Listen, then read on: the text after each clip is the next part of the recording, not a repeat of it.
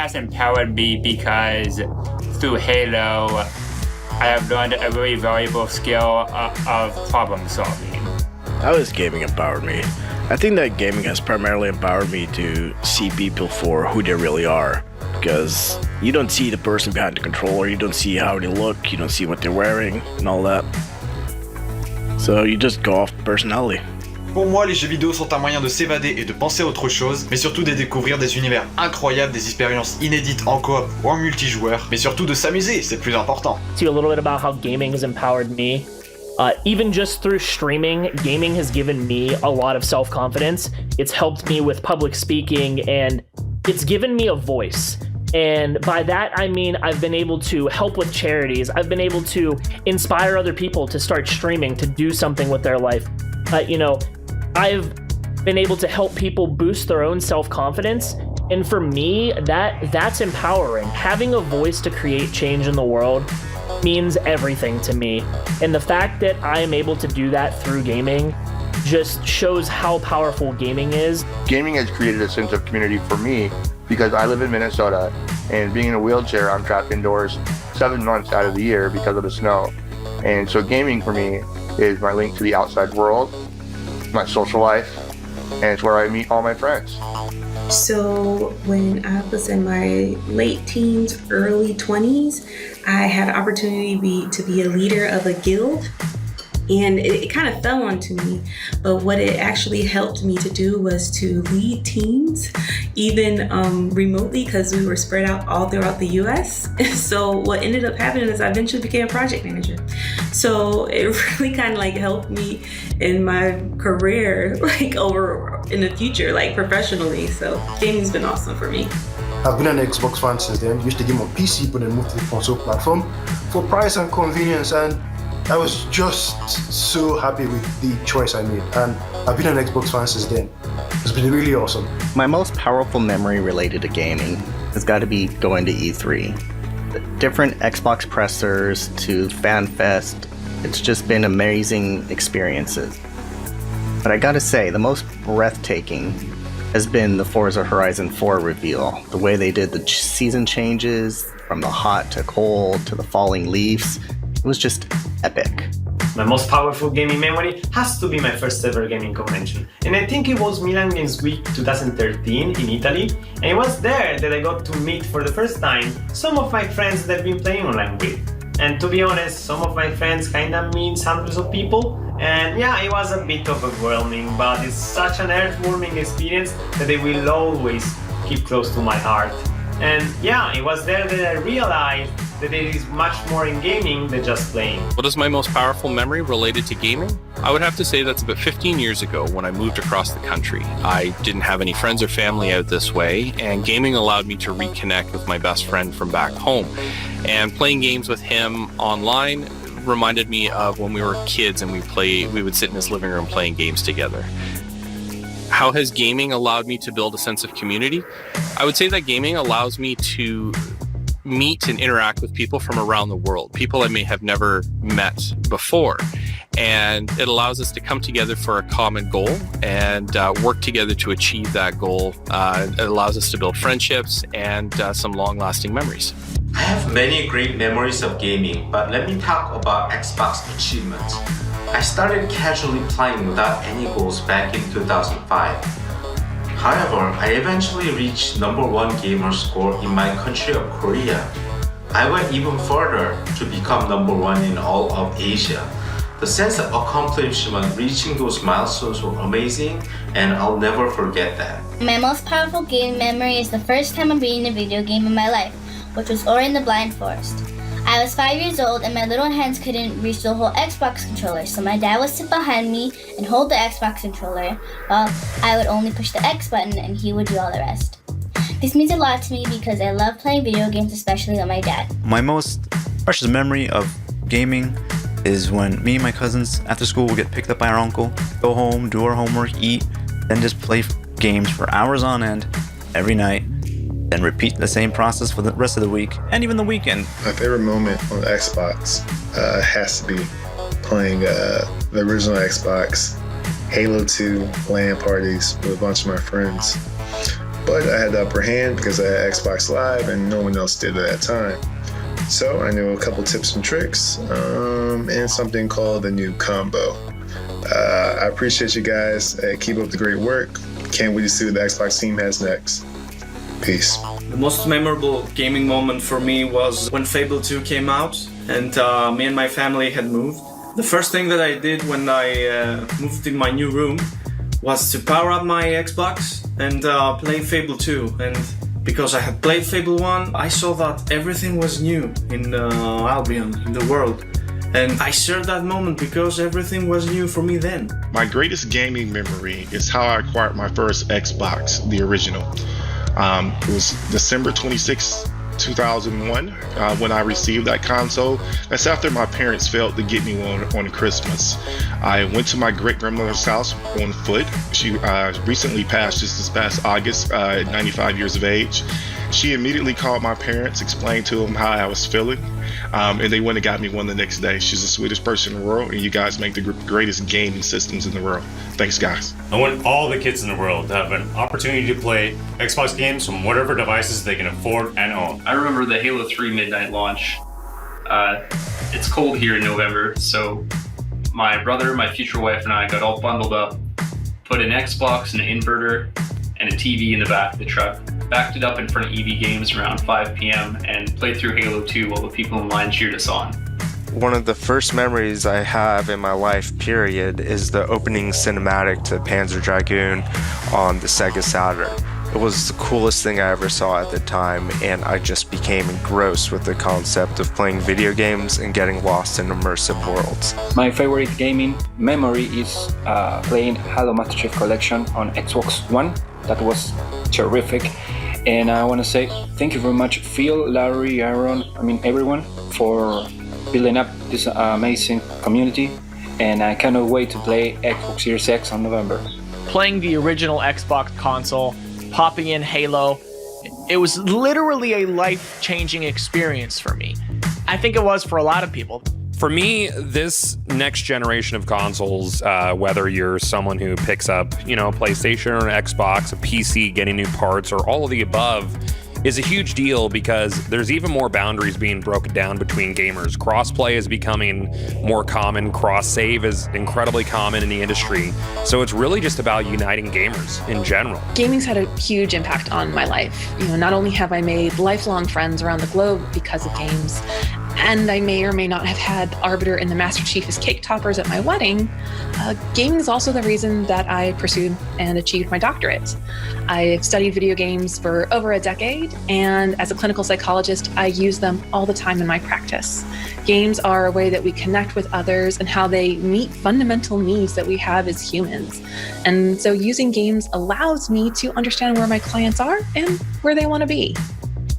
I wanted to share that this generation of Xbox is very important to me because in 2013, when the Xbox One first came out, my girlfriend and I started dating, and like a week before the launching of the Xbox One. And on this year, we are getting married a week after the launch of the Xbox Series X and Series S. So as you can imagine, this is very important for me because this is the closing of an era for me and the beginning of a greater era for me. And I can't wait to have the Xbox Series X in my hands so I can play some games as Gears 5, Gears Tactics, playing Forza Horizon 4, and especially playing Hellblade 2. Gaming means the world to me. The fact I can still play with my friends who are across the other side of the world, we can still enjoy playing multiplayer every day on Xbox Live is absolutely awesome. For me, gaming is a force for good in my life because it helps me stay connected with my friends around the world. Even though we might live in different time zones, you know that when the weekend rolls around, we are squatting up. Gaming has been a force for good in my life by giving me the opportunity to show people how diverse a body of gamers can be. I think representation and visibility is hugely important so that we know that not all gamers are the same. It's also been great for giving me the opportunity to run charity campaigns and raise money for amazing groups that want to do good in the world. Gamers can come together to do some amazing things. Last year, I was attending my first E3, so of course I wanted to go to Xbox Fan Fest, though I didn't get picked. But through the generosity of a community member that I didn't even know, by the name of Gotham Guy, he made me his +1, and I was able to go to Xbox Fan Fest, one of the best events of my gaming life. For me, gaming on Xbox has provided a sense of community because it provided a safe and inclusive place for me to get on and play games like Halo and find a friendly community of people on Xbox Live when I had moved to the United States but did not have a lot of cultural touchstones to relate with those around me. And I'm grateful for that sense of community that Xbox provided. I got into the Xbox world, well, that's thanks to my uncle. When I was a kid, I used to visit his house often, and he was playing Rainbow Six 3 online. Well, whenever I had the chance to play the game, I was so hooked on it that I asked my parents, Mom, Dad, can I get please an Xbox? And they were first doubtful, and a couple weeks later they surprised me with an Xbox and Rainbow Six 3. The most powerful memory that I have related to gaming is having the opportunity to get to go to St. Jude Children's Research Hospital and get to hang out with the kids that are recovering from cancer and be able to sit on a couch with them and play their favorite video game and just watch their face light up. And it really comes to show that even in the darkest of days, video games can put a smile on your face. And I think that'll always stick with me forever.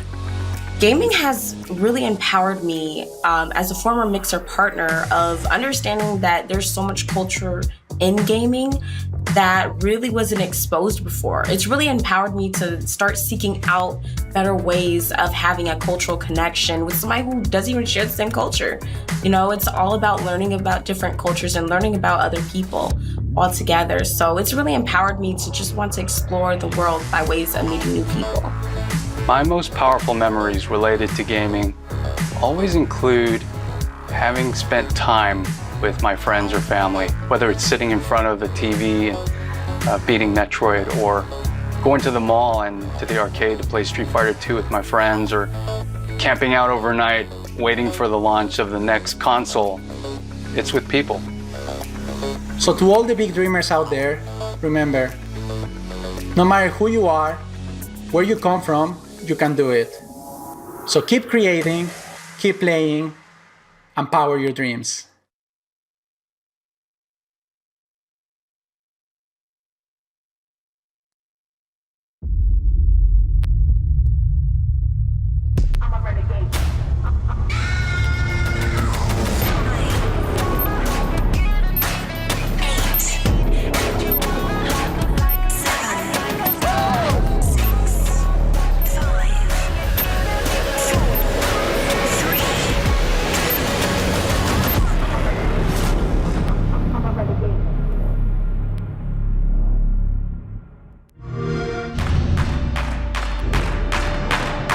We see a future where you are at the center of your gaming experience.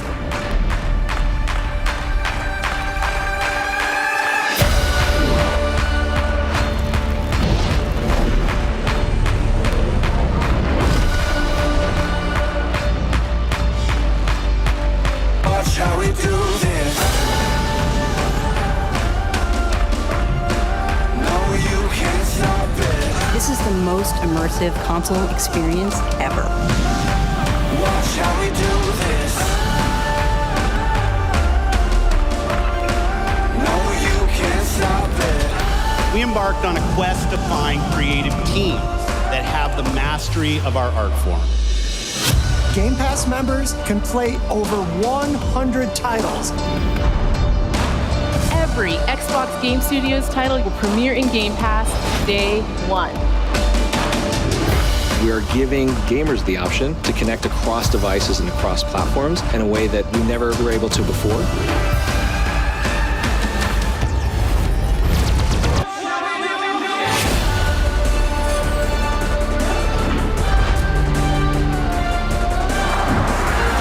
This is about giving you more choices, giving you more ways to play. The games you want, on the devices you want, with the people you want. Gamers are really at the heart of everything we do in Xbox. We're building this for you.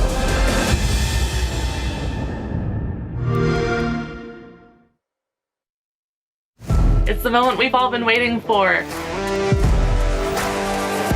What this console launch means to me is that I'm going to be able to enjoy these incredible games the way they were meant to be enjoyed. It feels like everything's been coming full circle after nearly 20 years of incredible gaming memories on Xbox. This launch moment is a culmination of 5 years of innovation in the accessibility space for me. This generation of consoles is by far the best that I've ever seen, and it's completely out of this world. I think it's really, really, really cool. This generation is about giving you the tools to be what you want to be. Being able to play games at 120 FPS is going to be awesome. It gives the opportunity to create excitement in so many different ways to capture the sense of community and togetherness of gamers around the world. Every single time that I have seen that next system come out or that next great game with awesome graphics, it reminds me of where we've come from. For me, this launch moment means that more people than ever will be able to jump into the next generation of Xbox. I know that I'm going to be making even more memories with even more friends, and I cannot be more excited. Whatever your preference, whatever your choice, get out there, go play.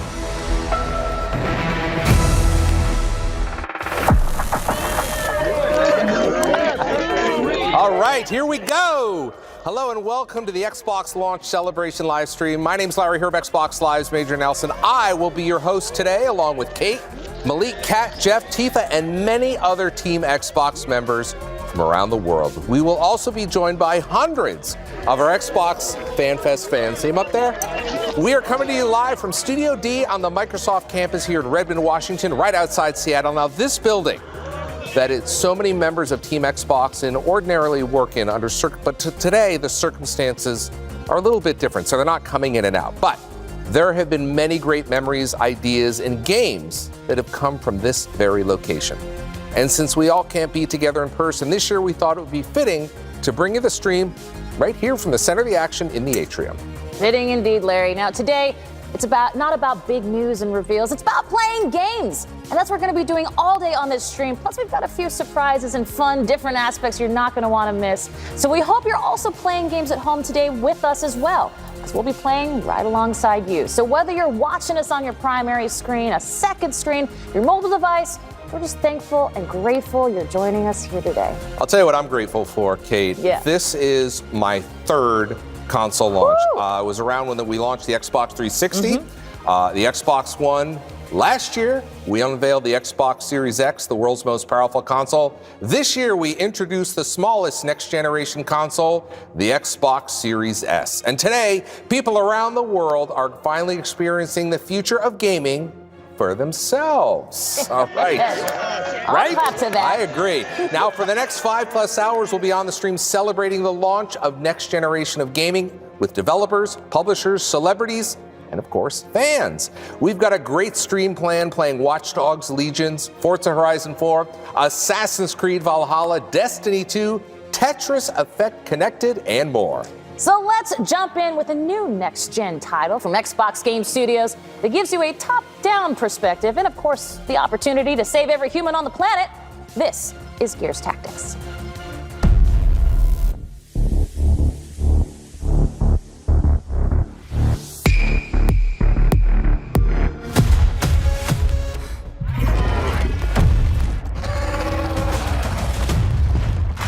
Just like we planned it.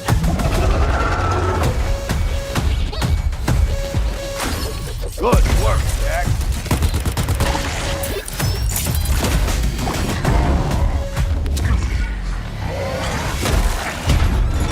Join the party.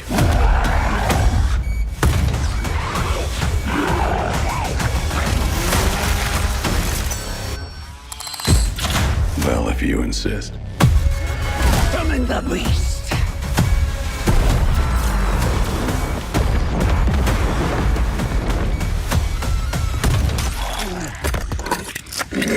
Holy.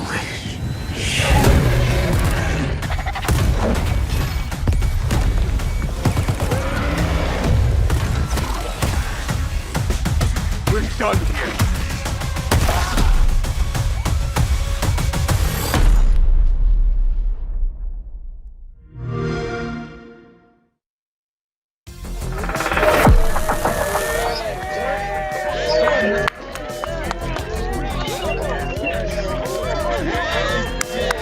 I'm so excited to be here today.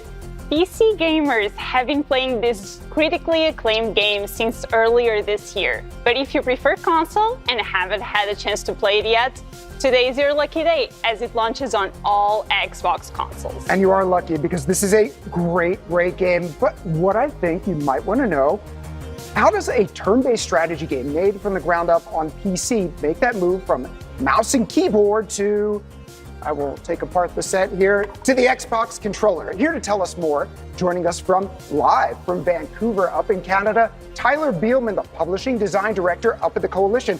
Happy launch day, Tyler. Thanks, Jeff. I'm super excited, thrilled to be here kicking off the show with you guys. And I'm so excited that everyone will get to play Gears Tactics on their consoles today. They don't know what is coming for them because it is an excellent game.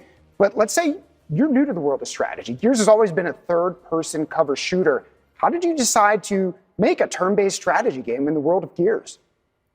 Yeah, I mean, it was a process of prototyping and proving things out, and making sure that we could take what was really essential about Gears-style combat and translating that to a different camera and a different perspective, but all the while bringing what makes Gears great to it. So we've got big boss fights, we've got incredibly satisfying combat encounters, and we've got a really amazing story to go with it. So we're really happy and proud of how Gears Tactics plays on the console. And it's widely known that I'm a huge Gears fan. Gears Tactics doesn't really take place during the same time period as the other games, right, Tyler? That's right. It actually takes place about 12 years before the events of the first Gears of War game. So about right around Emergence Day, well before the events of Marcus Phoenix and Gears 1. And the game revolves around a sort of reluctant hero named Gabe Diaz. And if that last name sounds familiar, this is Kate Diaz's father, Kate Diaz being the main character in Gears 5. So we get to explore his journey. He's a tactical commander who's had some bad experiences with the COG. And sort of when we meet him, he is working in the motor pool in sort of self-imposed exile. But he's brought back into the fold to fight an incredibly dangerous locust scientist named Ukon, a geneticist. And Ukon, in Gears' backstory, is the monster that makes the monsters. If you've seen those big Brumacs and Corpsers, those are Ukon's pets. And so our heroes need to go on this journey to try to stop Ukon from creating even more devastating enemies that will take down the planet Sarah. All right, Tyler, we didn't come here to talk. We came here to play and also to talk while we're playing. So why don't we fire up the game? You're playing live here on Xbox Series X, right? There's the controller. Yeah, so why don't we take this footage? Yeah, so let's load it up and let's see what we're doing. Where are we in the game here? Well, Act 2, Chapter 7. we've got this loaded in about 2/3 of the way through the game. So we've got lots of cool skills and abilities, which we'll talk about. And I've got a 4-person squad here, but the squad now, as of today, also includes Jack, the sort of signature Gears robot companion. But as we move through the objectives here, and I'll show you some of the basics and kind of get people who are not familiar with tactics on PC. I'll give you kind of the basics and why it's a special game. The first thing that I want to point out is that even though it is a turn-based tactics game, the game does not take place on a forced grid. You are free to move wherever you want in the game, in the map. You can create any sort of firing lanes or trap areas that you want to. You're not constrained by that. The second thing that I would point out, and kind of what makes tactics special, is in a lot of turn-based tactics games, you're very limited to one move action and one shoot action. In our game, we have 3 action points. You can divide those between your movements. So this would be a 1-action movement here, a 2-action movement, and then a 3-action movement.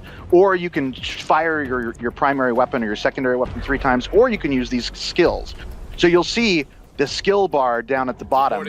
These are all the cool skills that I've leveled up or figured out how to get through my equipment loadout. This is my scout, Michaela. I'm going to look around a little bit actually and get some scope out the battlefield. So this is an equipment case over here, and I can see a bit of the objective, but I can't see into the fog here. So we're going to move our scout up. Scouts are really good at penetrating, getting in close, and using their shotgun to finish units off. It's a Nasher, man. It's a Nasher. Yeah, what are you going to do, right? You're going to bounce through there and you're going to take him out with one shot. So one other thing I'll notice, this is not something that we teach in the game. It's kind of a pro tip, is you do have this limitation, this radius of one action of movement. But because, we're a Gears game and we want you to be flowing into the cover, we'll give you a little extra movement. That movement up to that cover would normally cost you 2.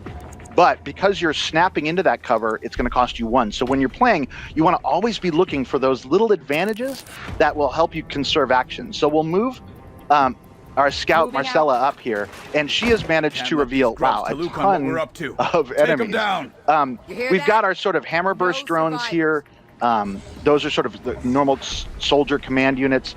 And then there's a Cantus here, and I'm actually going to zoom in a little bit and show you the Cantus. And the Cantus is kind of a healer class, and it has this opportunity attack, so I can't get in super close or else it will knock me back.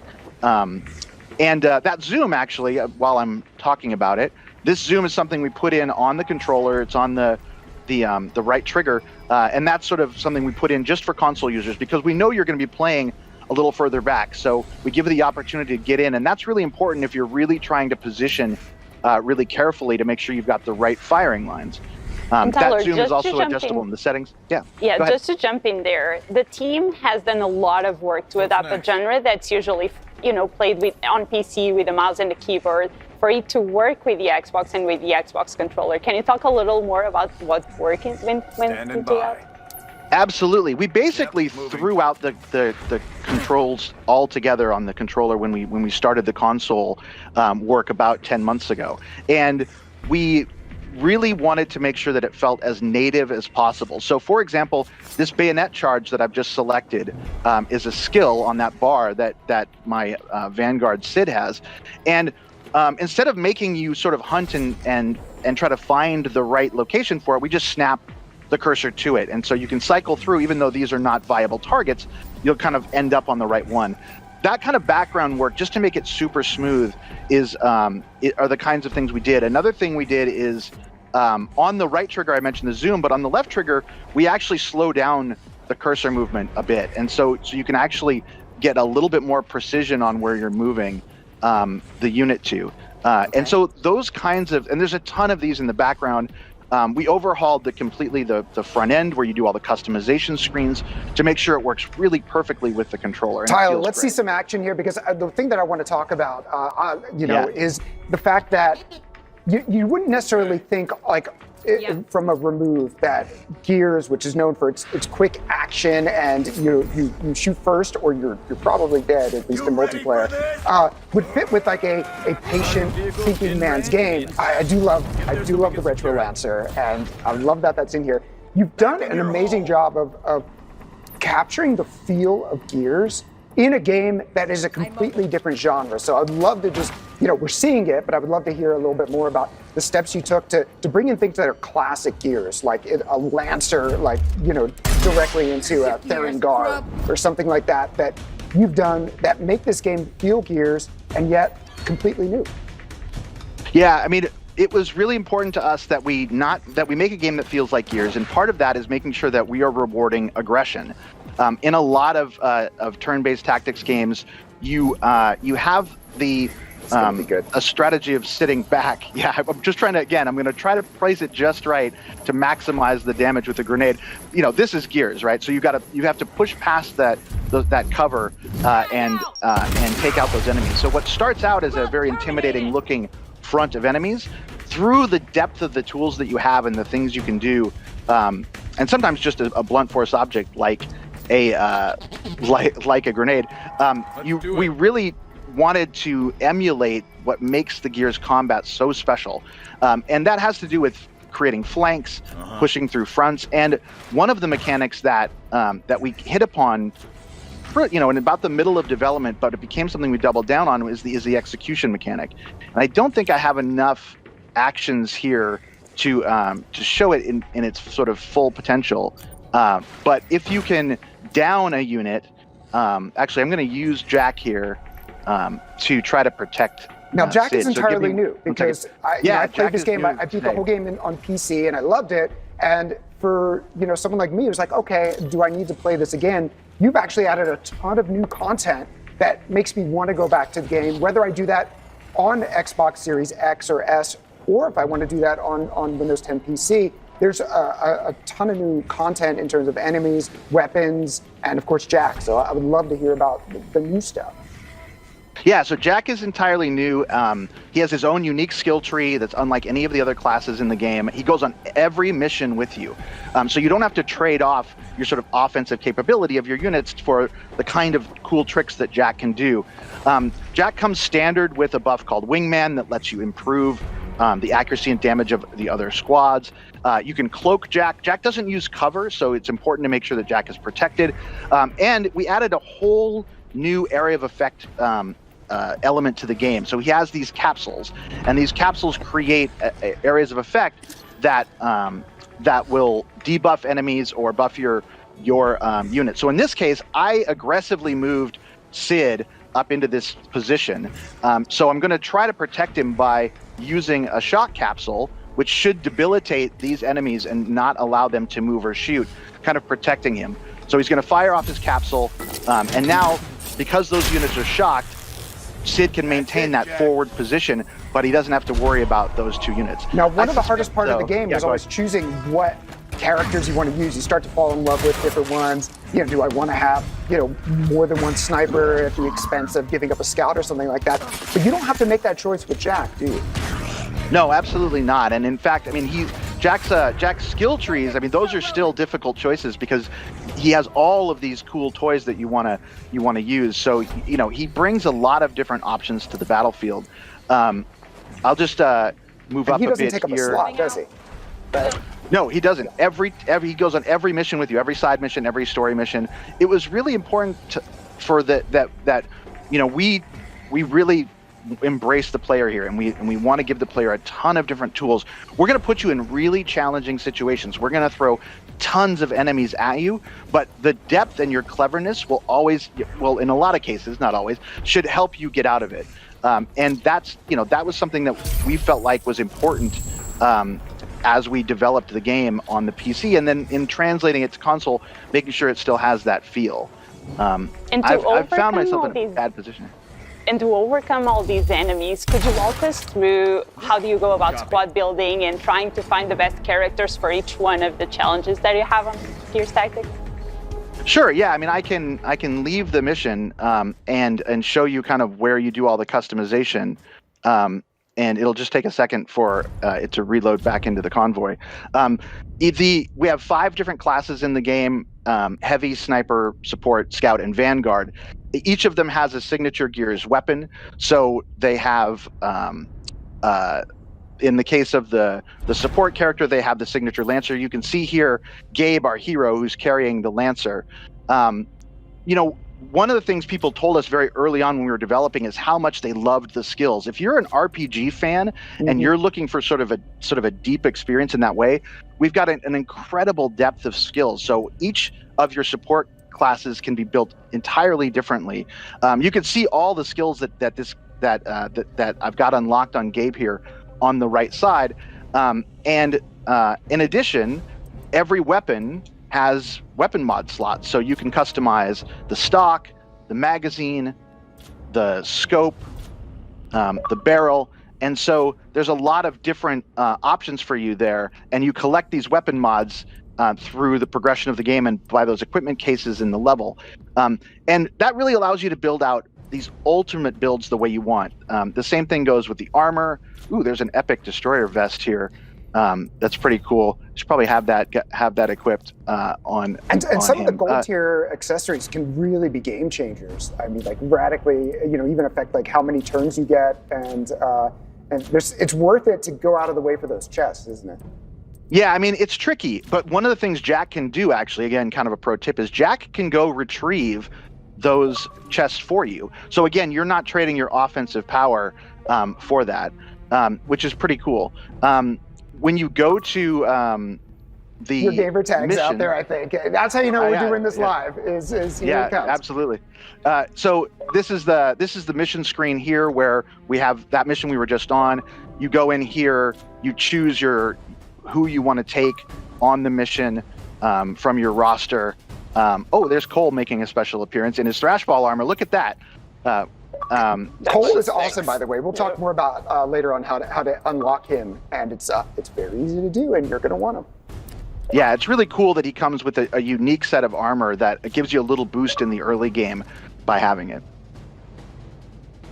This is great. Let's can we talk about? You've talked a lot about all the things that are added. You're getting new armor. You're getting a new character in Jack, who was essentially a fifth wheel in a good way, if that was a thing. And so it was like, wow, this game must be getting easier. But there's another side of that coin, isn't there? Yeah, we knew we couldn't give you more tools without giving you more obstacles, and so we brought in a class of enemies called the Deviants. The Deviants are sort of Ukon's rejects. They're a little overpowered, a little unruly. So there are 5 new Deviant enemies, and those Deviants have unique skills that kind of allow them to function as a captain for the encounters that are in the that you go through. So, for example, the Deviant Wretch has a pack effect that will make all the wretches around him harder to kill. Those wretches, if they push through your front and get to you and attack you, they will push you out of cover, which then allows hammerburstones to shoot you. So every time a deviant is on the field, you have to be very careful, and you have to approach the encounter in a different way. And so we've sort of sprinkled those throughout the campaign. So again, even if you've played a single act on PC or played through the whole game, it's a very different experience when you get to the console. And then the last thing I'll throw in that we added is a new tier of loot. We've added an equipment tier called Supreme. So when you're going into these weapon mods, there's a high level of red Supreme equipment. I don't think I have any actually, because this is too early in the game. But those have a synergy to them. So for example, if you have all of the different weapon mods of Supreme for the sniper rifle, it turns it into a crit machine, and that can just keep critting over and over again. And that's exactly what you want to take down those high-powered enemies that might be a little bit further back, like the Cantus, that are trying to buff up the enemy team. Tyler, if you had to put it out there, what's your favorite squad and what's your favorite formation on Gears Tactics? What would that be? Yeah, I mean, I'm a big fan of the Scout and Vanguard classes because they do what Gears does really well. It allows you to push through, find a flanking route, and deliver a high amount of offense without the enemy having the benefit of cover. So I tend to lean into Scouts. They also have a cloak ability, which allows them to push through. And then the Vanguard's kind of interesting. We have a lot of different, more traditional classes like the Heavy or the Sniper, but the Vanguard is sort of unique in that the Vanguard has a straight ahead sort of attitude. So whereas the Scout, you might want to cloak or flank around, what you want to do with the Vanguard is push forward and sort of move through the fronts that way. We're taking a look here at Gabe Diaz, and you mentioned earlier that Gabe is Kate's mom, and you're going to learn Kate's a little dad, bit. I mean, Kate's dad, yes. And you're going to learn a little bit more about her lineage going in. But something I just want to call out, I love strategy RPGs. I played XCOM, Mutineer Zero, Phoenix Point, Mario Rabbids. If it has the word tactics in it, I will play that game.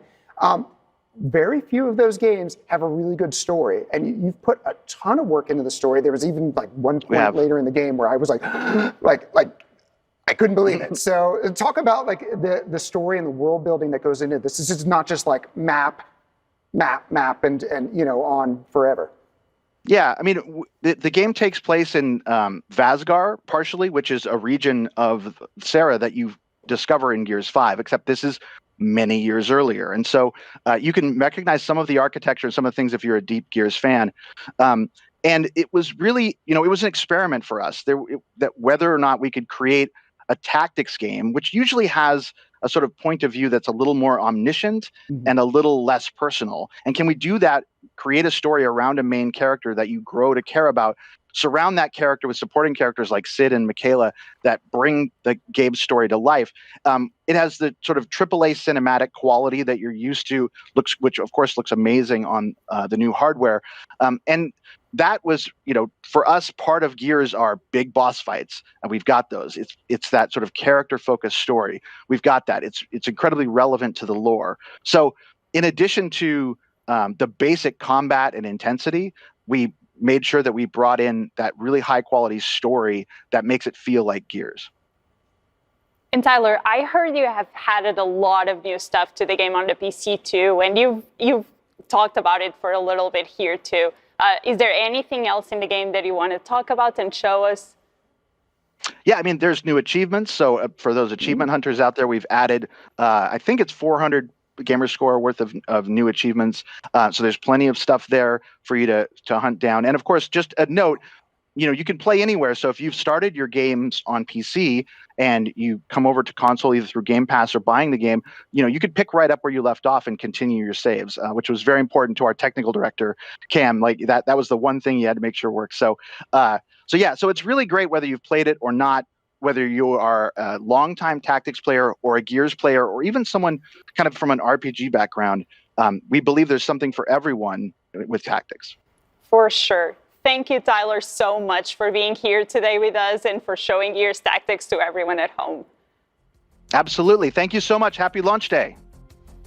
So that is Gears Tactics, which everyone can play now on PC, Xbox One, and starting today, Xbox Series X and S. And of course, it's on Xbox Game Pass. I think Tyler's got a lot of mail to sort through now and a lot of private messages. So if you play the game by December 4th, you're going to get the Thrashball Cole character pack. We saw a little bit of that and what that includes. Let me tell you, it's voiced by Lester Spade. He's got his famous catchphrases and woo, and like all the things you love about Coltrane is into this game as well. So you're going to want to get that.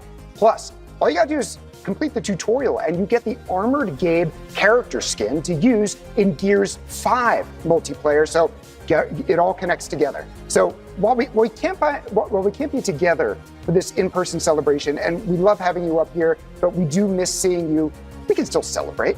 So we're bringing our fans together virtually through an Xbox Fan Mosaic. So if you want to participate, go to fanmosaic.com/Xbox Fan Mosaic. There's dashes in there. We're going to put that up down there for you. And you can share your gaming selfie, and we'll watch the Mosaic come together during the stream. The whole world is playing Xbox today, and that goes for Team Xbox too. We're playing, as soon as we get off camera, we're going back there, we're going to be playing Gears Tactics. So throughout the stream, we're going to be checking in on all of our friends here at Team Xbox to see how it's going. All right, guys, we're going to be recording some Squadrons gameplay for the fine folks at Xbox. So we're just chilling today, going to get a few games in. You guys want to warm up with a dogfight, and then we'll dive into fleet battles? Yeah, let's do it. Let's knock off that space dust. Take out those Wookiee hairs. Get on it. Ion cannon, away. The first ion missile is away. I can't get away from peaceful. Hey, wing on me. He's 25 health. If anyone can make some magic happen. Oh, it's not going to matter because we go down. Game's a who. It's a who. Punch it, Chewie. That's some big hits coming in the butt. See that? No. Oh, they got me. Dude, that bomber is doing such a good job. Coming around to make a bombing run. Oh, come on, baby. Dang. Oh man, this has been an interesting day of Squadrons. Not our best, not our worst, but absolutely super fun. This game runs and feels great on the Series X. For folks lucky enough to be playing on the Series X this week, we hope you enjoy launch day. We hope you enjoy launch week, and excited to see what different games you're going to be playing. But there's so many good games coming out this week. You got Assassin's Creed Valhalla, Destiny's new DLC, Call of Duty hits at the end of the week. I mean, my goodness, there's just too much to play. Are you a huge fan of Xbox? Want to spend time with that community, unlock special access to exclusive experiences, sweepstakes, Xbox gear, and more? Well, I've got good news for you. Xbox Fan Fest has gone digital. Join for free today, and in addition to all the other benefits, you'll also get access to today's drop of exclusive merch into the Xbox Fan Fest gear shop. And you can also opt in to our Xbox Launch Celebration Fan Fest sweepstakes for a chance to win an Xbox Series X, Series S, and that awesome custom Xbox Series X fridge. Now, the winners will be drawn at 3 p.m. Pacific time today and announced before the end of this live stream. So if you're 18 or over and want to join, sign up now at xbox.com/fanfest. Now, if all of that doesn't impress you, let's see if this does. Hey guys, DJ here. So I got some really cool and exciting news to share with you guys. So 20 years ago, I teamed up with my buddy Bill Gates, and we launched the very first Xbox console to the world. And since then, over the years, I've had the real privilege of working very closely with Xbox to deliver Xbox consoles and Xbox games to kids all across the country in America and all over the world. Kids who are in need, kids who are fighting the good fight, kids who are hospitalized getting treatment, and we have delivered these smiles, if you will, over the years. So the exciting announcement is I'm teaming up with Xbox once again. We are getting ready to launch to the world, of course, the brand new Xbox Series X. But before the world gets it, I have an opportunity to team up with Xbox and deliver some of the very first Xbox Series X consoles to kids all across the country in 20 hospitals. And we are teaming up with a charitable organization called Gamers Outreach. Now, Gamers Outreach is this awesome organization that provides video games and software to help kids cope with their stays in hospitals as they're getting their treatment and fighting the good fight. This is a look at the very first special edition rock outfitted Xbox Series X console. So we are outfitting these hospitals across the country with the Rock Go-Kart specials. That will obviously include this Xbox Series X. Holding this controller really brings back memories, because me as being an avid gamer, I mean, I just remember the nights when I would stay up all night long and I would just get my ass kicked playing games. What is important is over the next year, we have over 50,000 kids who are going to be able to play this game. And I want to thank Gamers Outreach. I want to thank my good friends at Xbox and Microsoft. And thank you, Bill Gates, for letting me come on your journey 20 years ago. And most importantly, to all the kids out there who are in the hospital, who are getting their treatments in the United States and all around the world. I send you love, I send you strength, I send you mana. Stay strong, and have a great holiday season, and enjoy your new Xbox.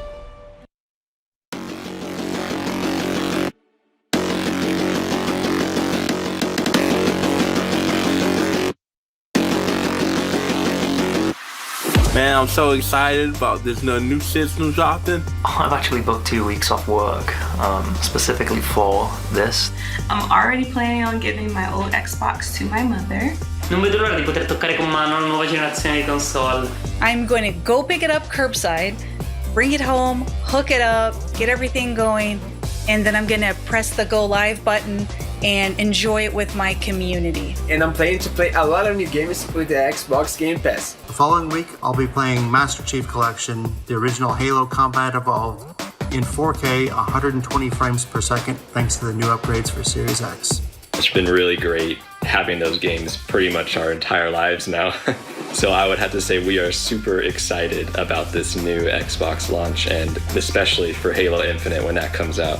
Nothing really feels better than coming home and hopping online to play with the boys and get a few matches done. Super pumped for the next console launch. Let's go. I cannot wait to see what the 4th generation of Xbox gaming brings, because right now it just looks incredible. Hey everyone, it's Phil Spencer. Thanks to all our fans and players around the world for joining us today. You're the heart of our vision for the future of gaming, and this launch celebration is all about you. We're thrilled to see so many of you around the world playing games that you love, the way you want to play them, with the people you want to play with, on the devices you want to play on. So to everyone who has an Xbox in their home, and all of those who have their heart set on getting one down the road, and everyone that loves video games and what they bring to you, thank you. So let's do what we came here to do and play some games. First, here's a look at a game I play a ton of, a trailer for Destiny 2 Beyond Light.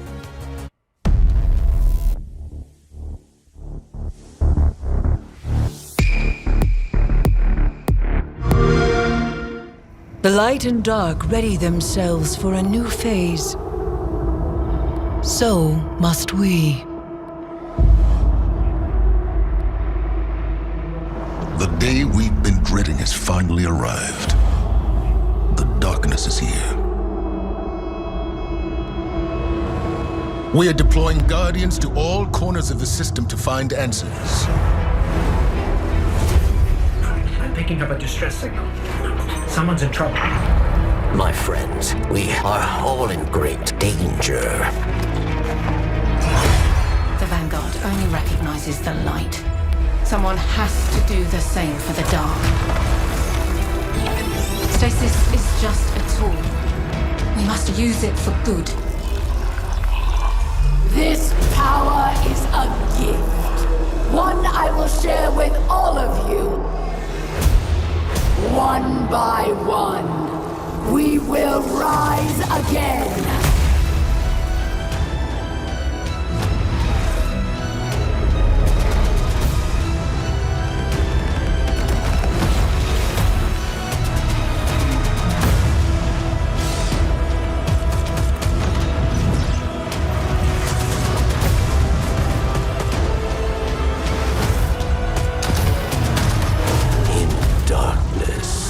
There is only one truth: death.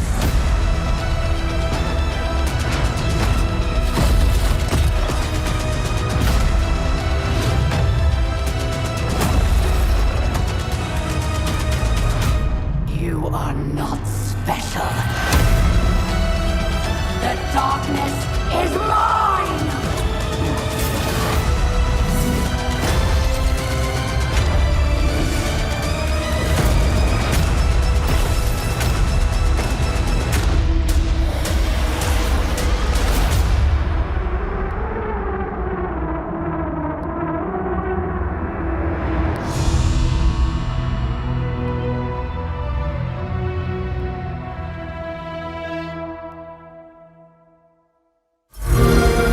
Go beyond the light on the all-new Xbox.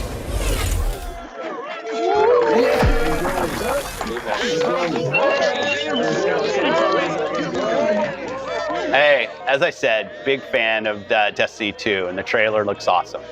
Beyond Light, it's an important moment for Destiny. New raids, stasis powers, and a lot more. I can't wait to play with everyone on Game Pass. I'll probably be on tonight. Game looks and plays great on Series X and Series S, and it will look even better when the next-gen update launches in December. My good friend, Pete Parsons, CEO of Bungie, is here to play the game with me on Xbox Series X, both of which launch today. Woo. Hey, Pete. Good to see you, Phil. Good to see you. It's we get to play. They put controllers in our hands, and they completely lose us. I'm already getting ready to play. But they almost think that we're good at this. Well, you better Sherpa me through this, because I've never played Beyond Light. This will be my first time. I'm excited. But I know you play a ton, and you play a lot with the community. Like, when you think about all that Bungie's done to get to this point and launch Beyond Light, like, what's really hitting you right now? Yeah, I mean, I think that's what's so exciting for us, which is, you know, we're players of Destiny, as are you. Yeah. And the community has become a really important part of everything who we are. It gives us feedback. It feeds us. You know, we continue to be a part of that community, and we also have this ongoing dialogue with the community. And so we're super excited about where you're headed with this new launch, because not only is the hardware fantastic, but the continued focus on building, growing community, the social aspects of it for us are fantastic. It's great. Thanks. You know, and I think the partnership that we have around Game Pass right now in the game has been fantastic to see.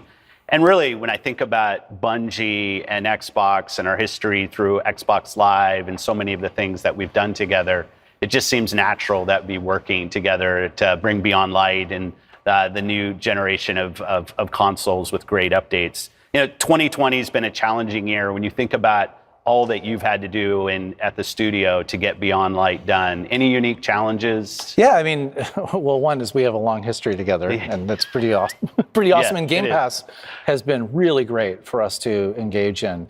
And you know, we moved the entire studio out in March. Wow. Which is a long time. And so Beyond Light, we're really proud of the work. I'm incredibly proud of the work the team has done for Beyond Light. But it is largely a product of everyone being at home. And so when I look at, not only I'm completely inspired by the work of the team to make it, but also of our operations, IT, security team allowing us or giving us the ability to be able to move out and be productive. That said, working from home poses its own challenges. So this has been it's been a long road, and yet I think the work speaks for itself. That's awesome, and to be launching a console today and having Beyond Light come out at the same time seems like a special moment for Bungie. It's very exciting for us, and as you know, it's a long history. We have a long history of partnering with Xbox with launches, and it's kind of fun to see that come, back around. It's been many years since we started on this journey together. Okay, well, we're going to start playing. I think we're on an Xbox Series X here. Again, I have no idea. Oh, there you are. I have no idea what are we looking at here? Why don't you explain a little bit where we are? At its heart, the pyramid ships have come back into the system with the Seasons of Arrival, and now we're going to have to deal with that in both the new locations that we have, so Jupiter and Europa, as well as new powers where we ultimately decide to wield the darkness with stasis, and so that's what we're going to do. And just so I'm clear, you did take my light level, right? Let me see it. Don't. Okay. More grinding to do. Let's go. All right.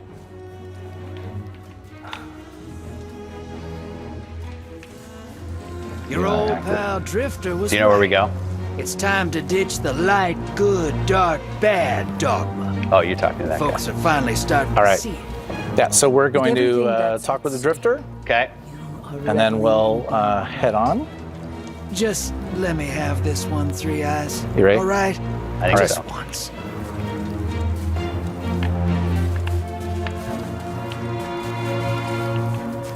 I'm ready. Oh, do I need to talk to him too? Okay, sorry. So if you remember, we have characters coming back from Destiny 1, the Stranger. There we go, sorry. I know. I owe you an We will get through this. for all this. We will. I hope. I am the biggest consumer of Destiny lore. Prevent darkness's arrival. Not true. The Grimoire. Actually, one of the things that I love is that the team has done such a good job of building lore over the years that The floodgates not are only do we have the darkness is here. members of our community who are focused on just lore, but we even have achievements that are lore based. And so You do. I'm just kind of put the crosshair on the enemy and pull the trigger. Before us lies what That's we my call a Destiny play, ziggurat. and I love it. Its And the grind. purpose is temptation. To begin your training, you must give in. Okay. Here. That looks familiar. All right. Okay, I'm following. Oh, you're already going.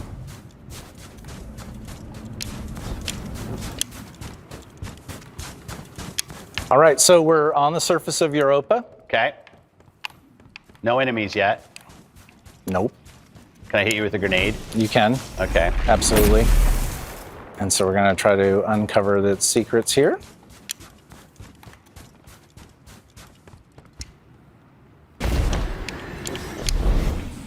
So I heard you I understand why you're going along with the Stranger's some of your plan, team meetings on inside she's Destiny. Is that true? telling us everything. I will, any excuse, do I want this? Yeah. Okay.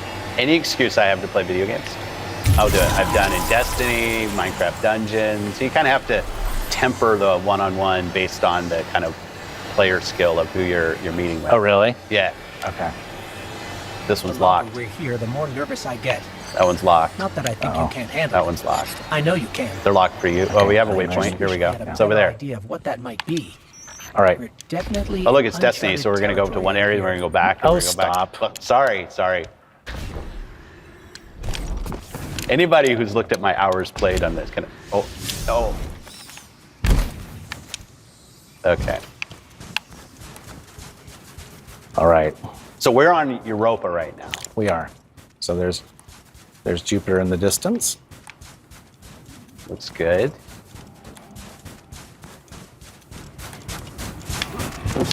So this right now is running 60 frames per second. Yeah, 60 frames a second, but what do you want What's to say? Crucible running at? Do you want to say the fun thing about Well, Crucible? you guys did the work. You should say it. Well, no, you get the... Yeah, it's pretty exciting. I'm not a huge Crucible player. I'm very good at getting shot in Crucible, but I do know playing Crucible at 120 would be amazing. And so we are announcing today, right now, Crucible at 120 frames a second. Thank you for that. So good. Yeah. So good. Super exciting. I can't wait to play. I was actually talking with a friend of mine. Actually, she was on earlier, Katarina. I'm looking forward. We're both looking forward to playing this evening. I think I can get shot twice as fast at 120 frames per second. I think you probably can. I think last time we were rolling strikes, right? Yeah, we were. That was fun. We had a good time. I still have that banner that I got for doing that. People ask me all the time, hey, how'd you get that banner? It's a secret. Oh, people... Oh, there's people in. All right. So launch day at Bungie. What's going on back at the studio right now? Well, you know, the studio, it's such an interesting time at the studio because the studio is largely empty. Yeah. And we have our online teams. They're standing by as we look for the traffic that's coming in. Because you've launched on all platforms today. Launched on all platforms today. So it's a super exciting time for the studio. Once again, you know, we've been managing seasons for the last 7 or 8 months, but this is, our biggest content drop in a very, very long time. And so for the team to be able to have this experience is pretty incredible.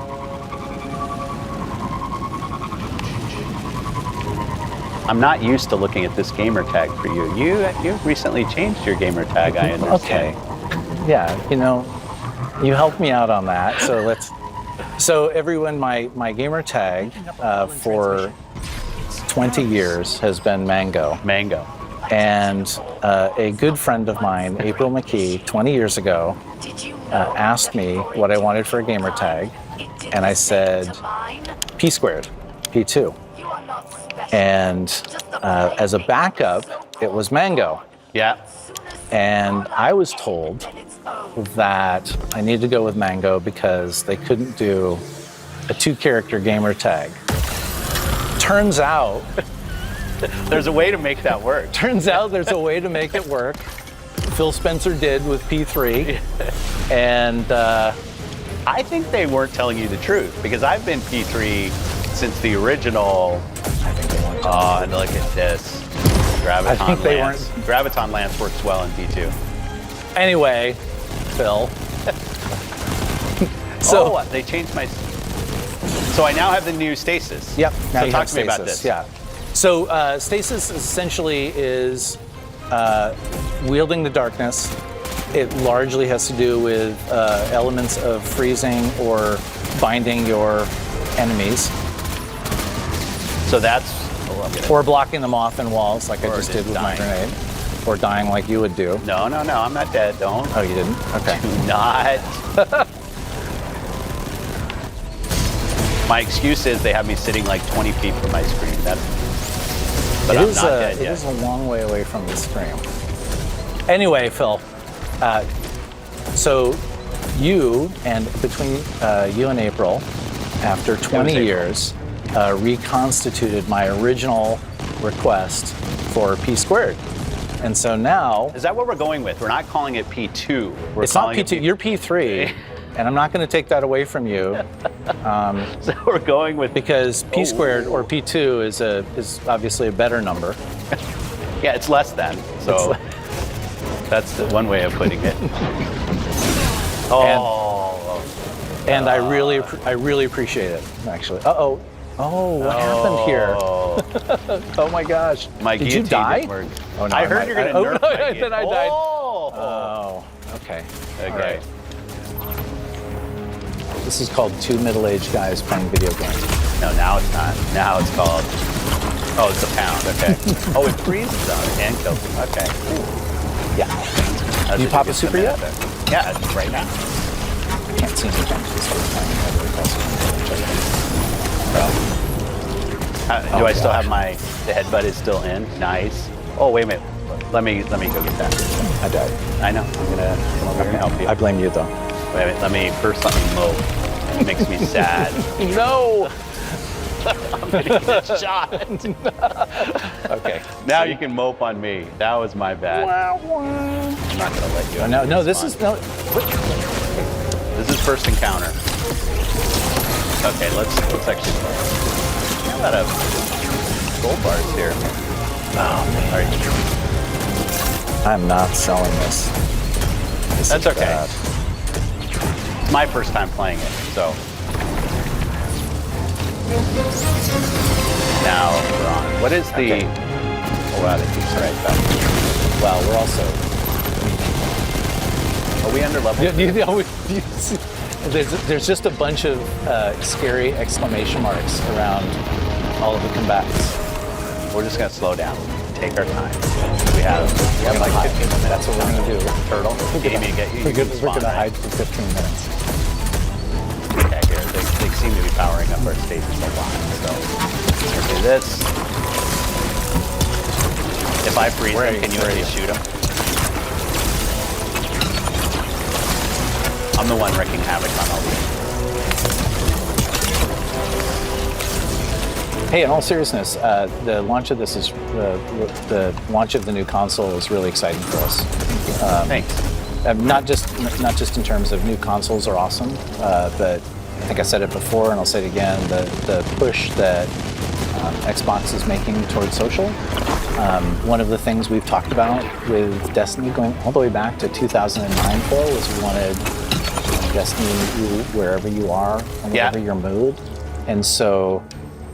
And to become that social experience that people want, that third place where ultimately, you have these great, casual encounters, but you also have these, intense encounters as well. And I think we've been able to do that, but I think Xbox has been able to pull that off with continuing to build on social, but also continue to build on Game Pass. So we have,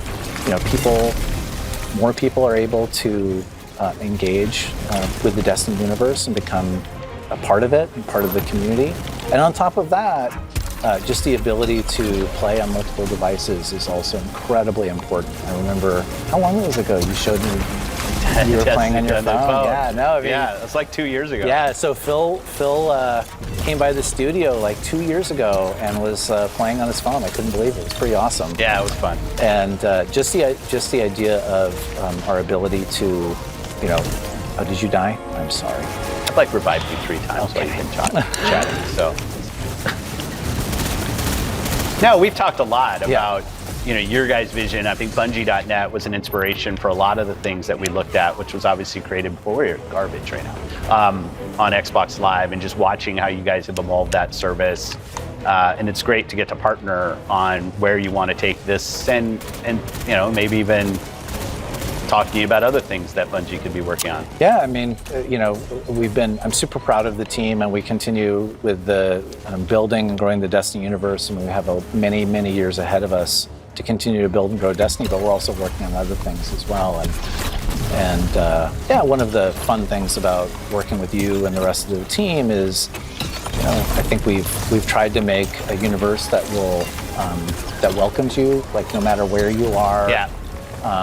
No matter where you're from, how you identify, like we have this inviting environment that you can come in and just have a great time. It's awesome. And if you just want to shoot some stuff and get an achievement from it, that's great. If you want to go and do much more intense activities like pinnacle activities like raids, or Nightfall, you can totally do that. And so we offer this great range of fun things to do that are more fun to do with or in front of your friends. And that's always a great.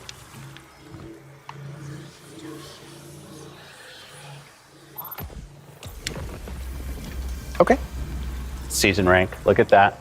Oh my gosh, I can't see anything I can't see what you're saying. All right. Oh, they're moving us. They're moving us. We went too slow. Where are we going? They're fast forwarding us. Okay.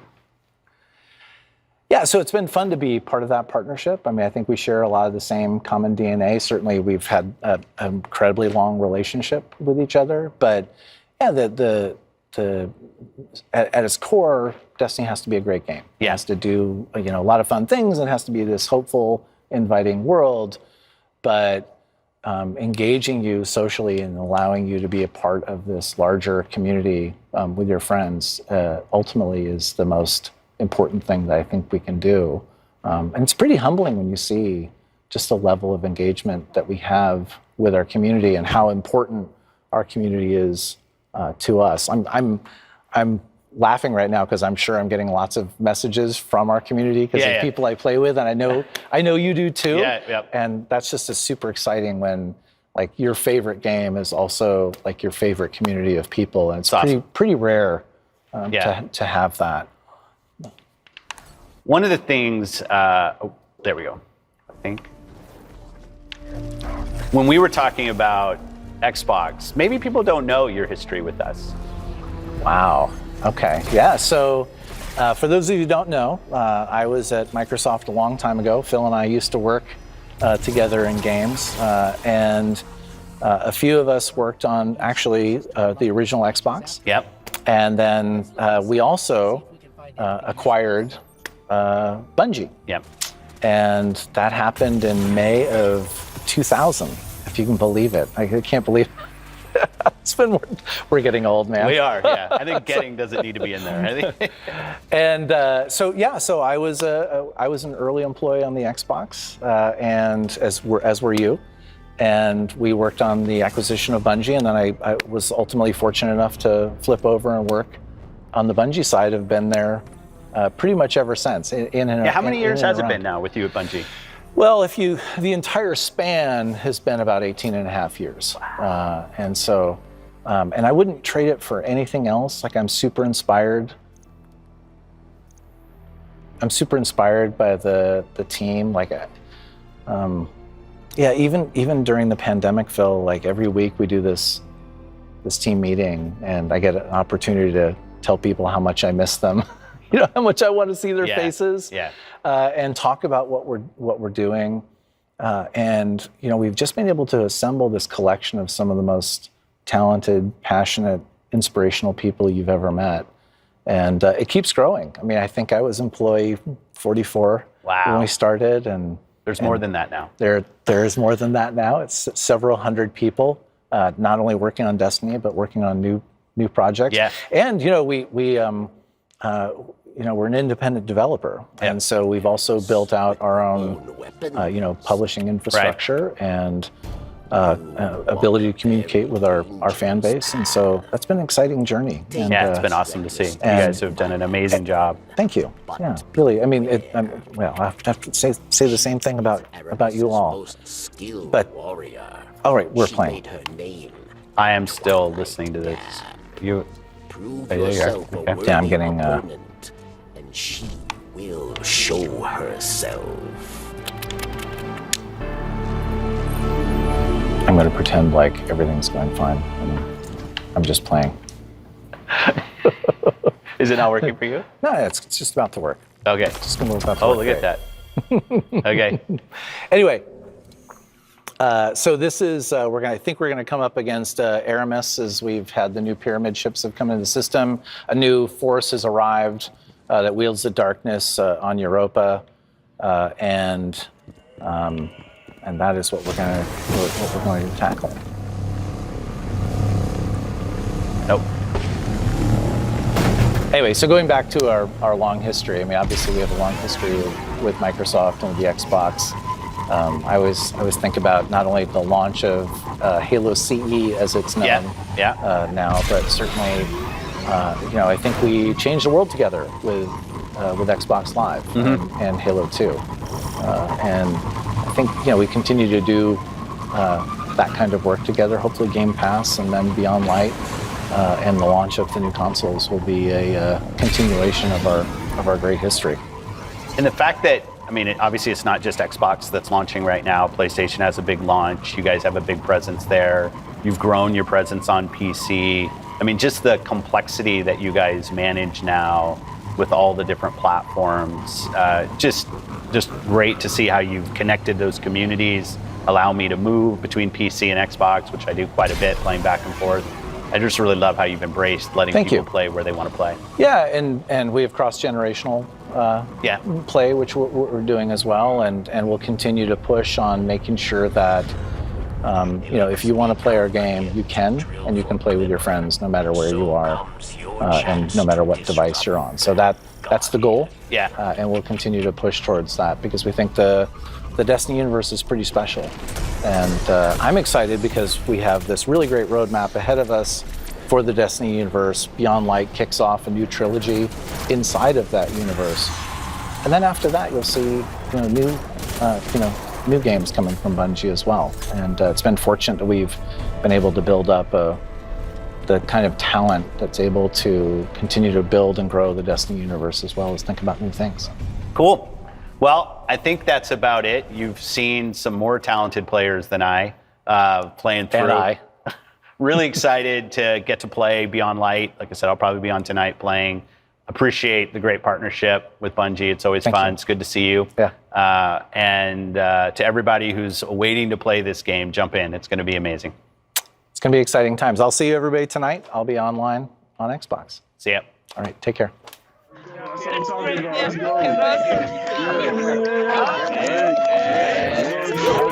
He's the ex-military rock star that headlined Cyberpunk 2077. And though he's been a part of the franchise since its tabletop days, what do we really know about Johnny Silverhand?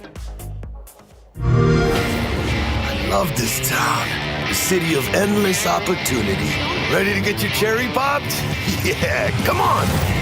City like any other. Legends are born here. Johnny Silverhand is a rocker boy, and a rocker boy is a character class from the original 2020 pen and paper game. A rocker boy is a very charismatic individual who's able to lead and inspire others. Johnny Silverhand is one of the most famous of them from his time with the band Samurai, and also well known for his political activism. Johnny Silverhand was born in College Station, Texas. He joined the military at a young age and became part of the Second Central American War, an ill-fated American war that takes place in the late 1990s in the cyberpunk timeline. He abandoned the war, becoming disillusioned with the United States and the world at large, and signed up with a group of Aldecaldos that were traveling back to America. In a world ruled by corporations, Johnny Silverhand stands against them, Arasaka Corporation most notably. He's extremely anti-authoritarian, and in the past he's led direct action against the corporations, including starting a riot at Arasaka headquarters and later leading a band of mercenaries in a direct assault against them. How about we go over the plan? Johnny Silverhand is a very strong-willed individual who is a bit of a narcissist. He can also be a bit of a jackass and is really suffused with his own anger. In 2077, you may see graffiti that says, "Where's Johnny?" It's been over 50 years since Johnny was seen last, and it's assumed that he died at the end of the Fourth Corporate War in the Arasaka Tower explosion that he presumably caused. Of course, if you play the game, you'll find out for sure. I'll be interested to see what people think of Johnny Silverhand. On one hand, he's played by a supremely charismatic actor, Keanu Reeves. But on the other hand, Johnny can be quite arrogant and bellicose at the same time. So we'll see what people think. I'm very excited to join this Xbox launch celebration and be part of this fun Johnny Silverhand moment.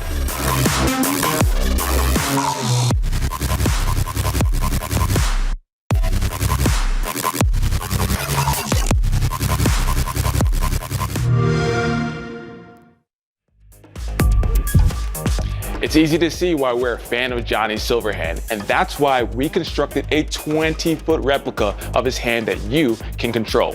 Here's a behind-the-scenes look on how we did it.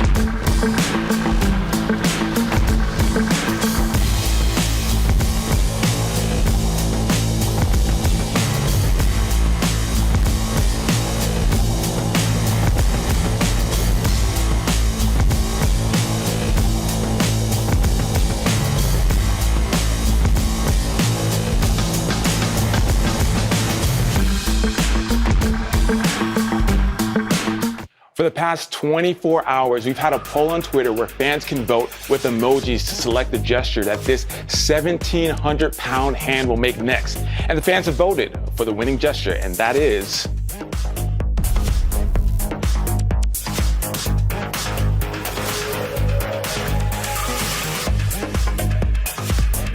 All right, so like I mentioned before, you have control of this. A new poll is up on Twitter right now, so go check it out and keep voting. We'll reveal the next gesture before the end of the show. We finally arrived at the launch of the all-new Xbox consoles. To celebrate this momentous occasion, we had a number of events kicked off around the globe. Queenstown, New Zealand, the first place in the world to launch, became Greenstown. They launched their own launch live stream and turned the town green for a day, complete with a huge Xbox Series X floating in the Wakatipu Lake with a dreamlike mapped light show. Don't believe me? See it for yourself.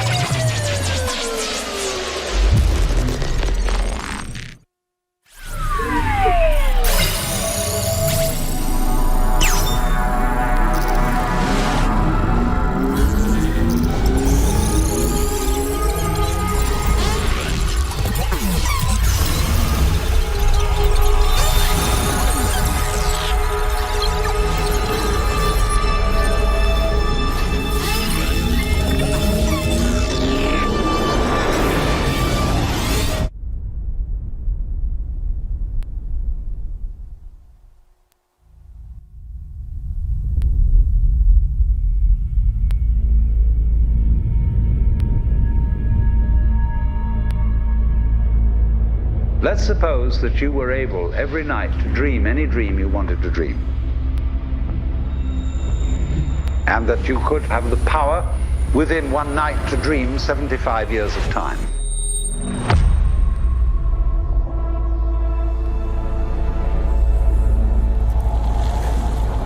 And you would naturally, as you began on this adventure of dreams, fulfill all your wishes.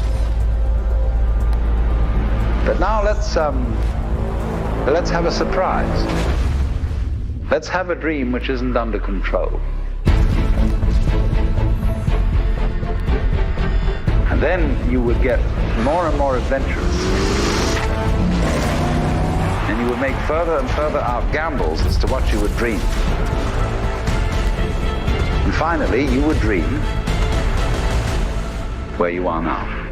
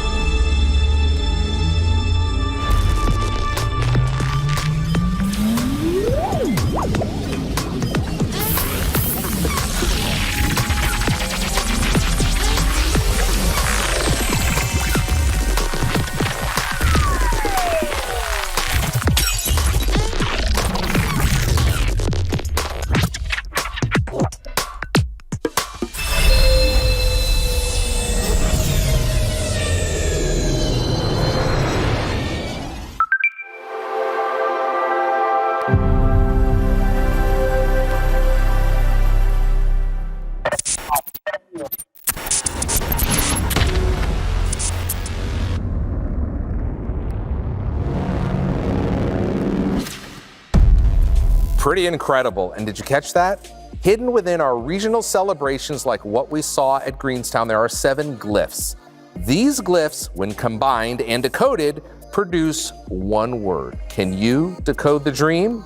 Find all 7 glyphs, then use the cipher we'll show at the end of this stream to reveal the anagram you need to unscramble and solve. All right, once you have that, then you tweet the keyword that includes the hashtag Solve4X and hashtag sweepstakes to be entered to win our Hero Prize Bundle, which includes everything you need for the ultimate gaming setup for you and a friend, including a new Xbox Series X, a 4K TV, a Samsung Note 20 Ultra, a Razer Kishi controller, and 24 months of Game Pass Xbox Game Pass Ultimate. There will also be 7 runner-ups who will get an Xbox Series X console and a year of Xbox Game Pass Ultimate. Get ready to solve for X.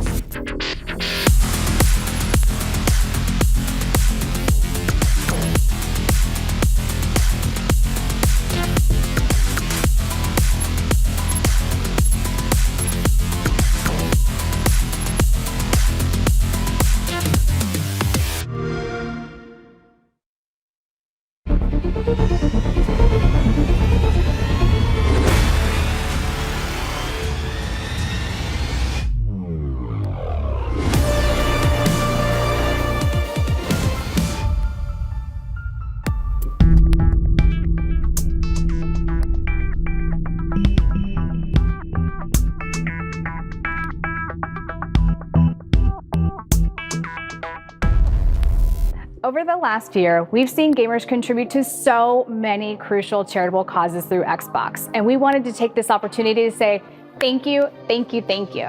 This year, the Xbox gaming community showed up and raised over $4 million for important causes. In the spirit of Giving with Xbox and Powering Dreams, we're donating $250,000 around the world to power the dreams of local nonprofits who are delivering vital support for local communities. We've partnered with Soft Giving to fundraise for Make-A-Wish International. At Xbox, we care so deeply about all the members of our community, and we want to invest in your local community with causes that are important to you. Each person that donates is automatically entered into a sweepstakes. All throughout the stream, every 15 minutes, we'll be giving away a 3-month Game Pass Ultimate subscription, as well as a few of HyperX Alpha Gold headsets. To donate, please go to xbox.softgiving.com.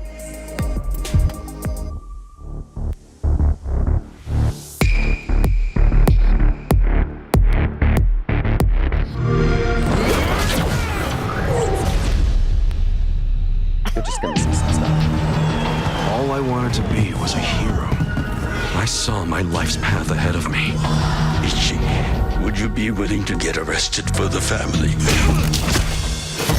Reputation is everything. If a Yakuza shows weakness, he's done.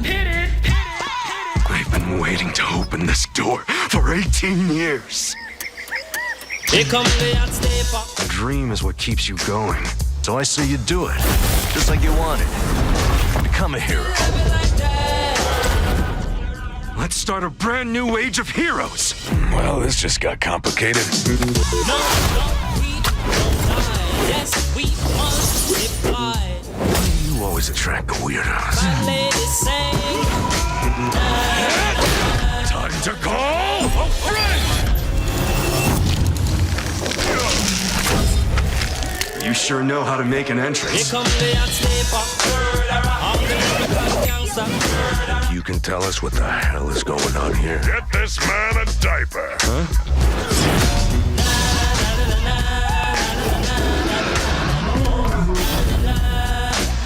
Yeah, man.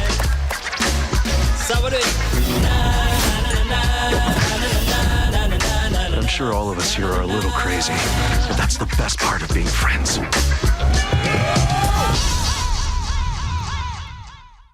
Let's get nutty!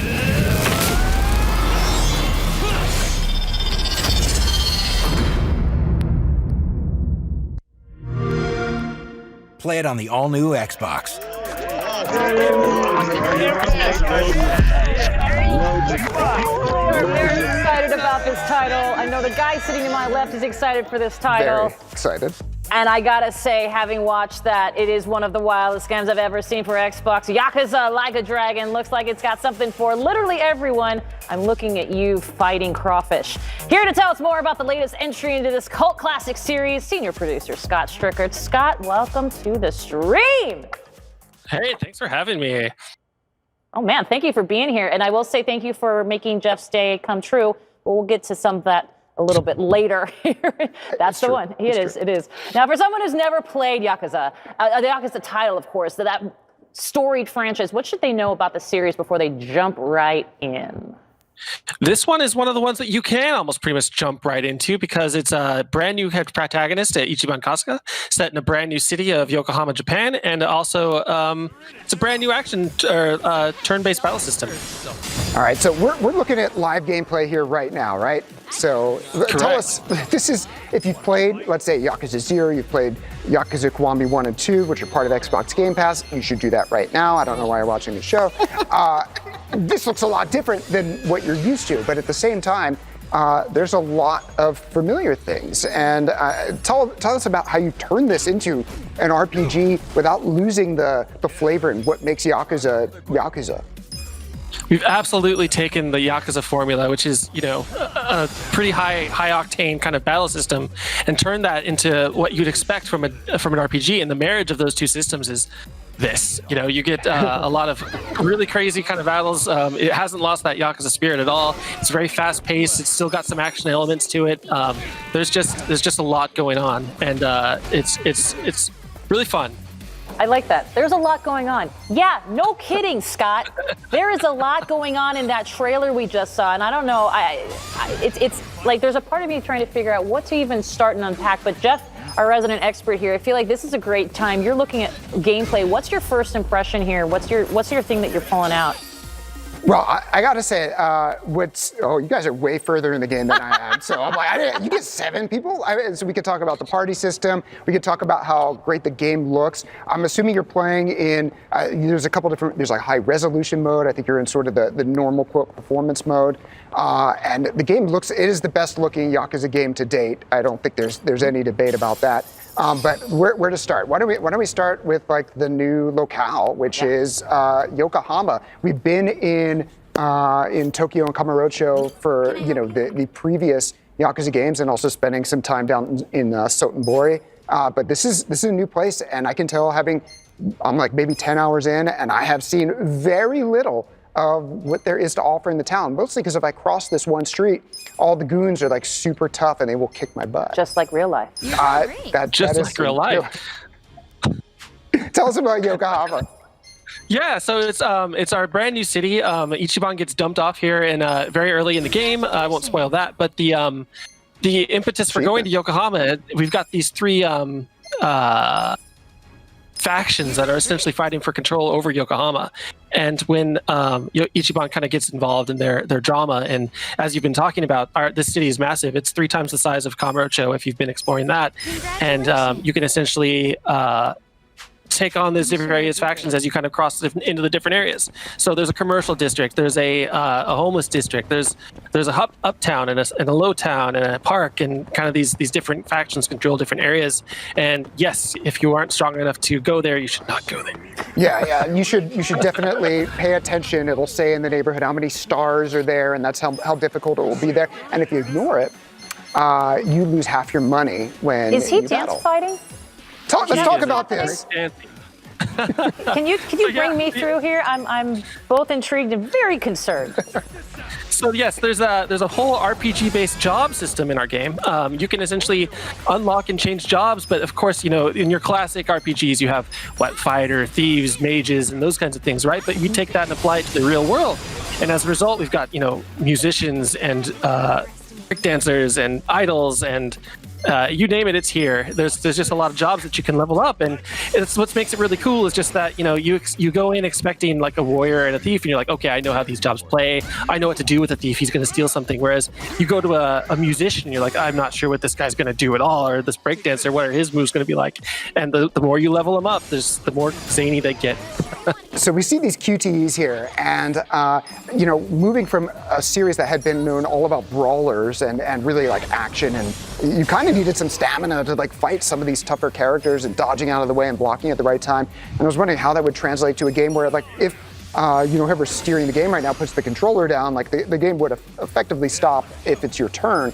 However, when you're into it, this is not something you can sort of sleepwalk through these battles. There's a lot of times you want to hit the timing exactly right. Like right there, you hit the Y button for more battle. That's a tough folk singer right there. And I actually got super into, like on the defensive side, you've got to hit B at like just the right time, and you can do sort of perfect blocks. So it is while it's a turn-based RPG, this is not just like, all right, I'll just hit A and I'll just go to the next thing and select and select and select. I'll take it. Right. Yeah, it does keep you on your toes. That's kind of that marriage I was talking about. It's just we took an action system and applied that to an RPG system so that you can, it's not going to be passive. You are going to want to think about where the people are positioned and how your guys are interacting with each other. Even in the sense that if you put yourself between a traffic cone or a sign and you between the enemy, you can weave that into your attack. You'll just pick up that traffic cone and automatically wallop some dudes with it. So it's not just a sleepwalk through a battle system kind of thing. Well, here's a question that I know is ripe on Jeff's mind. Ripe on a mind? That's a thing? No. Okay, Let's not try to make that a thing. Okay. Guess there goes Fletch, too.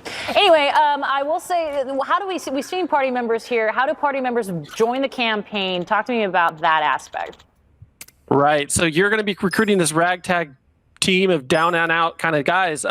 Your first friend is essentially a homeless dude that you kind of befriend as you are dropped off in this homeless camp, and then you befriend this ex-cop, and it's just this group of people who have been on the downside of the socioeconomic thing in Japan, and together you find a common cause, and your team just grows and grows and grows because Kasuga here is actually a very charismatic dude. He has a lot of things about him that just draw people to him, I guess. He's that type of protagonist, and we spend a long time at the beginning of the game really building up him and his backstory and teaching you kind of what Kasuga is all about. We're a very narrative heavy game. It's a lot of cutscenes. It's a lot, you can settle down with your drink of choice that you might want to sip and sit down at the beginning of the game, and then the deeper you get, the more it rewards you. That drink is probably in the game, by the way, because there's all kinds of real Japanese brands in there that I wish I could get a hold of right now. So let's talk about Kasuga. Ichiban Kasuga is the hero here. We're used to seeing Kiryu Kazuma from the previous games. This is like a new starting point, and you're building him up from nothing. So I want to talk about him, and then I also want to talk about the voice acting as well. So why don't we talk about Kasuga the character, and then we'll talk about who's bringing them to life.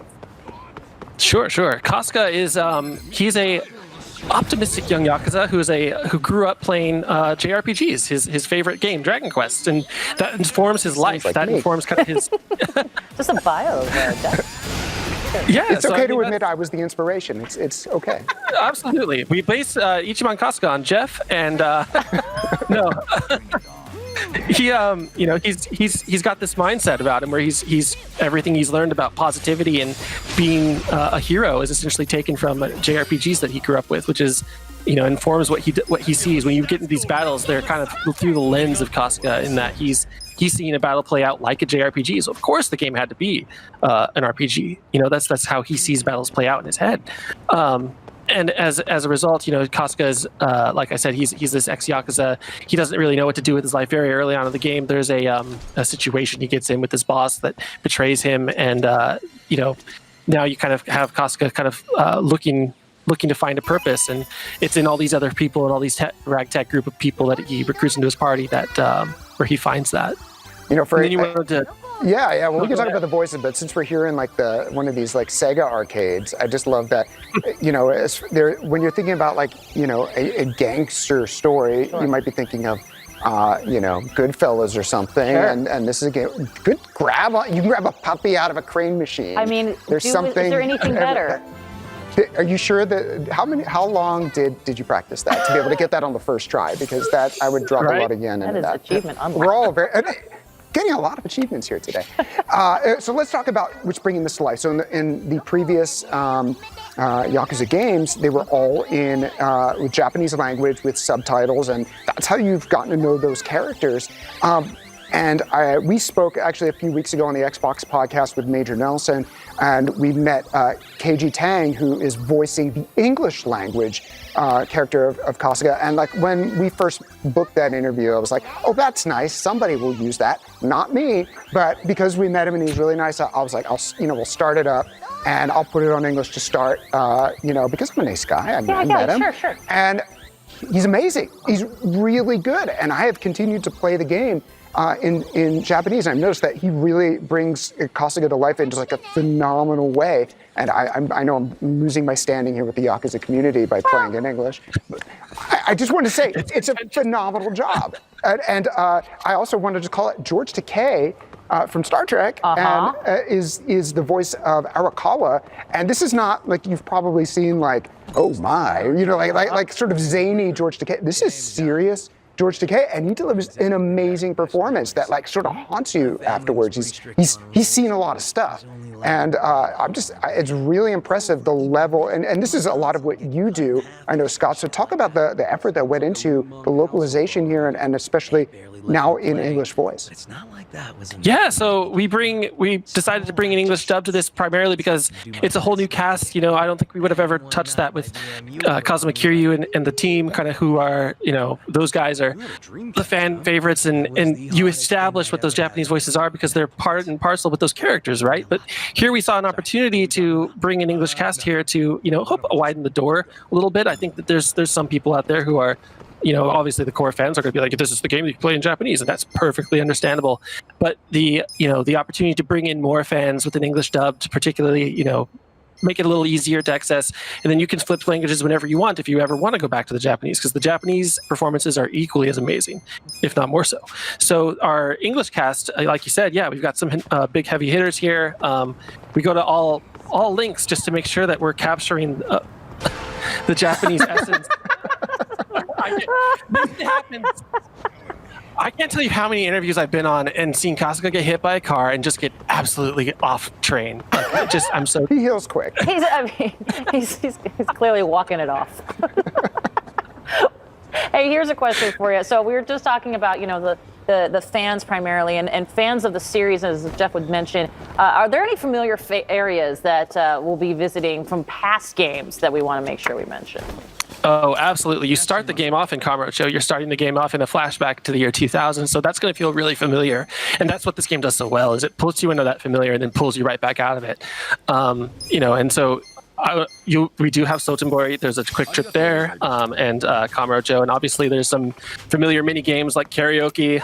It's back in a brand new way with English singing throughout. If you've chosen the English voice track, we have over 15 different mini games, some returning, some new, and it's you will feel right at home in a Yakuza game, regardless of the new city and the character. All right, so we're running low on time here. I could watch you play this all the time, and I think this will be one of those games you'll jump into.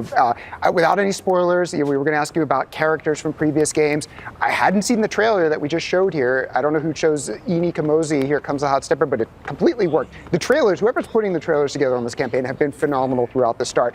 And at the end, we saw somebody that's familiar. So I think it's safe to say we will see some familiar faces. I won't say any more than that, because you want those to hit a little. You want them to hit hard in the moment. So, Scott, thank you so much, and whoever's playing the game, well done. Sorry about the running into the car, but thank you so much for joining us and walking our viewers through the very crazy, very wild, and yet incredibly compelling Yakuza Like a Dragon. Thank you, guys. Appreciate it. Awesome. Now, France is home to some of the most incredible art on the planet. Everybody knows that. And sometimes life imitates art. Here's a look at how France celebrated launch, which also means it's clue time.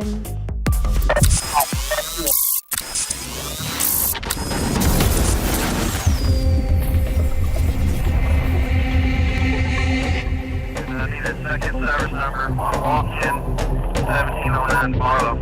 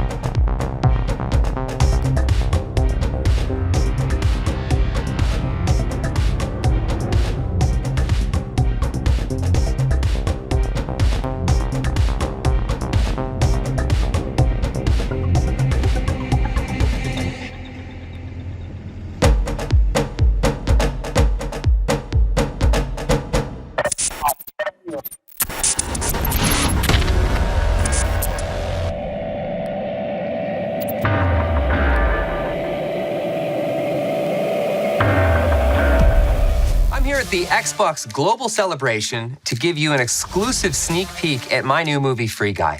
I'm also here to support a cause I believe in, NPC appreciation. After walking a mile in the shirt of an NPC, I have a whole new perspective on video games. And gone are the days of solely praising the main character, the hero, the name in lights, even though he might be the one who takes the arrows when things go wrong and who put in a few decades of soul-destroying Hollywood work fueled by his own insecurities and anxiety. Anyway, please enjoy this clip from Free Guy. My name is Guy, and I live in Free City. Mondays, am I right, Joe? You said it, Guy. Guy, listen carefully. You're a character in a video game. So the entire world is fake, and I'm a character in the background. Yes. He's just an NPC. Wait. Hey!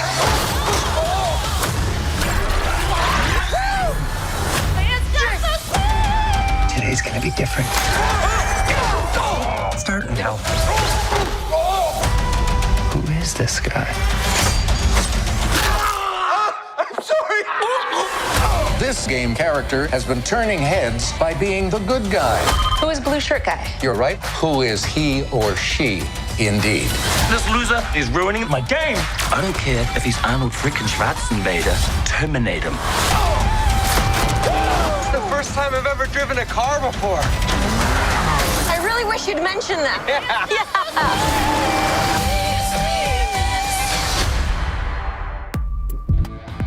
One of the best things we brought to Xbox last generation was Xbox Game Pass Ultimate. You can play over 100 high-quality games on console, PC, and the beta app on Android mobile devices, all for one low monthly price. With new games being added all the time, did you see Tetris Effect today? There's something for everyone. Members can play new Xbox Game Studios titles the same day they release, plus a catalog of recent hits and a variety of games from our publishing partners. And now with EA Play, members get more than 60 of EA's biggest and best console and PC games, exclusive in-game challenges and rewards, special members-only content, and access to trials of select games. With Xbox Game Pass Ultimate, you get more than just a library of great games. It also includes all of the benefits of Xbox Live Gold. You can also enjoy free perks along with discounts on games and game add-ons. In fact, yesterday, we announced a new perk for our Xbox Game Pass Ultimate members. We are offering new Disney Plus subscribers 30 days of Disney Plus. With this perk, Ultimate members will be able to stream endless entertainment from Disney, Pixar, Marvel, Star Wars, and National Geographic. Epic movies, series, and originals from the world's best storytellers, including the new season of The Mandalorian, are waiting. If you join Xbox Game Pass Ultimate now, you get your first month for just $1. So here's a look at how you can watch the newest season of The Mandalorian with Disney Plus.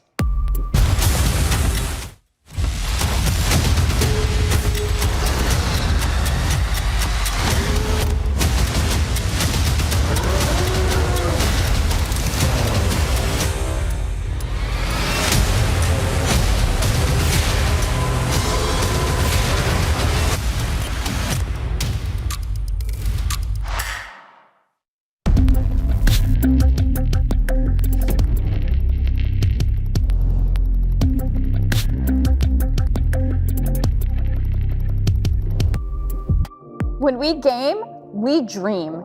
And for many of us, especially our team at Xbox, we dream of games. Thanks to the Xbox Series X, we're dreaming bigger this year than we ever thought possible. To celebrate, we decided to create something special. Introducing the Xbox Series X Dreamscape Adventure, an interactive web experience that will take you on a lucid dream journey inspired by this year's biggest next-gen games. Will you wield stasis or explore Night City? Become a Viking or fight the Maw? Choose your path in the Xbox Series X Dreamscape Adventure at dreamscape.xbox.com.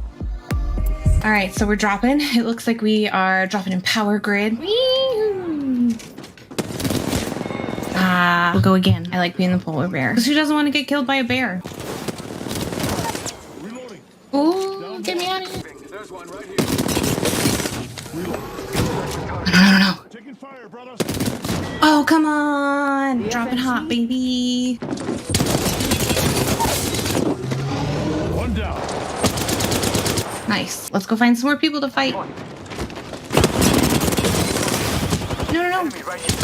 Oh my god. I'm here. I'm getting you. We're in a good spot. 3 kills, 3 squads left. All these death boxes around. Only one other squad. Let's go. I don't know where they are though.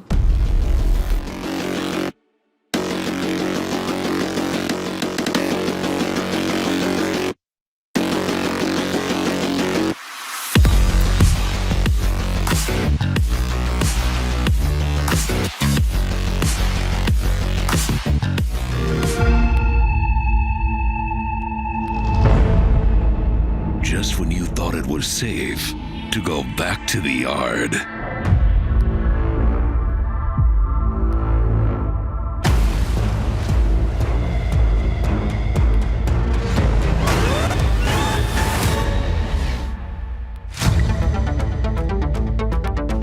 Coming to Grounded Early Access.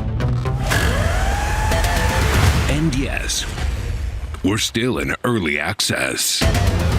Comes an update that lets you go deeper than ever before. New secrets to discover. New items to craft. New enemies to face. With some old favorites that luckily can swim. Oh, they can swim. And of course, that big ass fish. Play together and bond to survive the pond.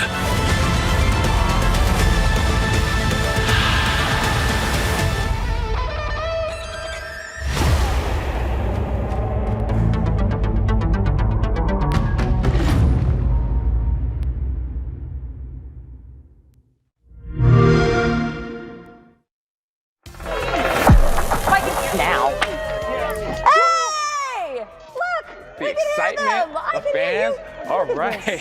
So much excitement going on. The fans are excited. I'm excited. I had an energy drink. We're going to get into some I can tell.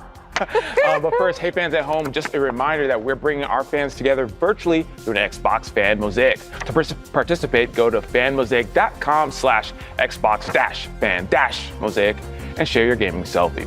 Now, whether it be a current photo of you and your current Xbox or of you playing an Xbox game watching live stream, share your selfie celebration with us. We're watching the mosaic come together over the stream, and it's looking good, as we can see here. Now, let's shift gears. If you crossed a survival game with a 1980s kids adventure movie, you'd probably get something along the lines of Grounded, which launched this summer in Steam Early Access, Xbox Game Preview, and of course, Xbox Game Pass. Not only is there a whole bunch of content coming to Grounded, it's also being optimized for Xbox Series X and Xbox Series S. Absolutely. And now joining us today to tell us more about the future of Grounded, we got Adam Brannicky and Shyla Schofield. Shyla, Adam, welcome to the stream. Yes. Hello. Hi. Thanks for having us. Super excited. Today is super exciting. I'm so glad that we're here. Yes, lots of fun. We can't wait. Absolutely. And you know what? I can't wait. Let's fire up that game while we fire up some questions. Indeed. Starting with one that I think a lot of Obsidian fans are curious about. You guys are known for your expertise in RPGs, but let's talk about going into survival. More importantly about Grounded here. Yeah, so it definitely is a very unusual game for us at Obsidian, but we are huge survival game fans, and we've been wanting to make a survival game for a long time. And we wanted to put our own unique Obsidian spin on the survival genre. And thankfully, everyone at Obsidian and at Xbox were very supportive of us working on this game. It's very experimental. We're having a lot of fun with it. And we're so super glad that everyone else is having a lot of fun with it, too. I got to tell you, the first time I jumped in this game, it was so incredibly unique, like you said, and of course Obsidian has a track record like no other. So I'm excited to, more people to play the game. Now, immediately when you look at the game, you can kind of see, whether it be the clothing or anything else, this game has a lot of inspirations from 80s and 90s. How do you all land on that? Yeah, so I think it's one of those things that I grew up during that time, and I just really loved that, when I first started gaming, it was during that time. And it was kind of a special time for myself and a lot of the team members. But also, it's just like that time before cell phones, before the internet, where we could just all go outside and just have fun as kids. And we just wanted to bring that feel back with Grounded. That makes a lot of sense. I mean, one, I love the fact that you're using your life as the inspiration and saying, I grew up in that time, so I want to make a game like that. It's so cool. And I love also, of course, the point of, before cell phones, we actually got out and adventured, right? And so now we're just like in our phone all day. And it's a special time for us. And I think there's also a lot of just cool stuff, like really goofy, things that we put into the world as well that we just got inspired by that time period. So just like the costumes of the characters, a lot of the fun stuff that you can find in Grounded definitely has that like nostalgia from that time period. Yeah. Excellent. Well, I mean, we're looking at incredible gameplay here right now. And while we do, I want to ask a little bit about what people have been saying, what you've been learning about the game from being specifically in early access and Xbox game preview. Yeah, it's been awesome so far. We're getting so much good feedback. We, as a team, we love just watching people play the game as well, and just seeing like how they experience the backyard for the very first time. And we're talking every day about everyone's play experience and just making the game better and better based on everyone's feedback. And I just want to thank everyone too for playing the game and helping us out develop it. And I think I wouldn't have it any other way. And I think it's a great experience so far. And I want to continue building the game with the community and with all our fans. That's the way to do it, build a game with the fans, and I love Xbox Game Preview for allowing that to be the case. Now, speaking of feedback and sentiment, I want to give some sentiment. First time I played the game and I saw a spider, I was terrified. And I'm not a guy who gets terrified by spiders at all, but the way you all, I don't know if it's the scale of the spiders, you all did a great job in eliciting some fear from people. Were you surprised that so many people were talking about the spiders? No, not at all. They're definitely scary. Even on the team, like we've had some jump scares just in the, from team members where someone just like shrieks out loud while playing the game. And even the 100th time playing, you'll still get scared by the spiders. We did a great job with it, and I think it's just something that we love seeing that reaction from people. And it's just a really fun thing to see as a game developer. I was going to say, it's really a testament to how immersive your gameplay is that people start screaming in the middle of the survival game.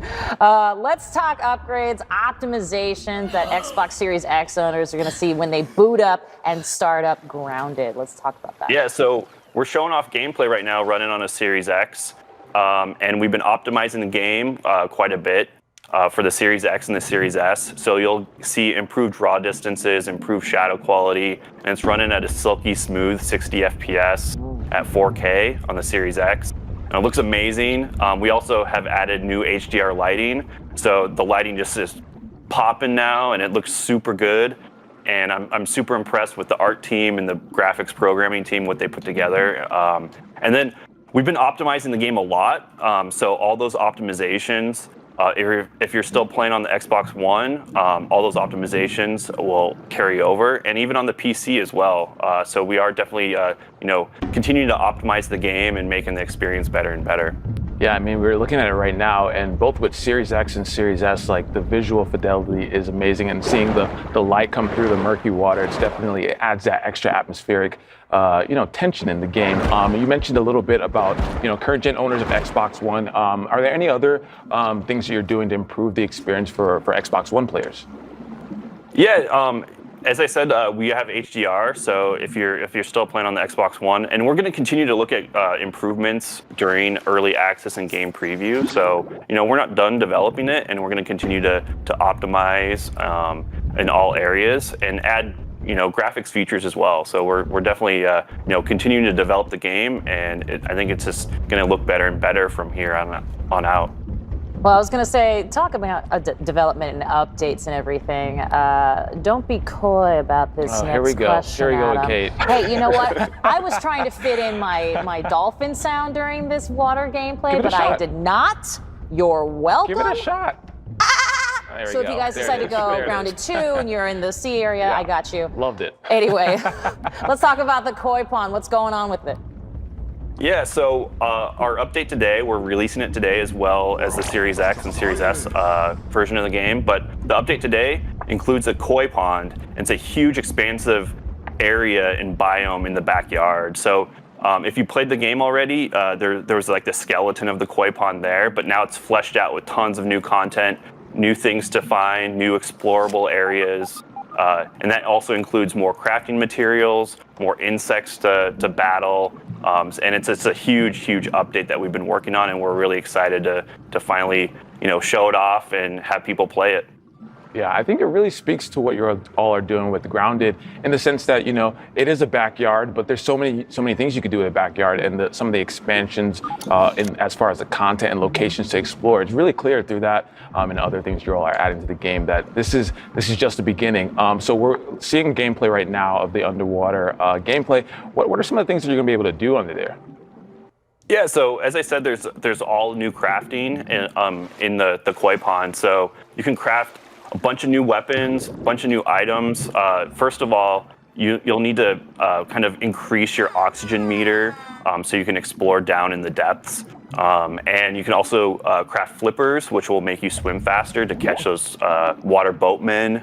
Those are the creatures that are doing the little stroke right here in front of us. They're really fast and they're hard to catch unless you have flippers.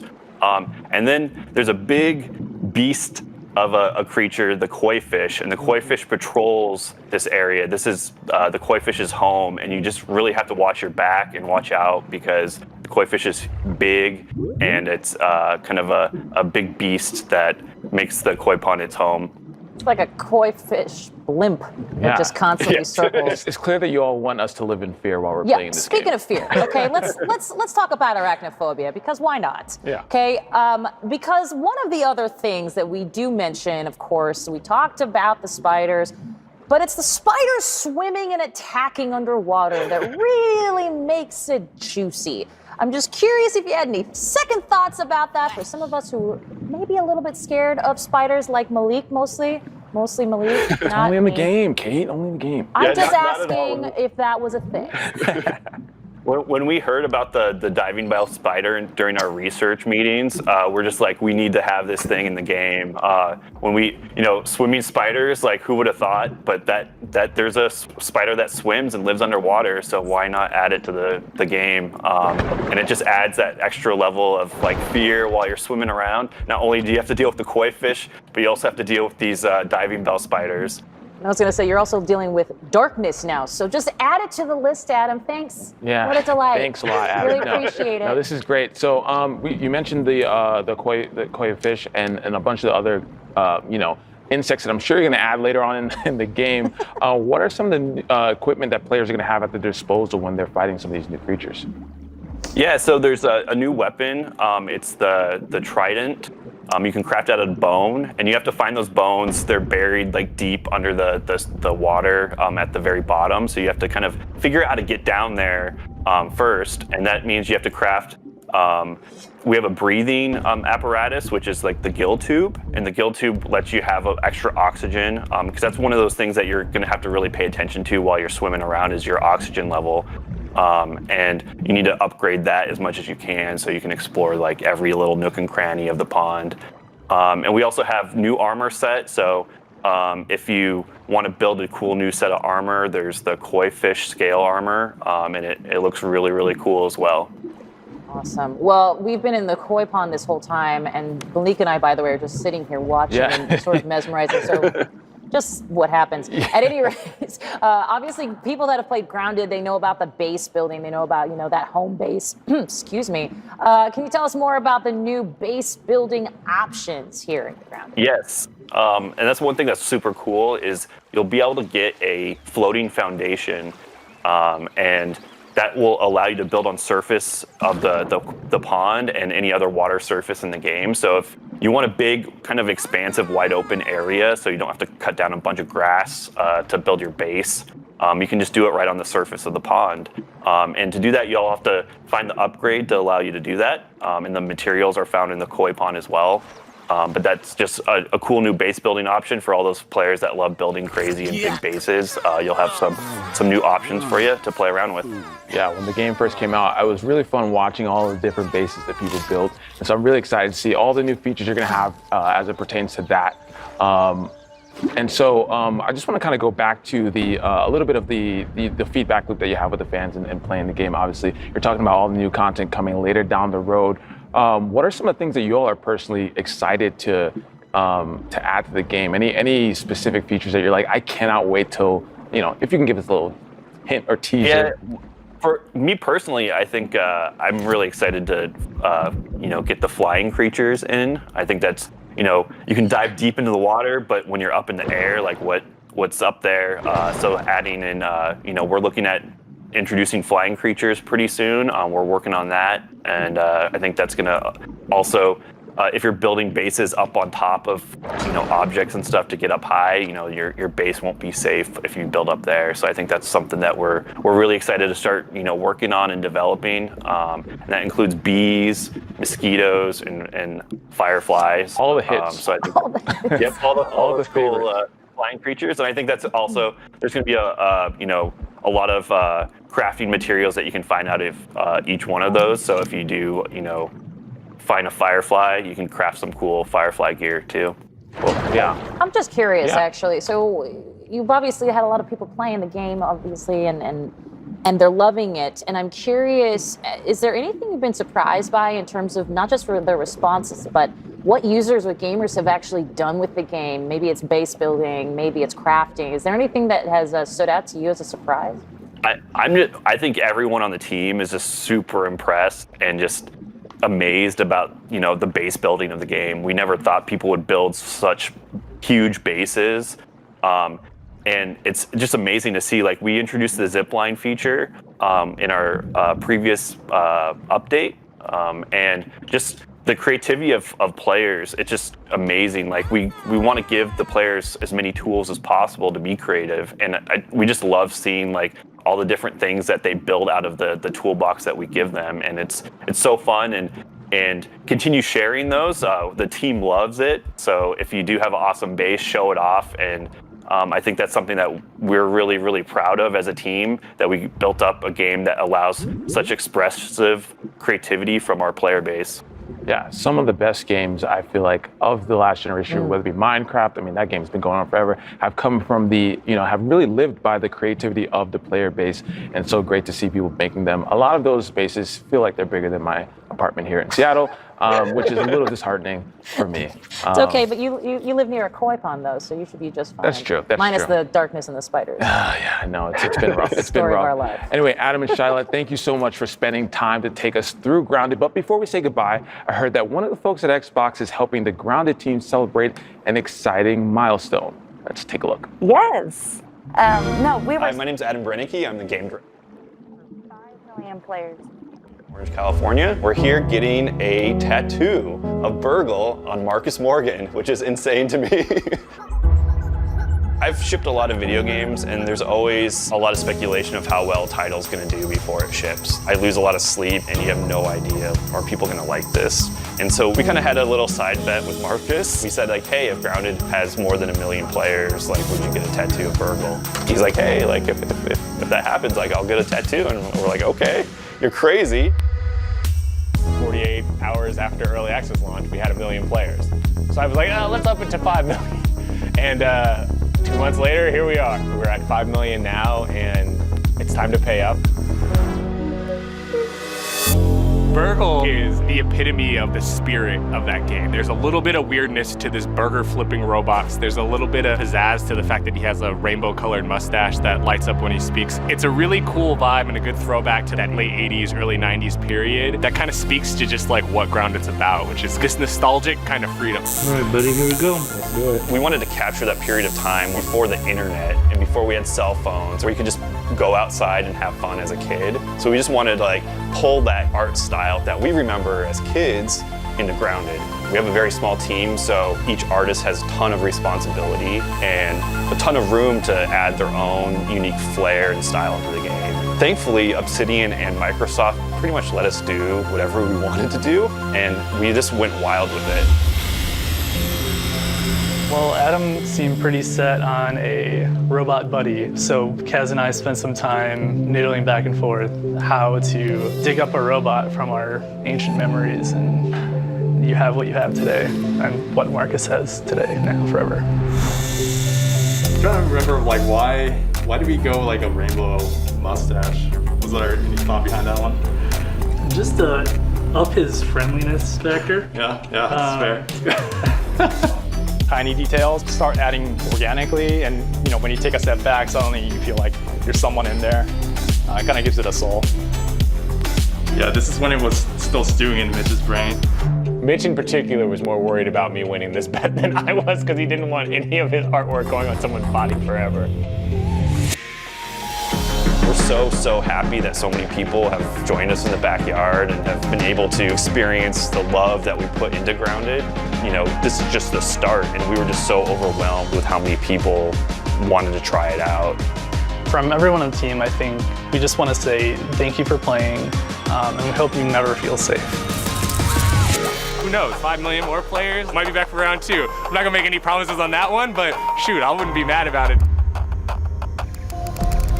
Here in the United Kingdom, we welcomed the Xbox Series X and S with a hologram chamber, with content spilling out and swirling around the console. Here's what that looked like.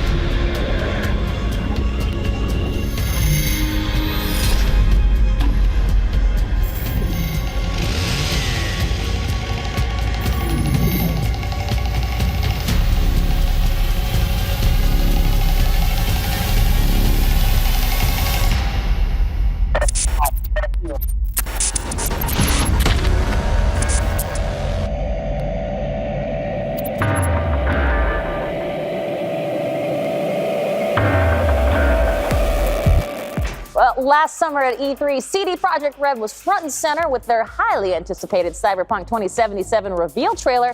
What happened next? Well, it was truly epic as the man himself, the face of Johnny Silverhand, Keanu Reeves, surprised the world on stage to kick off the presentation.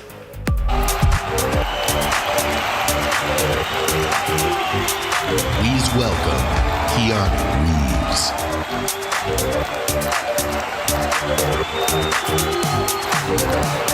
Hello, Los Angeles! I gotta talk to you about something. Cyberpunk 2077. Check this out. And just like then, we continue to celebrate Johnny Silverhand. In fact, this rebel music icon was also recently immortalized on the Xbox Walk of Fame, where the biggest Xbox moments and achievements are celebrated and literally cemented into history. Oh, if you're gonna stay, I'll stay. Oh, it's fine. He's off killing somebody else anyway. Like, we're golden. Come on. Oh my god, that was such a close skill check. Is anyone saving that other person? Shnikes. Okay. I'm gonna go help that person on the hook. Oh, okay. You know what? We're not gonna go help that person. We're gonna let that person die. Oh, don't you bring them this way. Oh snap. Run. No. Oh my gosh. Run. Oh, I hit the wrong button. Oh, what did you just pick up? No! I'm gonna end up dying. Oh my goodness. Well, do I continue as Lisa or do I go try to kill people? Oh, and thank you for the sub. Oh, did I get you? Where did you go, buddy? Hey, friend. Oh, hi, are you limping? Hey, what's up? Are you having a good time? I got this hook just for you. Just hang around. You know, have a good time. I just wanted to have a little chat. I'm in a frenzy right now. Oh, you are so lucky. Oh, I'm sorry. Did you get cut? Do you need anything? You know what? Come here. Oh, hey, what's up? What's up, Bill? Oh, no. Okay, where'd you go? Oh yeah, I'm sorry, did you think you were gonna get away? No. Here, look, this is just for you. Yeah, you hang out there. Thank you guys so much for hanging out. I'm wrapping up here, and I hope that you get to enjoy your new consoles.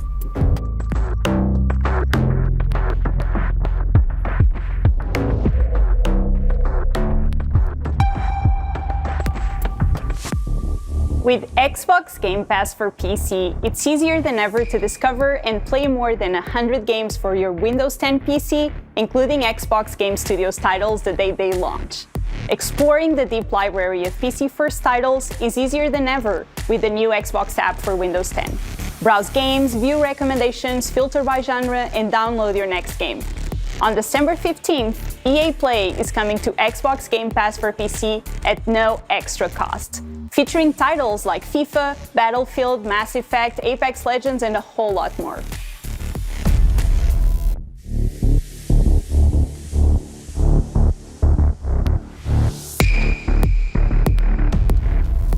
From the US to France to Australia and finally back home to Great Britain, Playground Games redefines open world racing games every time they get behind the wheel.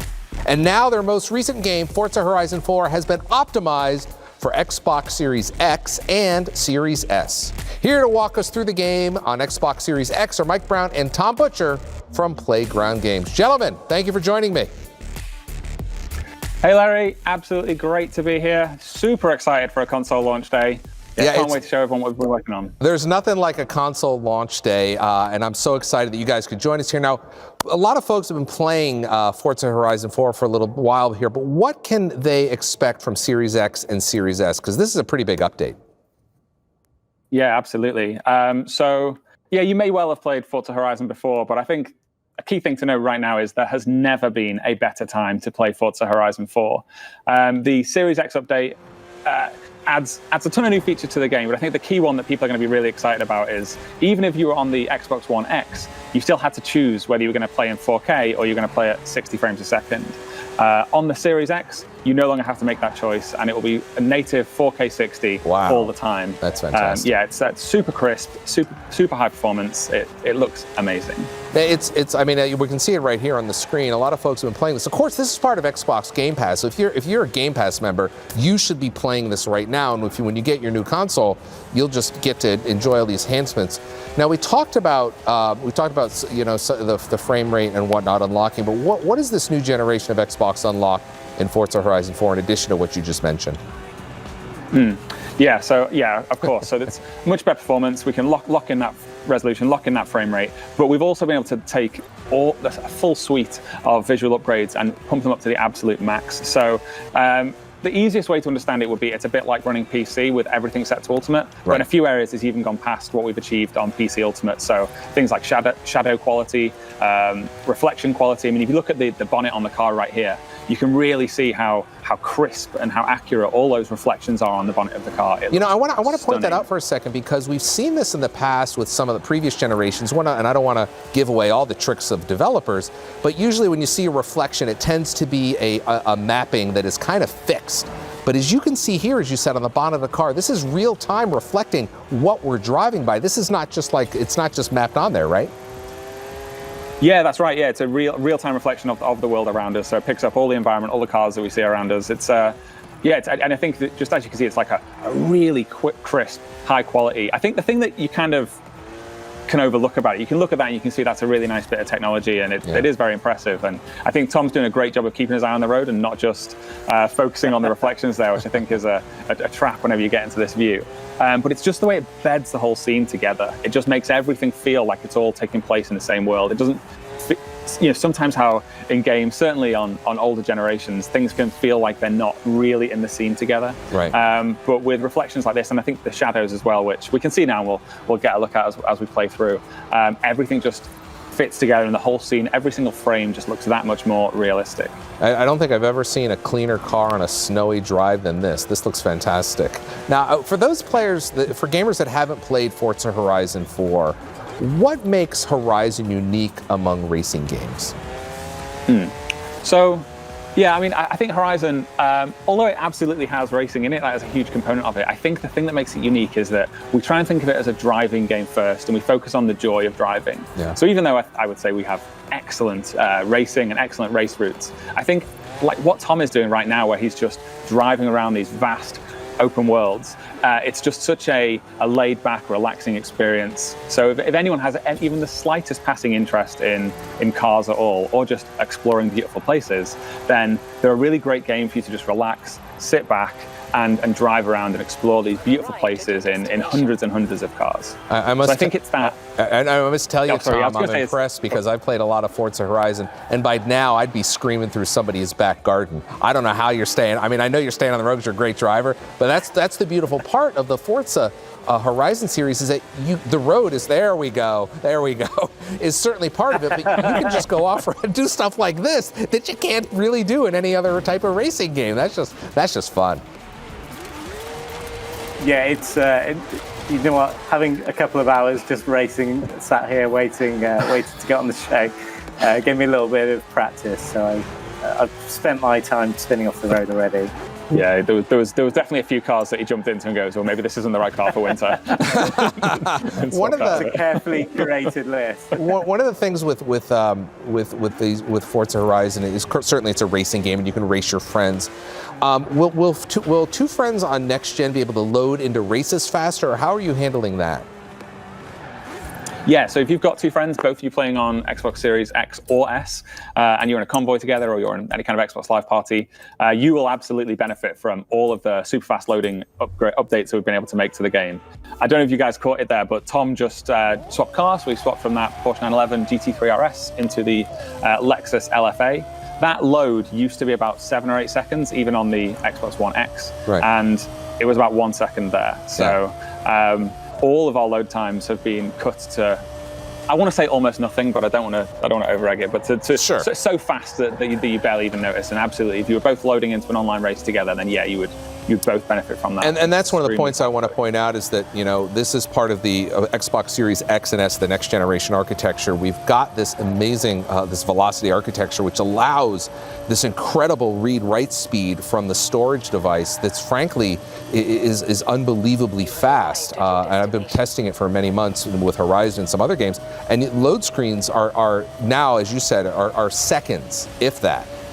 So to see a game which is so incredible, an open world game like Forza Horizon 4, to see it load so quickly, being able to swap in and out of cars so quickly, I mean, that alone is impressive, let alone how well it works. Tell us a little bit about crossplay. How does crossplay work in the Forza Horizon 4 series? Yeah, so I think the great answer to that is that it just works. Yeah. And Tom, right now, we are playing on my Xbox. We're playing in retail. This is my account. And all the people that Tom sees around the world with him, I noticed that there's no one on screen right now, but Tom is currently in a real life session. And these people, presumably, because the console's only just come out, are not playing on the Xbox Series X. All these people in the world with him are just other people either playing on PC or playing on a normal Xbox One. Right. So I think the great answer to that is it just works. There are no hiccups, no boundaries. If your friend's on PC and your other friend is on the original Xbox One and you're on the Xbox Series X, you guys can party up together and take part in all of the content in the game. Almost every single thing in the game is available in co-op as well, so you guys can just join together and have a real fun. And also, I mean, there's also maybe some players on xCloud, right? Yes, absolutely. Yeah, great call out. Which I've been playing on xCloud lately, actually, and it's surprisingly good. It's almost become like I've probably put more hours in the last few weeks via xCloud than via my Xbox, just because I can just play it while I'm sat on the sofa and half watching TV with my wife. Right. Yeah. Just kind of go through some things here. Yeah, absolutely. So yeah, I should have called that one out. So PC, Xbox Series X, and of course xCloud as well. You showed the quick loading of swapping into vehicles, and here we are in this Jeep right now, and this is exactly what a Jeep should be doing. So you're doing a great job here, staying off the road. But tell us about the hardware features like quick resume. This is a feature we've heard a lot about in some of the previews and reviews over the past few days. But unless you experience it, it's really tough to explain. But maybe you guys can show it off here. I don't know if you're prepared to do that. But how does it change the Forza Horizon 4 experience? Well, I think, do you want to jump into Horizon 3? I think I've got it. This is risk now because we didn't know this was coming. Yeah, see, so this is live, so anything can happen here. So here you're loading a Forza Horizon 3. We're going live. Let's see if Horizon 3 does a quick resume. This Xbox has been unplugged, so we might have lost it. That's quite all right. Okay, so I don't. Oh no, it is. It's done it. So yes, I think. So you can see the quick resume in the upper right-hand corner. So it's actually doing it. Yeah. Yeah, it's doing it. So I think one of the great same car. Who'd have thought it? And we're on the Hot Wheels track too. So I think just to go back to your question there, Larry, I think a few of the things we talked about here are all about keeping people playing, get you playing fast, get you playing with your friends as fast as possible. And I, like you, have been experiencing the console for the last few weeks and months, and I've just found that it feels like it respects my time so much more. Yeah. Like whereas you used to just not even notice that you'd go and boot up a game, like Tom can jump back into Horizon 4 now, and you'd know that from this point you probably had 2 minutes before you were going to be in the game. So you'd have your phone out, you'd be checking Twitter, checking Reddit, maybe you'd even go and get a drink or something while you're waiting for the late game to get in there. Right. But now from clicking it from the other game to being in the gameplay, it's down to about 15 or 20 seconds. And it just feels like it didn't quit resume. What a perfect opportunity for us to demonstrate just how quick the game loads from, skip that. Unfortunately, Horizon 4 for some reason didn't quick resume there when we jumped into Horizon 3. Not sure what that is, but it's a perfect opportunity for us to kind of demonstrate that point I was just saying about how much more it respects your time. Yeah. So our load from dash into game used to be about 140 seconds. And now from a cold boot, so you're not using quick resume going into the game, it's down to about 40 seconds, which we'll see now. There you go. That might have even been faster than that. Yeah, there we go. Look at this. I think it really enables those social moments where you have a friend like message you, hey, do you want to play some Horizon 4 or something else? And you can quickly jump into that and just be in the game with them. Yeah. And we're back in the same car again. Yeah. Love this car. and it just works so well with Game Pass as well, because I think with Game Pass, you're much more likely to have a few games that you're currently jumping in and out of and playing, or you might well have friends that are playing Ghost Recon. And so, you want to have Rainbow Six. I mean, I've been playing there. So you might have some friends in Rainbow Six. Hey, should we jump into Forza? And then within a few seconds, you're all playing this new game. I think it just feels like the whole experience is respecting you as a gamer that much more and giving you that much more time playing the games you love and not sat around waiting. What we're seeing some of the beautiful vistas here, the reflections. We saw the bonnet earlier, and we saw some snow as we loaded up here. What are some of the updates that you've added here that will affect details in the environment that are enabled by this hardware? Yeah, so like I said earlier, and I don't want this to be the default answer to all of these related questions, but it's a bit like you're playing on PC Ultra. So every single asset that you see in the environment, like you can see these little bits of bush and grass here, those trees. We've been able to increase the level of detail on all of those items as far out as you possibly can, really, so that even those very, very distant objects, those very distant trees, are actually still really full of luster. They're really high quality. They're still able to cast really detailed shadows. And that's something that you may not have noticed in games last gen, that like stuff that's a little bit further away from the camera isn't usually quite as high detail. Right. But once you kind of flick that switch and you've done it, the whole image just sits together that much more. And as I say, it then feeds into other systems like lighting and shadows, and everything is able to just be that much more authentic and realistic. And it's also important to point out that, regardless of whether you have Xbox One, Xbox Series X or S, with smart delivery, you're going to get the best version of whatever hardware you're running it on. Our systems are going to make sure that you have that best version. So that's what's, so you don't have to worry about anything. You just have to make sure, just play and drive off-road and have fun. I want to talk to you about, we're seeing a little bit of winter here, but how will the new hardware change the look of some of the game from season to season? Because Horizon is all about the season of the game, summer and winter, spring and fall. How does that work? Right, Larry. Well, I think it's a perfect opportunity now for Tom to jump into a race. In fact, it's a perfect opportunity for us to do an entire cross-map load. So if we fast travel over there, this used to probably be around 30 to 40 seconds.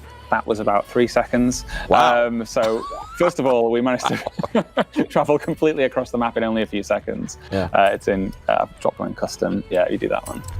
So we're going to have to use a blueprint event, which is like a custom-made event, so that we can switch seasons, because normally the game tries to keep you in there. So again, now this is one of our worst loading scenarios, when you're having to change from winter into one of the other seasons, usually around a minute and a half. I didn't time that one. Probably around 10 seconds. Very sure. Right. I wish seasons changed that quickly for real. Yeah, it wasn't a thing that people probably experience that often, because the season lasts a week, and so you'd only have to really experience that change once a week. But it's still great that we've been able to make that improvement. So now we're looking at Tom taking on this race in summer. He told me he's picked this car because it'll make light work of this route. So let's hold him to that and see if he can get the win. Big pressure. I mean, you can certainly see some more of the detail. We've talked about the reflections. The sun, obviously, in summer is different. The lighting is different. You can see it in the distant trees here, kind of the shadowing. There's all sorts of nuances that, again, it's a series of little things in some games that will add up to just an overall crisper experience. And one of those, of course, is 4K 60. Tell us more about what that difference means for gamers. You talked about it at the beginning of the interview. Yeah, so, you're absolutely right, Larry. I think that, and I'm careful too much not to complain about the experience of the previous consoles, because a few weeks ago, I loved my Xbox One X and thought that it was absolutely brilliant playing this game in 60 frames a second on it. But I can only do that at 1080p, and I had to, always had to make that choice, make that trade-off, just because that was the technology of our time. But fortunately, we are now no longer limited by that technology, and you don't have to make that choice. You can get 4K and 60 frames a second at the exact same time, every frame. It's super smooth, super high quality. And it's with the addition of everything else we've just described. So massively increased shadow quality, massively increased reflection quality. Just every single frame just has that much more luster, that much more quality, that much more realism to it. From winter to summer here, we've traveled, we've gone all the way across the map, we've changed seasons, we've changed into multiple vehicles, we even changed games, so it's been quite a demo you guys have been giving us. Tell us, do you have anything else you want to tell us before we let you go? Should we jump into the spring showcase? Yeah, sure. So that was a little bit of summer. We'll show a little bit of spring as well, just because it gives us a bit of rain, a bit of wet mud, which again allows us to really see all those improvements. So that was a load back into winter for no reason, just so we can load straight out of it again. We're gonna wander through winter. I think that is a thing to note, isn't it? That the amount of jumping in and out of different activities that we've done here would have, in normal scenarios, made for a pretty poor demo, just for the amount of time that we would have been sat watching the load. Right. So I think one thing we will mention is you check our lady there, who is my character. Yep. You can just about see under her jacket that Xbox Series X t-shirt. So when we've had a quick look at this race, we'll show people how they can get their hands on that as well. All right, here we go. Great looking car. God, no, I didn't practice this one just before that. This one's actually quite difficult as well, so don't worry, we won't go right. We won't go right to the end of it, so we don't have to embarrass you about losing to the right. So this here, we're racing the motorcycles. Yes, that's right. And one of the cool things we can see in this particular thing is we talk so much about frame rate, about resolution, about shadows, about reflections. One of the great things we see here is our improved particle systems. So you have these flares attached to the back of the bikes. The plumes come off those are able to be that much more thick and realistic. Every time that we see Tom's car drop through a puddle, it's splashing up more higher quality water particles than it could have done previously. So again, just as you asked before about what effect does it have on different seasons, I think this is just an example of in spring where it's really wet. We get to see you skip the puddle. You know, I'm trying to show the He's puddle. avoiding the puddles. I'm weighing up showing off the game versus embarrassing myself. There you go. You just get a much more realistic, a much more authentic reaction from those puddles. It's fantastic. Now, you guys were showing the shirt a little bit earlier. How do folks get that shirt? Yeah, do you want to quit out of this before you lose and embarrass yourself? And I've got to thread the needle. I feel like he's doing so well, he doesn't want to quit. I know the feeling. Had a good start. It's rare, and I know it's been captured on camera as well. Yes, we dropped back in. So a moment ago, you were showing that your character had a nice shirt. Do you want to tell us about it, Tom? Yeah. Okay. So the Series X T-shirt is available to all players. You don't have to have the Series X, but it certainly helps. And you can access that by going to one of your player houses. Just find this one conveniently in the forest here. Kingfisher Cottage. Now this could be for any of your player house. You don't have to be in Kingfisher Cottage. You're not raiding somebody else's closet. No. And you head to customize character. We put a jacket on, but we'll take that off in a moment. And then head to tops, and there it is. It'll be unlocked for everyone, and you can just select it and enjoy a summery Xbox Series X T-shirt. And that's fantastic. And that's again for anybody who has Forza Horizon 4. And if you have Game Pass, you've already got it. If you don't have Game Pass, sign up. If you just want to buy the game, that's fine too. But everybody gets access to this. It looks fantastic. The game is amazing. Forza Horizon 4, again, optimized for Xbox Series X and S. Gentlemen, thank you for your time today. Thanks for coming on the stream. But with the holidays coming up, we have to have something else that Forza Horizon fans can look forward to.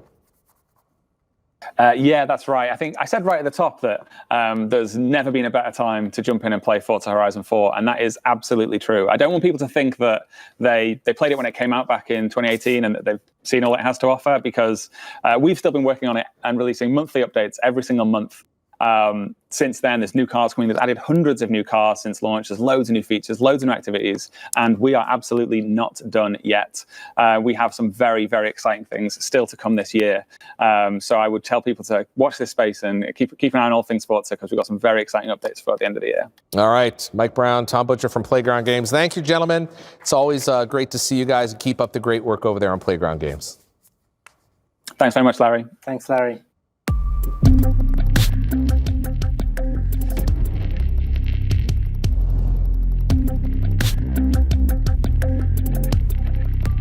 We're currently in the middle of the second big charity giveaway of the day, a HyperX Cloud Alpha Gold gaming headset. As a reminder, every 15 minutes, we're giving away a 3-month Game Pass Ultimate subscription for donations to Make-A-Wish International, which helps support children and families in need all over the world. Head on over to xbox.softgiving.com for more information. If you missed this one, we'll have one more big giveaway later in the stream, so stay tuned.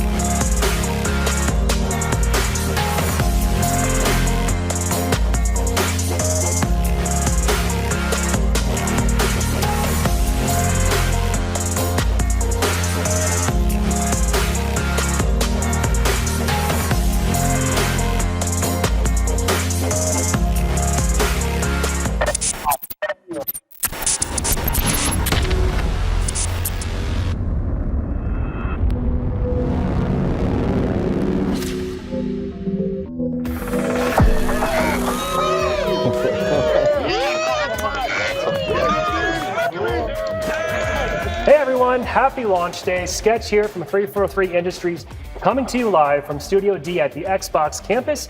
And today I'm joined by senior producer Michael Farney, and we're going to talk a little bit more about Halo the Master Chief Collection. Welcome to the show, Farney. Hey, Brian, thanks for having me. I see while we've been working from home here, we've gone on a little bit of a hair adventure, right? Got this going, and you've got yours going down to your shoulders now. Yeah, I've got the latest in pandemic fashions here. I think we're matching in different ways. Yeah, this is exciting. Console launch, here we are. I'm in like the host seat, which I'm awesomely honored to be here. Putting you in the hot seat now as my guest. And we're going to talk a little bit about MCC, right? Yep. So we have a lot of great stuff coming to the Master Chief Collection next week. But before we get into that, I thought it might just be helpful just to take a quick minute and reflect back on this whole journey for folks who maybe haven't been following along on all the work you and the team have been doing. Yeah, so a few years ago, we started by updating for the Xbox One X. And from there, we've just continued to improve upon MCC kind of across the board. Our latest and greatest endeavor is taking everything out on PC and then continuing to improve and support all the consoles along the way. So over these years that we've been working on this project, which really goes back to 2014, then to 2018, I think one of the biggest pieces of this whole journey is the relationship and partnership we have with the community in our Halo Insider program. Could you talk about that just a little bit? Yeah, our partnership with the community has been absolutely vital. Flighting has been the key to our success this past year. Getting builds out early, getting feedback, iterating on that, and just really involving the community along the way to help us get these games out has just proven to be so exceptionally vital. Yeah, and the Halo Insider program, for those that don't know, is open to anyone that's interested and wants to be a part of helping to make the Halo franchise the best it can be. Anyone that opts in at haloinsider.com will have the opportunity to get hands-on with our work-in-progress development builds, things like alphas and betas, and periodically even send out some surveys and ask for feedback on everything else to do with the Halo franchise. So I encourage anyone that wants to be a part of the franchise, go to haloinsider.com and sign up today. We've got a lot more good stuff coming. So, Farney, at this point, I think it's safe to say that MCC, as it exists today, is an entirely different game than what launched back in 2014. Yeah, dramatically different, right? We've added a ton of PC native features this year, a ton of new things, content, and everything to all platforms as well. But the best is yet to come. So, of course, that is one of the main things you want to talk about. Speaking of the best is yet to come, yesterday we were happy to announce that Halo 4, the last title to jump into the collection on PC, will come out next Tuesday, which is also the same day that we'll be releasing a series of updates to add new features for owners of the Xbox Series S and Series X. Could you talk to us a little bit more about what's part of this next-gen update? Yeah, we are super excited to use all this learning from these past couple years and leverage these new consoles, right? So on Series X, players will be able to play at 4K, 120 FPS. And then for the S, it'll be 1080 at 120. We've also increased draw distance across the board, added enhanced graphics, and added a view model adjuster for the Series X and X. We hope to be able to bring that to older consoles as well over time, but for now, we're going to go with that. And then, of course, just extremely fast loading times, right, across the board. It's been really amazing to see. I think we're seeing a lot of that in the initial videos from the unboxings over the last couple of days. It's been great to see. MCC utilizes that as well. Yeah, it really does. The whole package makes it just feel like a new, fresh, modernized version of these classic games. You know, and of course, all of this comes on top of the work that you've already referenced over the last years, which includes HDR as well. So not just Halo 4, safe to say all the games in MCC look and play better than they ever have before. So, Farney, I know we have a couple other, I think, key things we want to make sure people are aware of that are coming as part of this update next Tuesday. What else are you excited about that you want us to be aware of? So, behind all the game releases, we've also been working on a ton of new features and content for the games. One of the big features coming out alongside Halo 4 is crossplay. Players will now be able to play together across both PC and console, however they choose, more or less. On top of that, we've got multiplayer and firefight support as part of crossplay at launch. Yeah, so I mean, I don't want to understate how big of a deal this is, because we know the Halo community has been asking for this for a long time, right? So this is like the first time that we have what's going to be close to 18 years of different Halo titles playable over 2 different console generations and PC and Steam, no less. So huge amount of work I know went into that. I'm super excited to kind of unify our community for what's going to be an exciting new chapter for MCC. I know you guys have also looked at ways to sort of check some other boxes for player feedback, including offering some more choice to the types of experiences players will have online. Yeah, so along with Halo 4, one of the long-standing requests is for people to be able to select better options for their server region. So we're launching that with Halo 4. And then we've also got input-based matchmaking, which has been a huge request since we started our PC journey. So now players will be able to kind of choose what input device they want to play with and play against. And we're offering a variety of options for players to go through that road.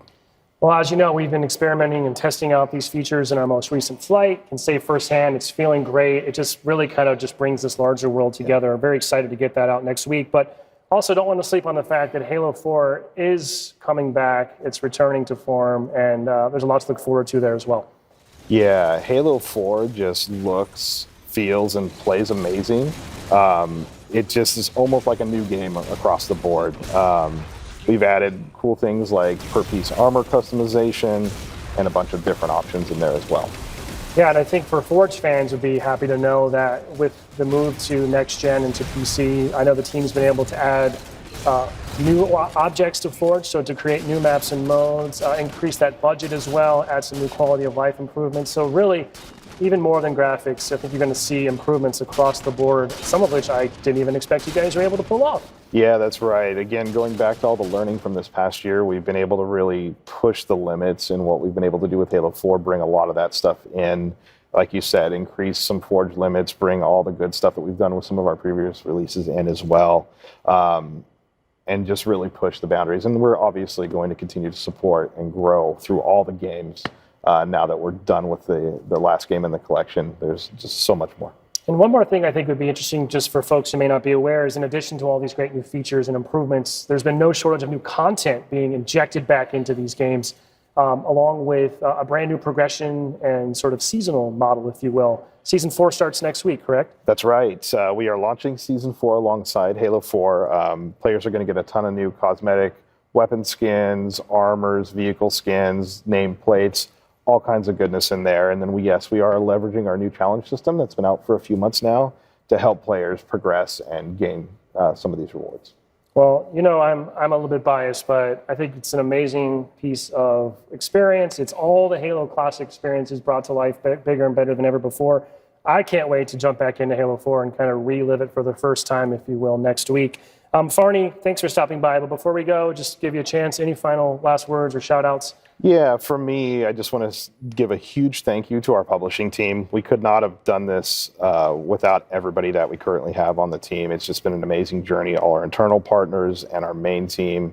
Our external partner, Saber, has just been an amazing partner to work with over this past year. And then, of course, the community, right? We would not have had the success that we had this year without the involvement of the community. We're extremely appreciative and really look forward to what we've got coming next year and continued cooperation between our two groups.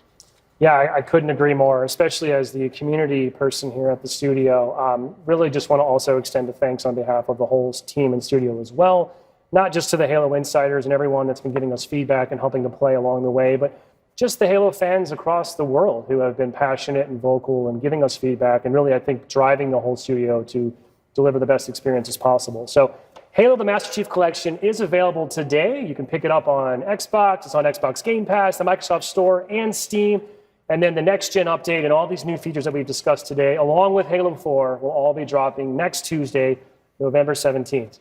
Thank you, and we hope to see you online next week. Personally, for me, gaming is everything. Gaming is what connects me to my friends. Gaming is my way of life. From the world that the developers have created for us, to be able to get immersed and get lost in those worlds, it's truly amazing. Gaming personally is not only a lifelong passion, but something that I've been able to take into education to have a common connection to talk with many of my students. It's really empowered me to just want to explore the world by ways of meeting new people. Mi bebé de 2 años, le muestro lo importante de lo que es una comunidad, lo que es jugar limpio, honestamente, y siempre ser un excelente tanto ganador como perdedor, ¿no? I am currently studying games and game development. Gaming for me personally means my future. It's a new art now. It's having that sense of achievement, being able to complete challenges that you never thought you would be able to complete. And on top of that, doing it with friends. When I think of video games, I think of family and friends. There is absolutely nothing better than spending some time with your friends, playing online on your favorite games, and having some great time together. Even when my husband went to go to college, we dated via playing games, online games. So it's definitely had an impact on my life. No, it's a place where I just can let go everything after a stressful day. I just turn my Xbox on, play a game.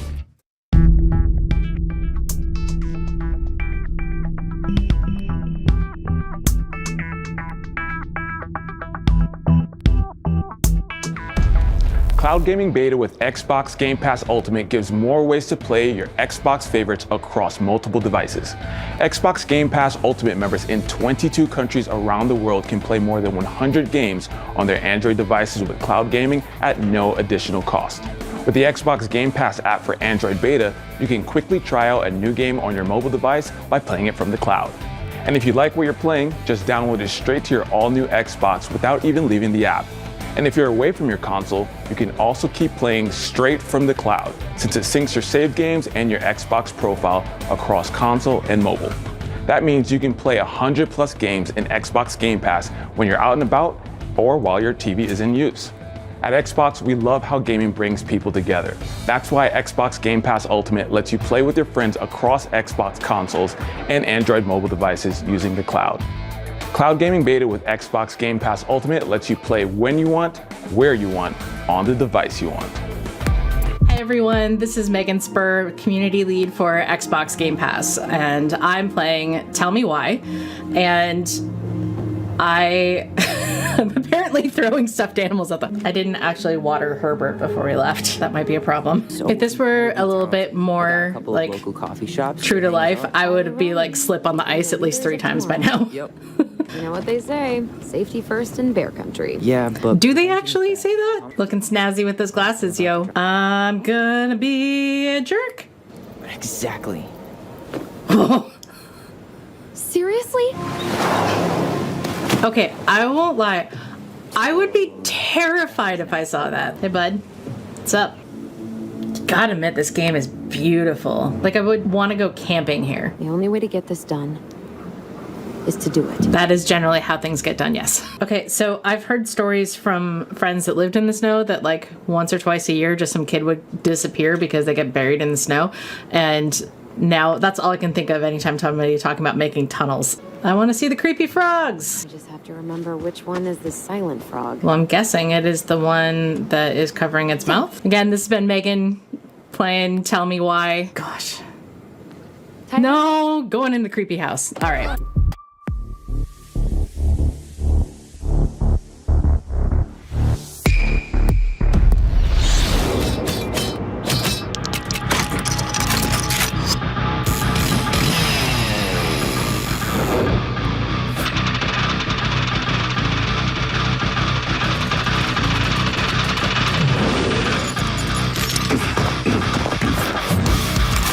This is going to hurt.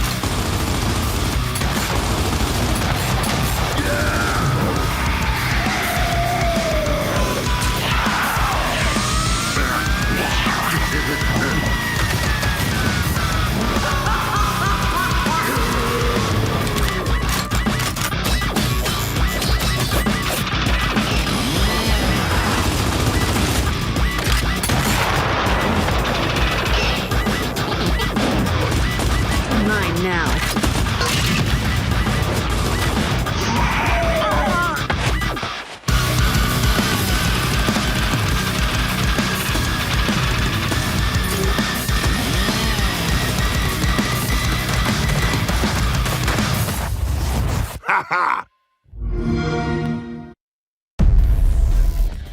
I don't know if getting a tattoo is the mark of the truest fan, but if not, it's gotta be pretty close. Thanks for everyone for sharing your love of gears with the community. Now, it's time to show off some of the new features and content for Gears 5 on Series X and Series S. Here with us today are Zoe Curnow and Matt Searcy from the Coalition. Hi. Hey. Hi, Kat. Thank you so much for joining us today. It's super exciting to be here with you, celebrating the launch of our new consoles. So, have you seen the coverage for Gears 5 performance on the new consoles and what everyone is saying out there? Yeah, we have. The whole team's been watching. We've been really excited to see the response. People have been getting excited about all sorts of the things that we're bringing to Xbox Series X, and especially Batista in the campaign, 120 FPS in multiplayer. We've got lots more we want to show, especially in this segment. And we actually have a trailer that captures some of the things we're bringing to the new consoles. Oh, I would love to watch it. Let's roll it. Whoa!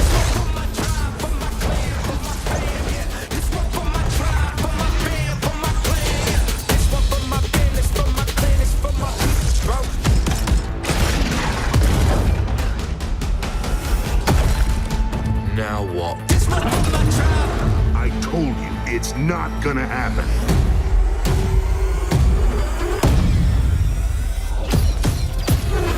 Covering fire! You find what you're looking for? Yeah. Now we need to kill it.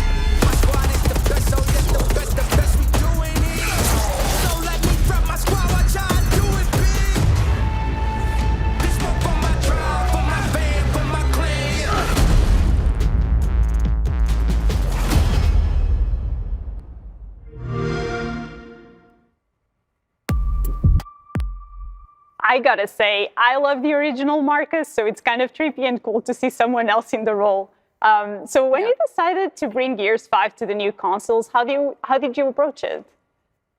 Yeah, we knew we were going to show up, and push what Gears could look like on the new consoles. The team really wanted to take Gears to a new level and show what the game could look like. But we also wanted to introduce a new way for people to play, especially if they're coming back to try Gears 5 again. And so we went, that's where we kind of started with our new Game Plus concept. So it's in the campaign. You don't have to play through the campaign to unlock it, but it brings all sorts of new ways to play Gears again. And other than the new Game Plus, what are some of the other big things that players can expect to see in the game, both for returning players, but also any new players to Gears 5? There's so much, Kat. We just did so many amazing things. So as you saw, Batista's Marcus, right? Super exciting. That is optional. So if Marcus, as John DiMaggio is your favorite, you can keep that. And then we're going to bring MP skins. So for all those players that have played multiplayer, you've spent your time, earning those MP skins, or you've purchased them, you're going to be able to bring them into campaign and show them off. And that's super fun. We've never done that before. So that's weapon skins and character skins. It just looks amazing. We're going to show we're going to show that to some of you later on. You can also bring your jack progression. So as you play through Gears 5 for new and other players as well, and you level up Jack, he becomes pretty OP by the end of the game. You're going to be able to bring that progression over into your new playthrough of the campaign with New Game Plus. And so he's going to be able to help you even more in those different difficult situations in combat. And as a part of that, we've got new difficulties. So we've got Iron Man and Inconceivable. So I know Inconceivable is going to be a big one for the community. They're going to want to try it out. You're going to probably want your OP Jack to come help you through those. And then as well, we've got mutators. So we're going to show you a bunch of that later on. But we've got things like Big Head Mode, Bobbleheads, which are hilarious. There's mutators that affect the way the game looks. There's mutators that affect gameplay as well. And so Matt actually is going to jump into some gameplay right now. He's going to play a bit at the beginning of Gears 5 and show it off. So we're going to show off some of the really more sexy Xbox One X and Series X and Xbox Series S features you're going to see. That's really awesome. I can't wait to see the game now in the Xbox Series X. And honestly, if there's anything I learned with working with you guys on the esports side is that people love skins. So bringing the skins into the actual campaign sounds super cool. And an OP Jack too. So it's a pretty compelling offer here. Yeah, for players to replay the campaign as well, who've played it once already, right? And then for new players, you're going to be able to see just different ways you can play, and you're really going to be able to switch things up. And Zoe, for those gamers who haven't played Gears 5, can you walk us through what we're seeing in this segment? Yeah, absolutely. I think Matt's going to cover that. Just he's going to talk through a little bit about what he's playing and what we're seeing right now. Is not ready for this. She can barely keep her eyes open. Matt? Oh, maybe not. Maybe I will talk through it. So what you're seeing is the opening cinematic in the game. This is where they're just discussing the mission that they're about to go on. Excuse me, and you'll see in the cinematic, you actually are going to see Dave Batista as Marcus for the first time. So this is where you see it in that opening cinematic, and you get to hear his voice and see his face. And as we enter into the first mission of the game, and Kate starts to realize a few things that carried over from Gears 4 and what she's going to discover throughout Gears 5. I'm not going to give too much away in case people haven't played it yet, but there's Batista there in the background as Marcus. And so, actually, let's talk a little bit about Dave Batista. How were you able to get Dave Batista on board to work on the team on this? I think there's a really cool story there. Yeah, so he actually started, and fans started an online campaign on Twitter when there was some rumors about a Gears movie coming out and being developed, and so he started a campaign to actually play Marcus. And so fans got on board with it, and they started tagging it and talking to us about it. And so we thought, well, what a better way to kind of give a bit of some fan service and get him in the role than have him come into the campaign for Gears 5. And revoice the lines, and then actually put his face on the Marcus model as well, so you actually get to see him in the role. And from a game development perspective, I would love to get some insights into that. So what was the process for getting him to record lines for all the scenes in which he takes on the role of Marcus Phoenix?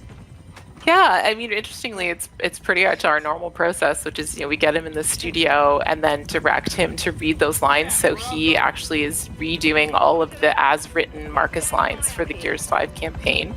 And then getting that into the game is a little more complicated, but we had to be able to switch out his lines. We actually used our localization pipeline for it, which is an interesting way to implement it. But so we just treated him as though he was his own language, which is an interesting way of implementing it, but it worked really well. That's awesome. We always love to learn a little bit of how things work on the back end, so it's always great to talk to game developers about those things. And still kind of in that vein, and I believe Matt is back. I don't know if he wants to answer this one. He is back. Matt. Can you guys hear me? So good to have you back. Pandemic world. This is fun. Live gaming. Exactly. This is all live, so all to be expected. With Xbox Series X, how was then the development team kind of able to enhance the overall quality of Gears 5, which was already really, really high when it first came out, compared to the Xbox One version? Yeah, thank you for saying that. We're really proud, of course, of what we did on Gears 5, and what the team's been able to do with the new console is incredible. So you're seeing it right now as Matt is kind of walking around and looking around the world. So you're seeing what we call the PC Ultra Visual Feature Set. So this is, you're going to see this more on the Series X. You're also going to get on the Series X the PC Ultra HD texture packs. Those textures are a much higher resolution. You're just going to see more detail, more actual texture in them. It's going to feel much more immersive. Excuse me. And then you're going to get 60 frames per second cinematics, and that is on Series X only. But that allows much more seamless blending between gameplay and cinematics, because you're getting 60 frames per second gameplay with 60 frames per second cinematics. So you can actually see it right now in the gameplay, where you see the flashlight and that moment there. You're seeing more detail in the shadows. It just looks a little more realistic. So for our multiplayer players in Versus, you're going to get 120 frames per second as well. And we're really excited about the load times. We're finding they're about 4 times improvement in load times. And there's also improved latency for a lot more responsive gaming. So people are going to notice that a lot. And really, as we keep saying, it's just an overall more immersive experience.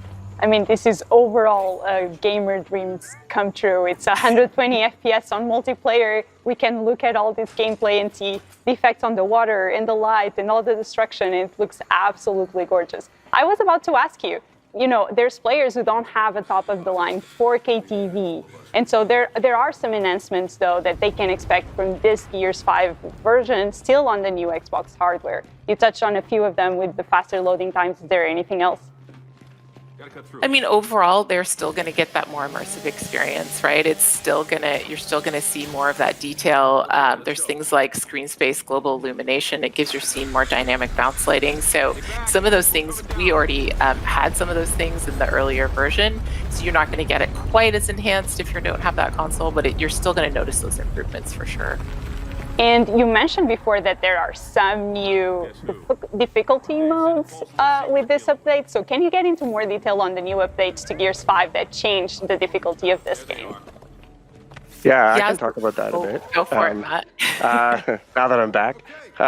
So we have the difficulty modes that Zoe mentioned, but there's also a bunch of mutators you can turn on that either make the game harder or easier. So actually you can see right there, I turned on poison on the enemies, so they leave a pool of acid behind.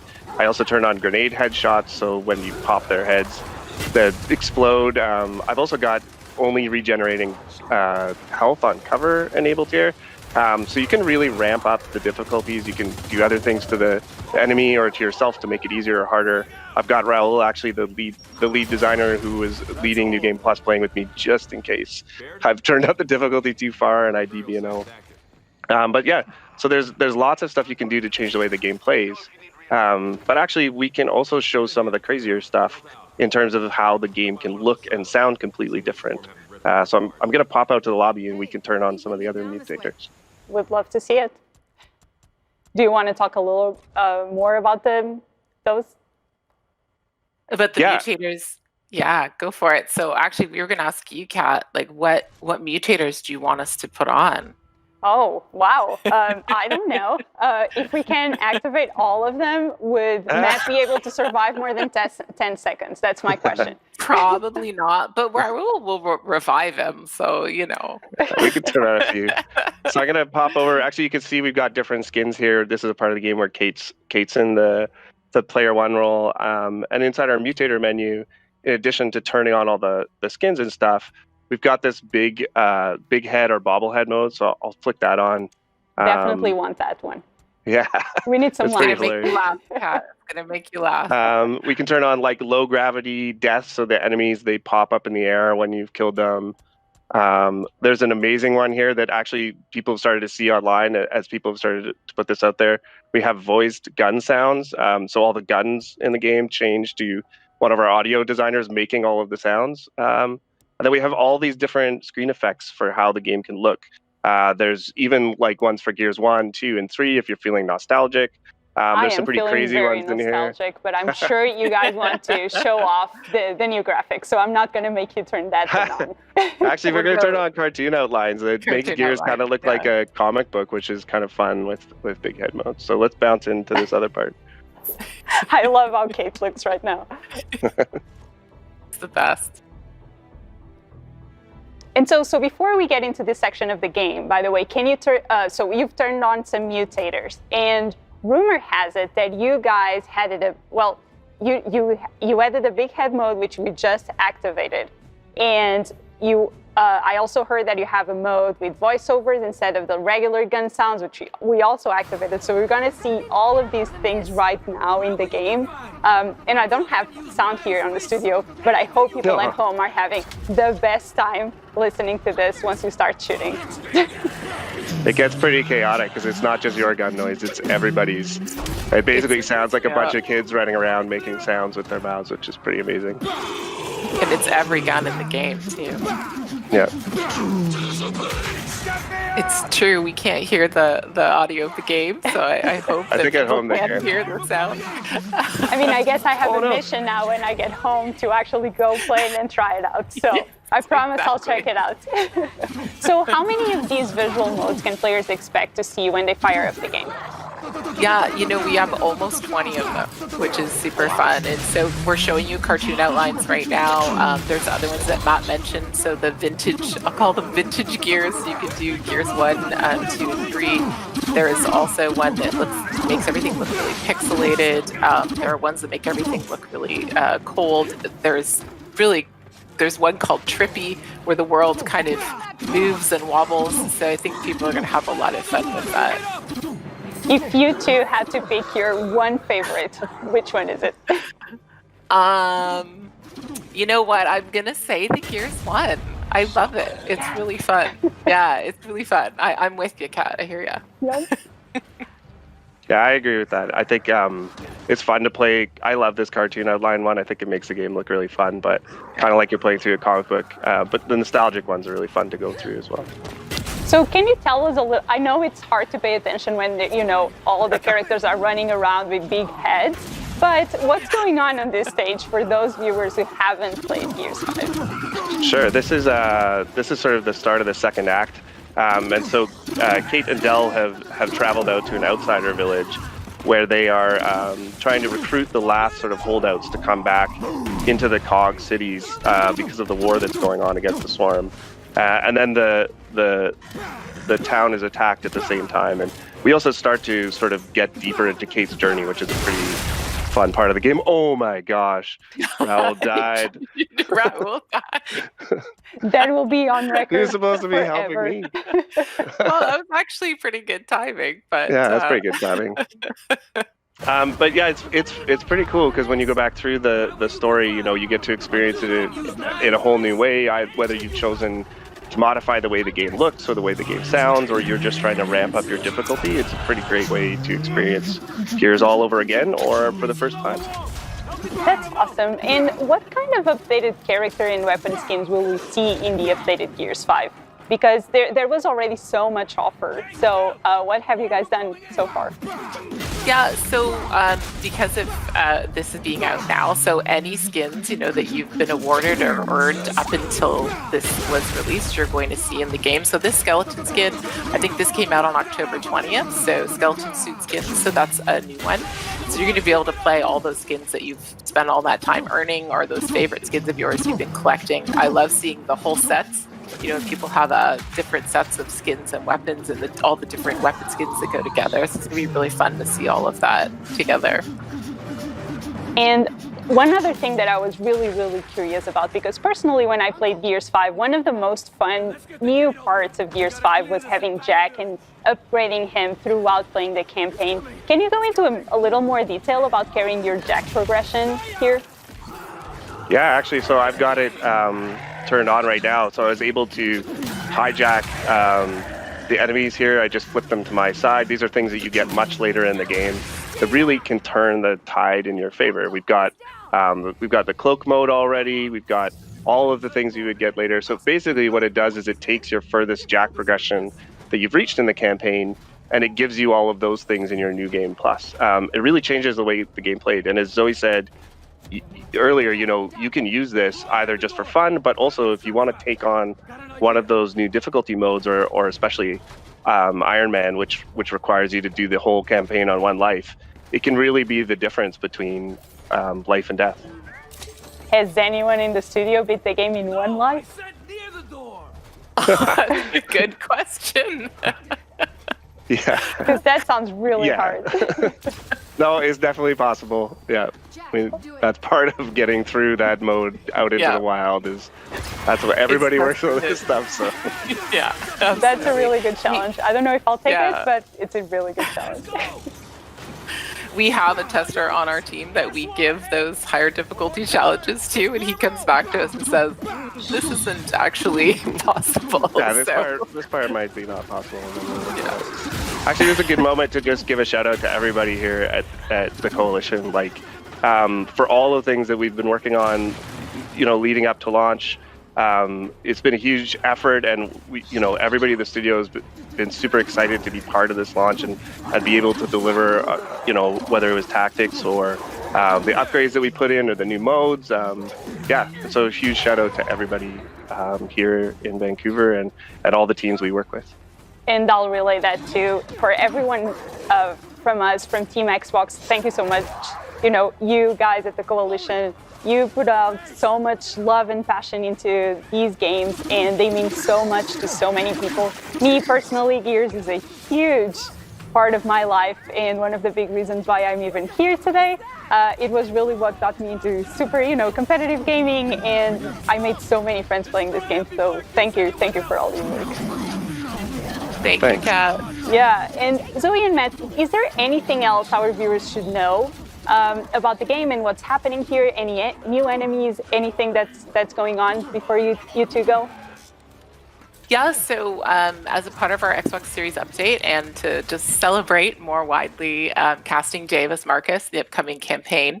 So in multiplayer, we're giving away the Batista skin as himself. We call it the Animal, and that's him with his signature sunglasses on, and also his Batista finisher move, which is super fun to use.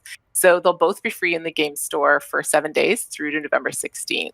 And then on top of that, we all just want to tell everyone, come back if you've played Gears before, you've played the campaign before multiplayer, come back, play the campaign, have some fun, get silly with it. Use that new share button on the new controller on the Series X and X, and show us what crazy combos you come up with. There's already been some videos sent out, and they're just amazing. So we'd love to see it.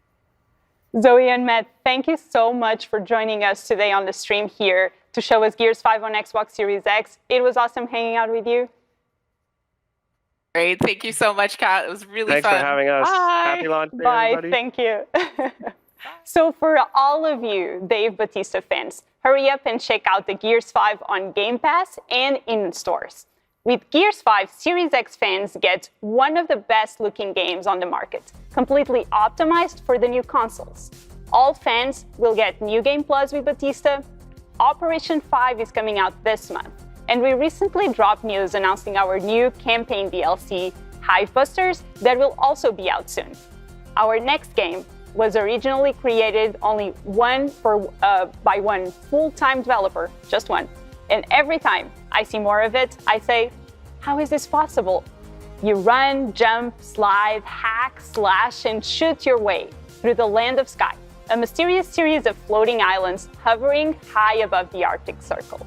This is Bright Memory. 世界各地的 Xbox 玩家们，大家好，我是光明记系列的游戏开发者飞燕群岛，非常高兴能够再次在 Xbox Launch Celebration 上和大家进行见面。这次得到了微软公司的支持，并与发行商 Playstyle 和负责本次移植开发的 Stage Game 合作，共同将光明记带到了 Xbox 平台上。目前我们已经确定会正式发售光明记的 Xbox Series X 和 S 版本。X 版本将以 4K 加60帧的模式运行，而 S 版本将采用 2K 加60帧的模式运行。此时此刻，我也非常感到兴奋，能够把中国游戏带到全世界与各位玩家分享。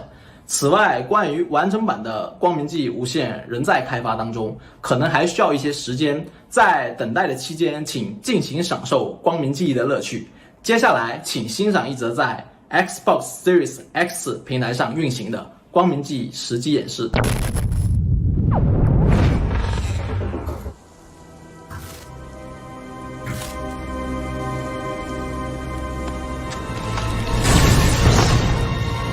Where am I? How amazing!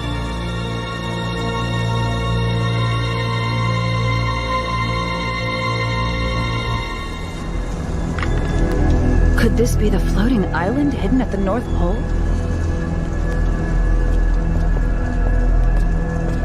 What's that light? It's the light from the lab. I'll go check it out.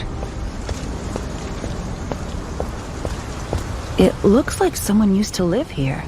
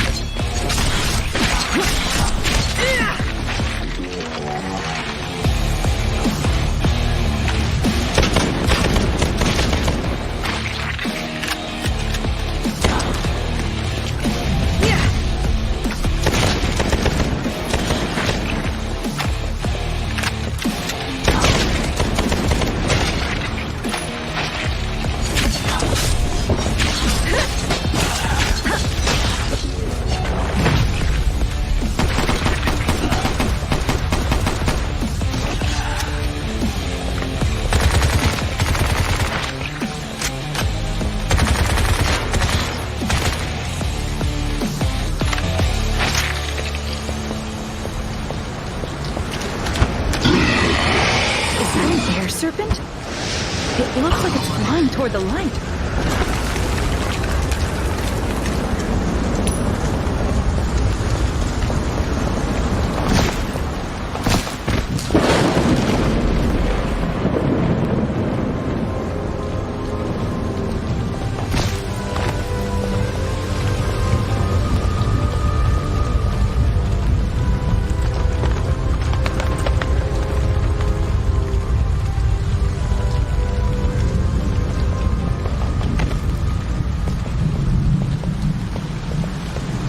Grapple should be able to get into the other side.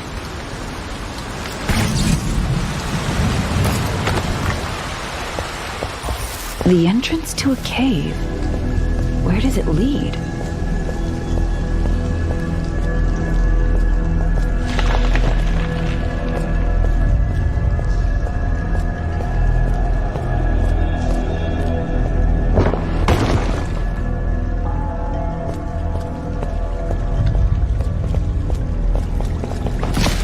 All these soldiers' remains. What happened here?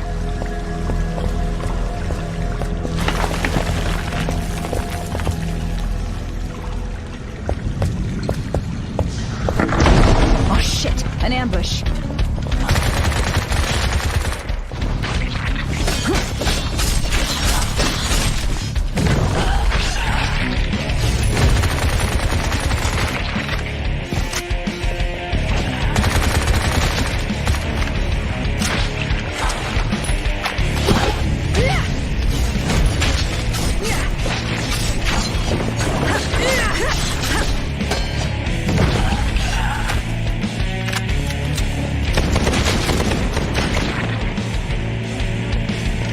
They came back? So there really is a substance that can regenerate life, just like the doctor said.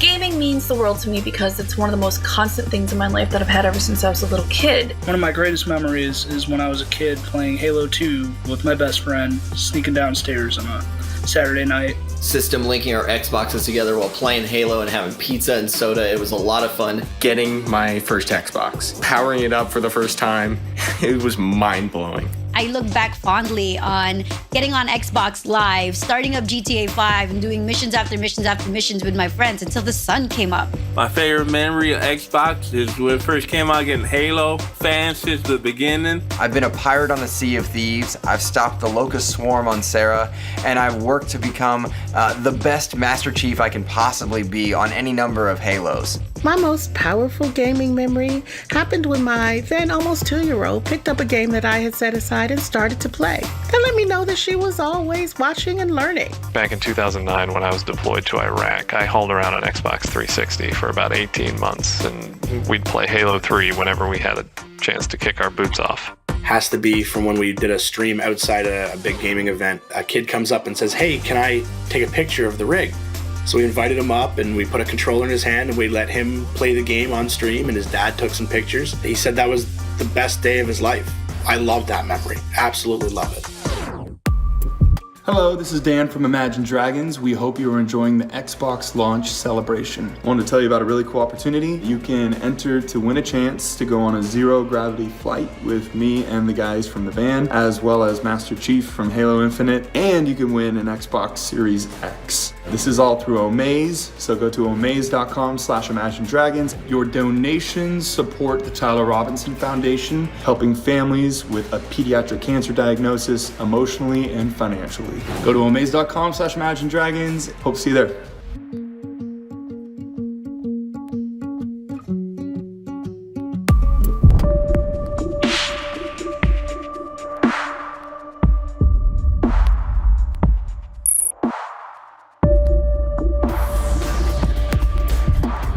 The fire siege just got a lot smoother on Xbox Series X and Xbox Series S as Sea of Thieves hit 60 frames a second on our brand new consoles.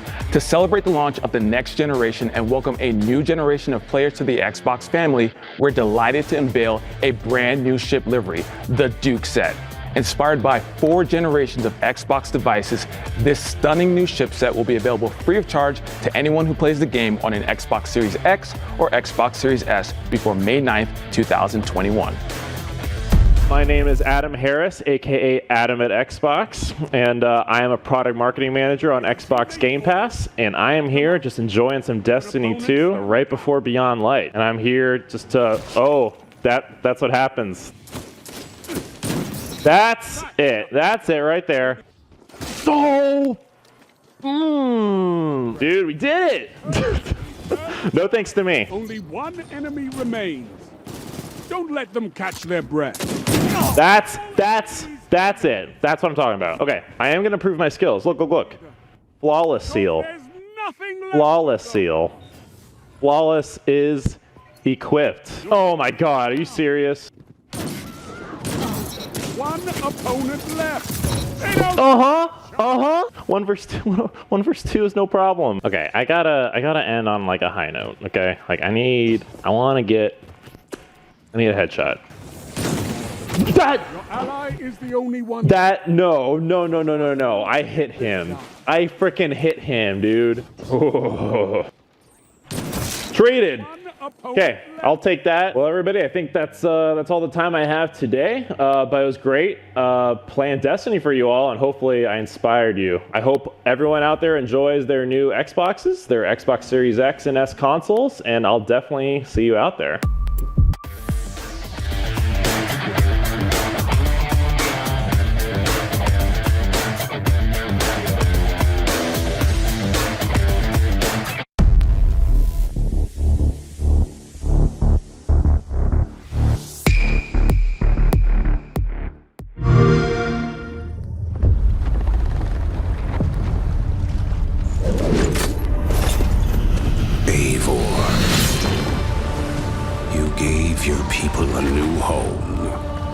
Motherland turned bare. You gave the Vikings something to fight for. You have tamed these broken kingdoms. But your greatest journey still lies ahead.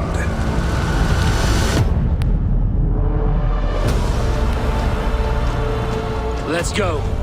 It's time to capture a kingdom.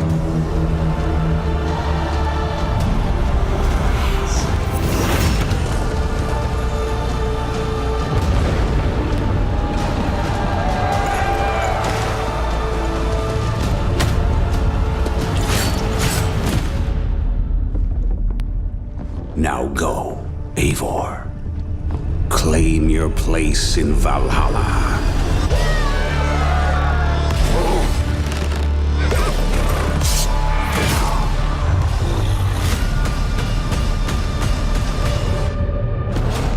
Assassin's Creed Valhalla, available now.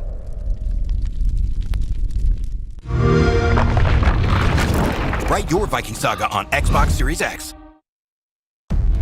Assassin's Creed is one of the most enduring franchises in gaming over the past 2 generations. The series started out as an action-adventure game, but over the years it's evolved into more of an action RPG, and its creators have never been afraid to shake up the open-world category. Now we're kicking off a new generation, and Assassin's Creed Valhalla looks like it's going to redefine open-world gaming again. Let's take a deeper look into the world of Valhalla, and we are joined by Julien Laferrière and Jessica Marr from Ubisoft Montreal. Thanks so much for joining us, and by the way, congrats both on launch and on some stellar reviews. Thank you so much. 3 years in the making, and we're here. It's amazing to be here. Thank you. I think you bring up an interesting point, because when Assassin's Creed has taken a year off, and has only done that a couple of times in its history, right before AC2, right before AC Origins, and here before Valhalla. The game that follows after that sort of gap is usually just phenomenal, like one of the best ones. And really, Assassin's Creed Origins and Assassin's Creed Odyssey were just incredibly well received, 2 of my all-time favorites. So let's talk about what you're going to be doing new. Besides the Viking theme, how did you decide to evolve the series with Assassin's Creed Valhalla? Super good question. Actually, everything was started off from the fantasy of being a Viking, and every decision that we made, whether it was design or narrative, was kind of tailored to make players live that fantasy. But working on the game, we actually came up with a major breakthrough, which is the settlement. And for us, what it means is that we changed the whole game structure because of the settlement, because every quest in the game you start and end in the settlement. So we really have this feeling that you are a clan leader and you see your clan prospering in England, and that actually kind of shapes the experience of Assassin's Creed Valhalla in something very different for players. So really looking forward to see how players will react to this. But for us, it's a major change in the franchise. Yeah, well, so let's talk about Vikings. Vikings, very fertile sort of culture for fiction, especially in these last few years, and for gaming as well. So, how did you land on Vikings, and especially in the 9th century instead of you have all of history to choose from?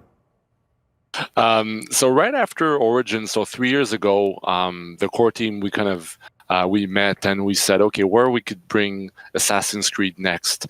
And Vikings came up very, very quickly because, well, first of all, Vikings are awesome, right? And then you imagine, Vikings, Assassin's Creed, and you already have some images in mind. You already have some gameplay mechanics coming along. And it was very natural for us, based on the foundation work we had on Origins, and now we would see Odyssey shaping up. So it was just very natural to bring it to the world of Vikings. And then why, the 9th century? Well, basically it's because it's the golden age of Vikings. It's the best time to be a Viking. They were at their peak. And it was just, we wanted to bring the experience there. And the fact that England and Norway have such a big contrast makes it very, very cool for players to see that difference. It's a land full of political intrigue and so on. So there's many, many cool things to explore in this specific time period, for sure. I'm just enjoying looking. I got to say, Assassin's Creed in 60 frames per second is a revelation on Xbox Series X. I'm enjoying it, and I'm loving just watching footage here of stuff I haven't seen. So tell me, Jessica, how did you work with historical experts to blend the real-world events that happened during this time in with this Assassin's Creed sort of sci-fi setting? Of course, Assassin's Creed prides itself in its love for history, so we always take what we learn very seriously and try to represent it in a way that really respects and also loves that part. And specifically for the Dark Ages, there's so many things we could work with. Of course, we wanted to recreate that world that almost feels painterly sometimes and recreate that fantasy of the rolling hills and those bustling cities, but we also wanted to make sure that the fight felt really combat oriented, very grounded, and very much feeling like a Viking. So we take everything they teach us to heart. Well, let's talk about England during this era. I've played a good amount of this game so far, and I didn't realize wolves were an issue in the 1,000 years ago. And you don't really think of necessarily the terrain when you're going to cities like London or something like that, and how mountainous England might be. So, is there anything unique about the terrain of England, especially a millennia ago, that lends itself to showcasing Assassin's Creed, especially with this new console? I think a part of it is that the England of the Dark Ages is actually many layers of civilization, a lot of people, a lot of different influence. So obviously, in the real, you see some big structures that were actually left there by the Romans. And what's cool is that at the time, that sort of knowledge of technology and architecture was lost. So the people of the time thought that these structures were built by giants. So we kind of really liked that idea, and we wanted to kind of sometimes even exaggerate those structures to kind of deliver on that feeling that the people of the era could have, So, and that helped us shape very interesting kind of compositions and very interesting structures for players to discover. And we thought, it was something very flavorful to bring in the game. Definitely kind of something coming from the perceptions of the Dark Ages, if you want. So let's talk about, on the technical side, what it took. This is a huge chunk of England and Norway early on in the game as well. And I can only imagine, you mentioned, we were talking before we started, just how many studios are working together. So with this new generation of Xbox, like how does the development team harness that to deliver things that weren't possible with what was already a technologically advanced game with Assassin's Creed Odyssey? Well, on Assassin's Creed, we love technology. You're talking about, a team in 2007 when the first AC was launched, a team that built its own engine, so Anvil. So we have this, this amazing relationship with technology, and our engineers, whenever there is, the dawn of a new generation of console, they get super happy because, we have new possibilities, and this generation was no different. And, the first time I picked up the controller of a Series X and I played the fight in 60 FPS, that was just such a cool moment. Just the fight is so smooth, and I'm sure, Jessica, on your end, you probably had some stories like that, but when you feel the game on next gen, it's just incredible. There's many cool stuff that feels very comfortable. It's not only graphically more interesting, there's also a lot of comfort coming from the experience. Absolutely, and the breadth of the world that we can share now to players when you go up on reach high points and you see that world and everything you can access so clearly and in 60 frames, and even when you're raiding, the fires that start, all those little details really come to life and fulfill that fantasy with the next gen consoles. So you mentioned raids, and I think we have something that's happening here. It's like Assassin's Creed. We think of assassins as being sneaky, and yeah, you can pull your shroud over your head and you can sneak in. You have your hidden blade here in this game, but I feel like, at least maybe I'm just bad at stealth, but I'm getting into some scraps. I also don't think of Vikings as necessarily being super subtle. And so you get to blow your horn and get into a raid. So let's talk about that and how this plays into combat and has like sort of this big feel and what happens. It's not one person versus the world, but you've really got this cool crew to run through with you. Mm-hmm. We definitely, with the fantasy that we have about being the clan leader, being a hardened Vikinger, of course you have a crew with you in your Drakkar and you can set sail, and to thrive in this environment, you need to make some harsh plays, and so raids are there for that, and it's definitely an ode to historical facts. And it's just so much fun. There's so many ways you can enter and explore those things. You can enter stealthily, check out the environment, and then call in your crew and ambush, or you can just go in from the ship, run up, and destroy everyone. It's always a wonderful experience. Yeah, there's that press Y to start the raid as you just sort of, it's like coming in, like honking the horn, and just like jumping out and getting into it. And it's been working for me, so I'm going to keep on with that. We did see briefly there, we saw the skill tree, which is radically different than previous skill trees, where there it is. Thank you. I almost hit that cue perfectly. I just love that. I just love it. So if we think back to Odyssey, you could see the entire skill tree before you and go, okay, I'm going to save up for that one, or I want to unlock that one. This is more sort of hidden, and I find myself depositing my points into different places. So leveling is just very different in this game, and please tell us about how that's come together and what things you can look forward to. Sure. So one of the visions we had really early on was wanting the player to fulfill their own journey. And for that, we wanted to give them as much freedom as possible. And the skill tree is an ode to this. We slowly unroll or unravel all the possibilities in the game, and you can't make any mistakes either. You can always go back and respec based off of what you prefer or what you find, and so that's what the skill tree is for. It's really there to create that mystery, to encourage players to play their own way, and whether it be purely Viking, purely Assassin, or somewhere in the middle, the skill tree is there for that. All right, so I'm looking here at Ivor, and okay, we're dual wielding. I think it's a hammer in the right hand. We've got a hat shader, an axe in the left hand, pulling out the bow. Let's talk about weapons, because I feel like you're doing some different things with weapons, especially when it comes to upgrading. And so it's not so much more necessarily, and correct me if I'm wrong, but I feel like you go deeper with the weapons that you have if you choose to do that. Well, it's awesome to be, so close, or even in the early medieval period, because you have access to all these awesome weapons. My favorite being the flail, for sure. Kind of close second, the dual hammers, were always a favorite. But we have access to all these really cool weapons, so we wanted to include them in the game for sure.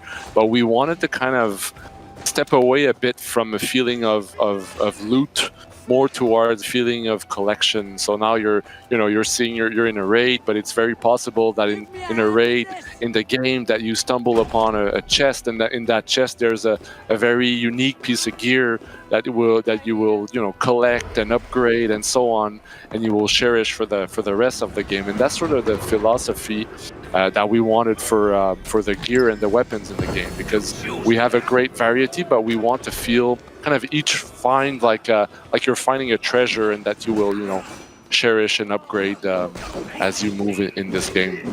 Yeah, I like that. It's not like, oh, this is such a cool weapon, and 5 minutes later, well, I got something that's a little bit better, so I'm going to just throw it away. I'm going to break it down. So we've talked about differences in how you fight, but there are differences in the types of enemies we see. And we see sometimes you come up on these enemies that have that sort of they have like a title on them, and they fight a little bit differently. And so how are they going to be reacting to Ivor, and what do you need to keep on your toes for? There's so many archetypes in this game. It's unbelievable. So every corner you turn, there might be a new opponent to challenge, or that challenges you. So I'm sure players will find so much fun in them. Sometimes they have companions, sometimes they work in teams, sometimes they throw objects from the environment. They're always surprising, and there's so many to keep you on your toes and to always check on you, see if you have your abilities together, and if you really can master the way of war. So there's so many. I'm really excited for players to discover them all. Pro tip, if you see the skull over their head, just run. Just run. Because I was like, I'm good at this, and then I was dead. So you were about to say something, Julian, about the enemies? Yeah, well, I guess it kind of caters to one of the big goals we had for this game was we wanted players to still be surprised after many hours in the game, and I think the variety of enemies is a good thing for that, because we've put a lot of effort, and after 50, 60 hours, you think you've mastered the fight, and then you encounter a new enemy archetype that will surprise you, that uses a new tactic that you weren't necessarily prepared for, and you have to kind of adapt your play style. And that was one of the main philosophies in the game, because we know that hopefully players will spend many hours in this game. We know they did on Origins and Odyssey, and we wanted to keep the experience very fresh, even if they're very deep into the game. Yeah, that's very much appreciated. So let's talk about the settlement. So we just saw after that raid, Eivor came back to Ravensthorpe, your first settlement in England. And how does that change like the Assassin's Creed experience? It's an entirely new feel for the game. Julian and I could talk about the settlement forever. You have time. Go for it. We're talking about the settlement. The settlement is a place that players can call home, and especially Eivor. There's so many little details to the settlement and how that changes the way you perceive Assassin's Creed this time around. Quests unfold through your efforts. Raiding has purpose beyond just yourself. You do this for your clanmates, with your clanmates, your Yams Viking. There's the Alliance map that you always get to check and see your progress. And of course, there's a million ways to customize either yourself or the settlement. So there's so many things that revolve around that settlement, and so much effort that's been put into it for players to fall in love with it just as much as we did. So one of the areas oh, please, Julian, go. Sorry. Right now we're no one seeing cares about what I'm going to say. You're following Hytham, and Hytham is actually a member of the Order of Ancients Bureau, and he's actually the Hidden Ones Bureau, and he's actually the kind of the gateway into everything assassin in the game. And now you're seeing a very iconic moment where you're about to learn the leap of faith for the first time. So this is obviously very iconic for the franchise, but also for Eivor, who kind of learns the ways of the assassin. So it's kind of a very cool moment. Actually, I remember the first time I played it, I was, wow, this is kind of a cool tribute to the franchise, and I hope players will get the chills when they feel that. I certainly have them now. That's so cool because I saw that moment many times. Yeah, I hadn't gotten to this part in the game yet, and I did jump off of something, and she didn't do that, and just sort of like, I don't know, just jumped and flailed off like I would probably do if I was jumping off of a large tree or something like that into a body of water. Well, there it is. The famous leap. That's pretty On cool. her first try, too. So effortless. Yeah, there you go. Vikings were not afraid of things like you and I, no problem at all. Can we talk about Eivor a little bit? I don't want to be divisive here, but in Assassin's Creed Odyssey, you either used Cassandra or you didn't play the game, as far as I'm concerned. It's fine. I don't ever need to talk to you again. And so I'm just curious, with when you pick the gender of Eivor, it's actually like a really interesting way that this works. It was interesting in Odyssey where they were brother and sister, but can you talk about that you can choose, or you can even choose not to choose in a way when you're selecting your character at the beginning? Yeah, so obviously we couldn't do brother and sister. That was Odyssey. So we needed to kind of find a new way to have both a male and female character, and that would fit within our lore. That would fit within the fact that you are reliving the memories of an ancestor through the DNA memory. And obviously we're in major spoiler territory here, but I think we've found a cool way to have kind of both versions working, and we're super happy about it. And I think there's the third option, which is let the animus decide, which is for players who are really into the lore and that sort of stuff. It's kind of the way to go. But no, we're really happy with the way it turned out, and I think on the voice side, we're also lucky to have two amazing actors from Denmark, Magnus Brunn and Cecily Stemsil, both with amazing voices that bring, with each part a lot of flavor to the characters. And I'm super happy that we have the option to switch between back and forth, because for players, I think it's a really cool agency to say, okay, I want to experience that scene playing female Eivor, I want to experience that scene playing male Eivor, and then you can even let the animus decide, which is not a random choice, which is a very narratively grounded choice. But I'd be curious to hear your take on it, actually, Jessica. How do you feel about all of that? I've always been very obsessed with lore, so I will definitely be picking Let the Animus Decide. And having heard, small tidbits here and there from the narrative team, and having seen parts myself, I think Let the Animus Decide is a wonderful choice. But honestly, there's always times where you're curious, how would that tattoo look on male Eivor or female Eivor? And both of them are very canon, so there's no wrong choice. And as you said so beautifully, the voice actors nailed this. You fall in love with both voices so easily, and there's no wrong choice. It's really up to your own adventure. Jessica, you're making me regret my decision here a little bit to just go all in on female Eivor, but the voice actor is amazing. So I think you could switch that later on, can't you?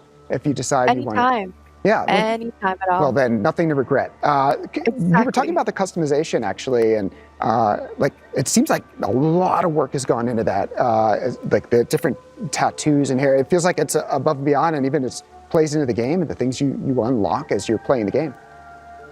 Yeah, there's so many ways for you to customize your experience or make it feel, either the settlement feel more like home, Eivor look a bit more to your fashion, and of course your gear to reflect your playstyle. So there's so many ways that the player can identify themselves in that world, starting with gear, weapons, your Viking that you get to share online, tattoos, hair, horses, ravens. There's a million different ways that you can make the experience your own and share it with friends.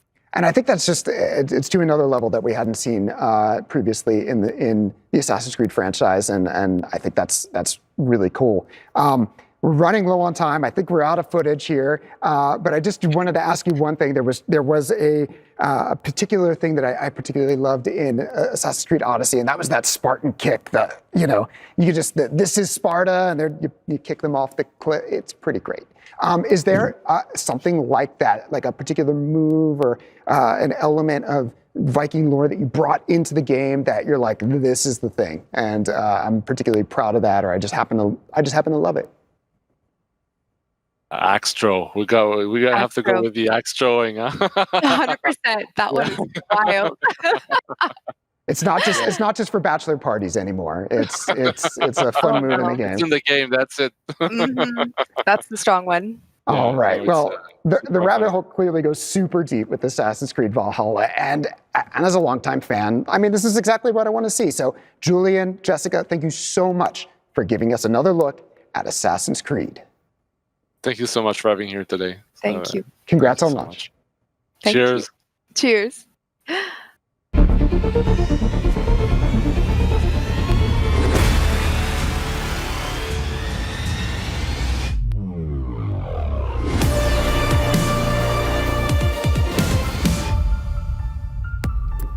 Mexico has some of the most passionate Xbox fans in the world, and to celebrate the launch of the Xbox Series X and Series S, they went big. Like, really, really big. See it for yourself.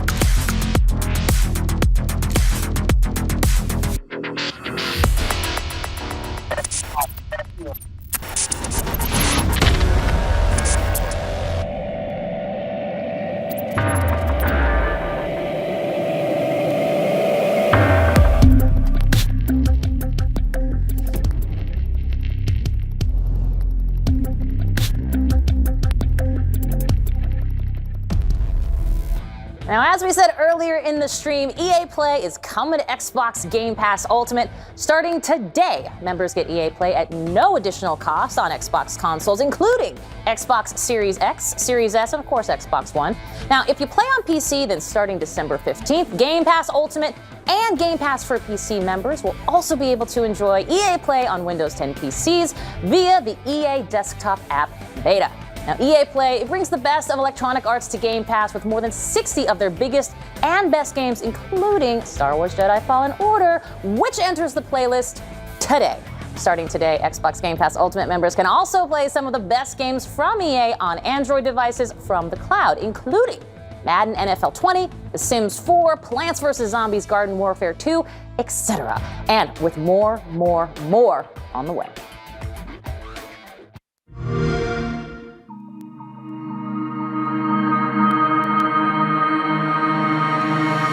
Let's all we pray. Always okay. Moments of joy. A world to enjoy. Always okay.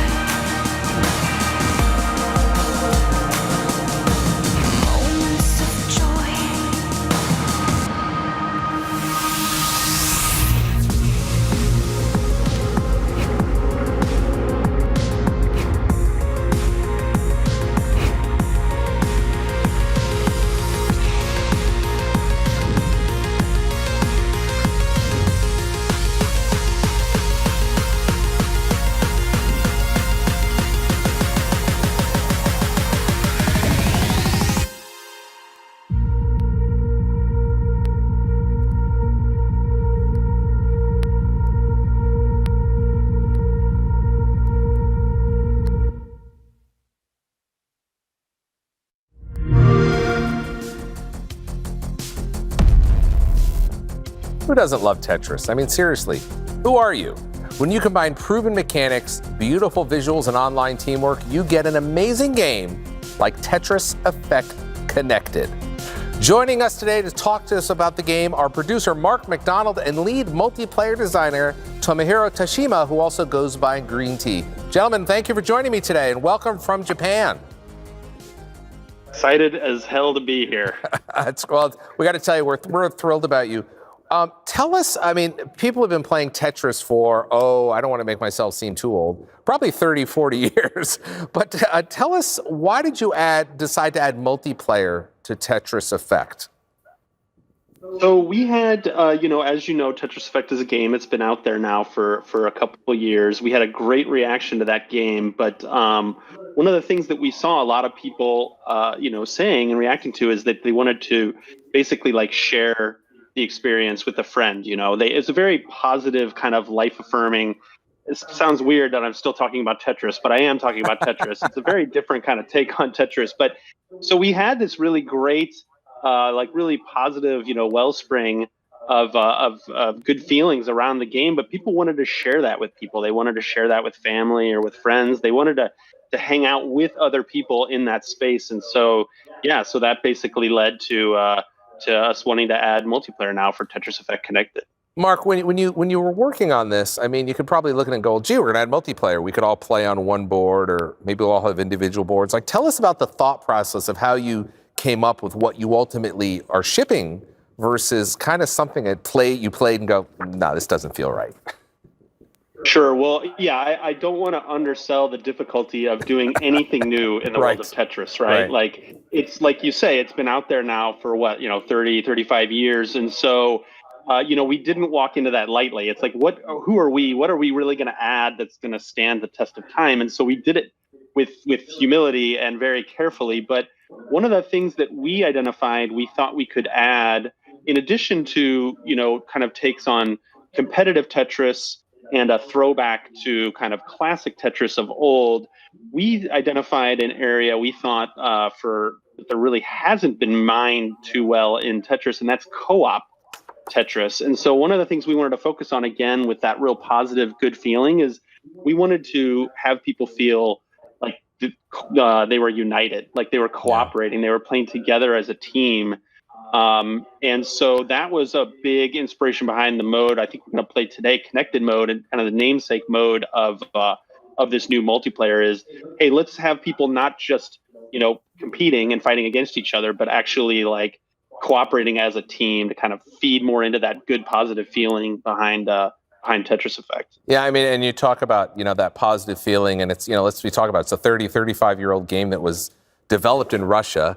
You guys are in Japan. It's enjoyed around the world, and it's really one of those very few gaming phenomenons. And I don't use that term lightly, because I remember people pouring hours and hours into to games you're playing on much smaller screens. But now you've got this beautiful 16:9 palette. You've got the power of Xbox Series X and S. What are some of the features that we're going to see on these new consoles? So, you're going to see a much higher, like native 4K, 60 frames a second performance. And, I think that's, especially with a game like this, I want to say that is more than just numbers, because a lot of what we do with the graphics and sound, the audiovisual experience is a big part of what we think makes Tetris Effect really special. And we use like a particle system, right? So if it's a bunch of dots, like the graphics are based around kind of dots and how they can react to the music and physics and all kinds of things like that.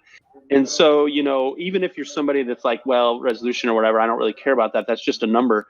The fidelity really does make a big difference in the actual emotional experience, hopefully, that you're going to get from this game. So hopefully that's something people are really going to notice pop much more now on Series S and Series X. Now, you mentioned audio, and I'm a big audio fan, and hopefully, now tell us, what will this support? I mean, a lot of folks are asking about Dolby Atmos. Will this support Dolby Atmos? Actually, that's a good question. I don't actually know the answer to that. I should look into that. But audio has been a big part of the original Tetris Effect experience. We had a full soundtrack created just bespoke for this game. Wow. And the connected mode now adds, I want to say, about 10 new tracks. So it does have a bunch of all new music.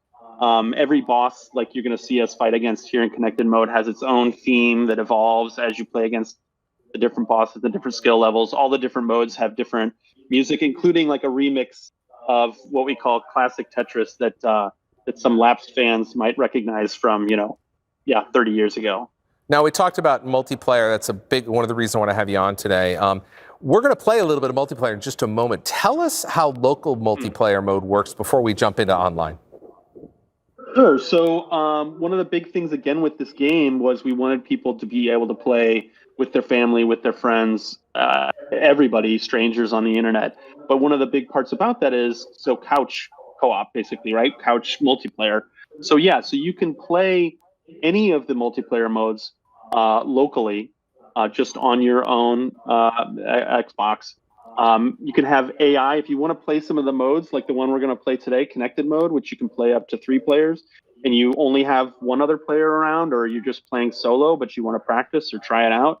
You can use different AI bots to fill in those slots. You can ramp their AI skill level too from 1 to 10. So to kind of match your own, especially if you're playing competitive, that's a lot of help.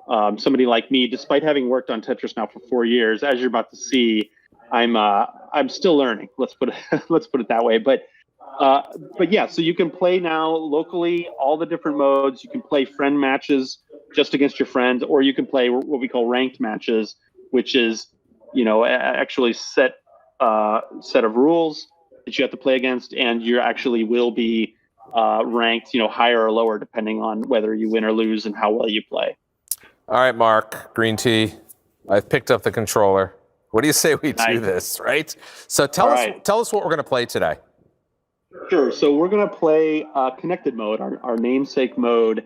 And like I was saying before, this is a cooperative mode is the idea here. So it's going to be the 3 of us against an AI-controlled boss. And if you want to we can all ready up here. And so we're going to it's a little bit of a different spin on competitive Tetris. Everybody, just hit A there and we'll all ready up. Hitting A and I'm not readying up because this is a live demo and that's what happens. So the tech guys are going to come out and tell me what's going on. Cool. Controller's on, I'm ready to play, but once we get this figured out, tell us what we're going to play. Sure. So it's going to be the 3 of us against one AI-controlled boss, and we don't individually, send lines over the way you do a normal competitive Tetris. What we're going to do is all 3 of us share a meter, and as we play Tetris clear lines, that meter's going to fill up, and once it fills all the way up, we're going to combine into one big 30-block long matrix. Okay. And any of us can move. We'll take turns in that 30-block long matrix, dropping blocks, and those lines that we clear will then get sent over against the boss. Cool. Yeah, here we go. Okay, got it. All right, we're getting ready to get ready up here. So you talked about it, but feel free to re-explain it as we're continuing. Sure. So yeah, and you'll also see the boss. The boss is not going to just sit idle. The boss is also going to be clearing lines, filling his own meter, and he's going to send those over in attacks we call blitzes. You'll see here probably pretty soon the effect of that. So yeah, we're just playing. By the way, that's me over there on the left. Where are you, Mark? Yes, I'm on the right, and Green Tea, who, by the way, is one of the 5 best players in the world, is in the middle. No pressure, though. No pressure. Awesome. So these things are unstable blocks. What he just attacked us with, if you combine these with each other, like I just did, boom, they blow up and screw up your matrix. So try to not have the fiery blocks touching each other. Ah, I see. He just attacked us with a no hold. That means normally you can put a piece in storage with the shoulder button, with the L shoulder button. You can't do that right now. Right. And here's unstable again, so the fiery blocks. But we're just trying to clear lines to build up our meter right now, so that we can combine forces and go against them. So the different bosses too are going to have different attacks, but all of them are pretty much focused on trying to mess us up. in many different ways. So and you can see an arm meter playing there and talking bottom. is very difficult, so I applaud you, Mark, for being able to do this.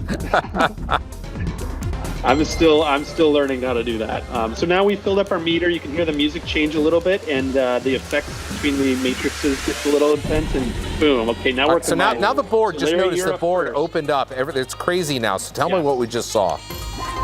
So now we're combining and we're trying to form lines here, the three of us at once, and taking turns. You can see whose turn it is switched. Now it's the red person's turn. That's me. Now it's you, Larry, yellow. And yeah, we're basically now sharing one big matrix and trying to combine.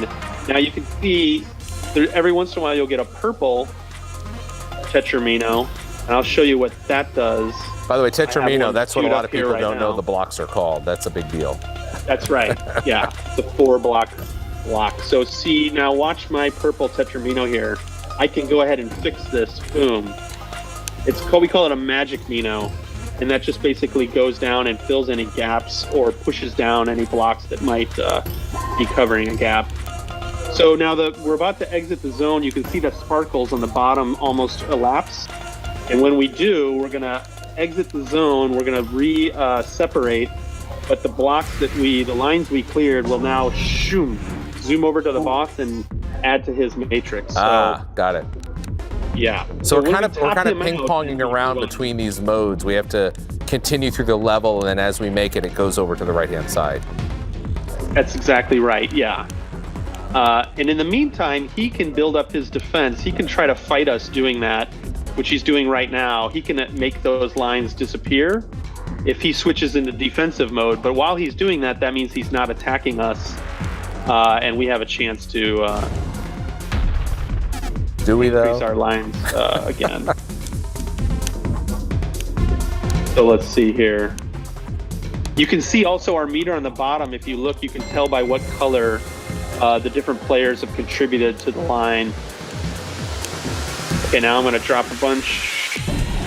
Okay, let's see if we can get better this time. I thought we did better last time, Mark. Pressure's on. So yeah, so speed is a thing here, and we can fix mistakes if we need to with those magic Minos later. But you don't earn as much attack against the boss. The more you use those magic Minos, the more you rely on kind of the little cheat Minos. Right. The less your attack you're going to send over against the boss. But see here, we're already doing better this time. It feels really good when you get in the rhythm here. Oops, when you don't do what I just did. And you get in the rhythm with 3 players, it feels really good. What's kind of the best strategy that you guys have found as you know, we're making this a party game? I'm sorry, what's that? What's kind of the best strategy that people should, when they're playing this multiplayer mode? Sure. So one big strategy is to fill up your matrix before we merge. Okay. Because once we merge, then you have a whole bunch of blocks already, which you just have to top off. So you'll see some people when we're about to merge just suddenly just start dropping blocks, not even trying to make lines, just start dropping blocks as fast as they can. Right. And that's because when we merge, it kind of shakes up everything and makes those blocks drop down. Let's beat this boss. We're going to beat him this time if we can merge again. Tatajima-san's going to take us over the top. Yeah, don't look for me for that. It's going to be up to you. Let's go. Here we go. So just try to fill up your matrix, Larry. Don't even worry so much about clearing lines right now. Got it. Just kind of fill it up and watch this. When we're about to merge, see what I'm doing. It's time. I'm just dropping them all over the place, and here we go. Ooh. So now we're set up kind of already. You do have to be a little more careful now where you drop your... They have these peaks and valleys, right? But we can start completing lines. See, we're already at 8 now. Oh, I'm sorry, that's me. And you can feel the controller vibrate too, right? When it's your turn, it goes. It kind of. It's a nice like little tip. Yeah, it's a nice little reminder. Hey, wake up.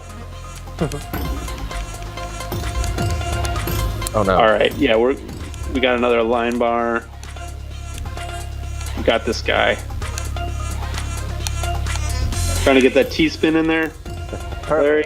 Trying. Doing advanced That's Tetris why up old here. school Tetris coming into play. It's just all the muscle memory just came back. All right, we got him. Yeah, nice. Excellent. So now we beat him. That's one boss. The bosses come in things of 3. We're on normal difficulty. It gets harder and harder. So maybe here you can see the little result screen. MVP, of course, Hatajima-san. Right. You better be. And we'll just give you a taste of this next boss where you can see some of the different attacks he's going to have. Now we're up against Libra, kind of fighting the zodiac signs here. So they escalate as they get more difficult. Their blitz attacks get kind of crazy to the point where some of them hide your matrix where it's completely invisible. You can't see anything. Let's let him get an attack in. He's like setting up for a Tetris. Okay. There he goes. Coming. Okay, so hard field. So these are lines now you have to clear twice in order to get rid of them. Other things will kind of invert where your blocks are and where they weren't. Here's twist, which just kind of gives a little spin on what you've done. Just basically trying to mess you up any which way he can. So yeah, and as one little extra bonus, we should mention, in general, you're playing against AI-controlled bosses here, but we do have a special weekend mode that only is active 24 hours every week. Okay. And that is called Connected Versus mode, and you can actually play as the boss. So a 4th player can join and play as the boss in that Connected Versus mode. Again, just 24 hours. Sure. It's the same 24 hours all across the globe, but at the same 24 hours, you can kind of get a taste of the dark side. And, well, I just want to make sure whenever I'm playing, I'm going to have to check my clock because I want to do it when Green Tea's sleeping. I don't want to ever match up against him. He is scary, scary good. He's also our, like we mentioned, lead multiplayer designer. So that was a very nice, very, very nice thing to have when it came time to balance the game. But as a live multiplayer game, we're not pretending that we have the formula figured out from the start. So we're super excited, starting today, for people to be playing this game, watching how they're doing, things like bugs and stuff like that we'll be looking out for, but really like what we're excited to see is like how people do strategies we haven't heard of. Should we be balancing things differently? We'll be patching and watching stuff to react to the community as best we can, especially in these first few weeks and months. Yeah, it'll be great to see some of the a lot of the streamers streaming this and seeing watching it online, because it's a very unique game that you'll be able to stream. That's what we're hoping, especially that Connected Versus mode where it's 1 against 3. We're really interested, these Tetris pro players like Tajima-san who are so good.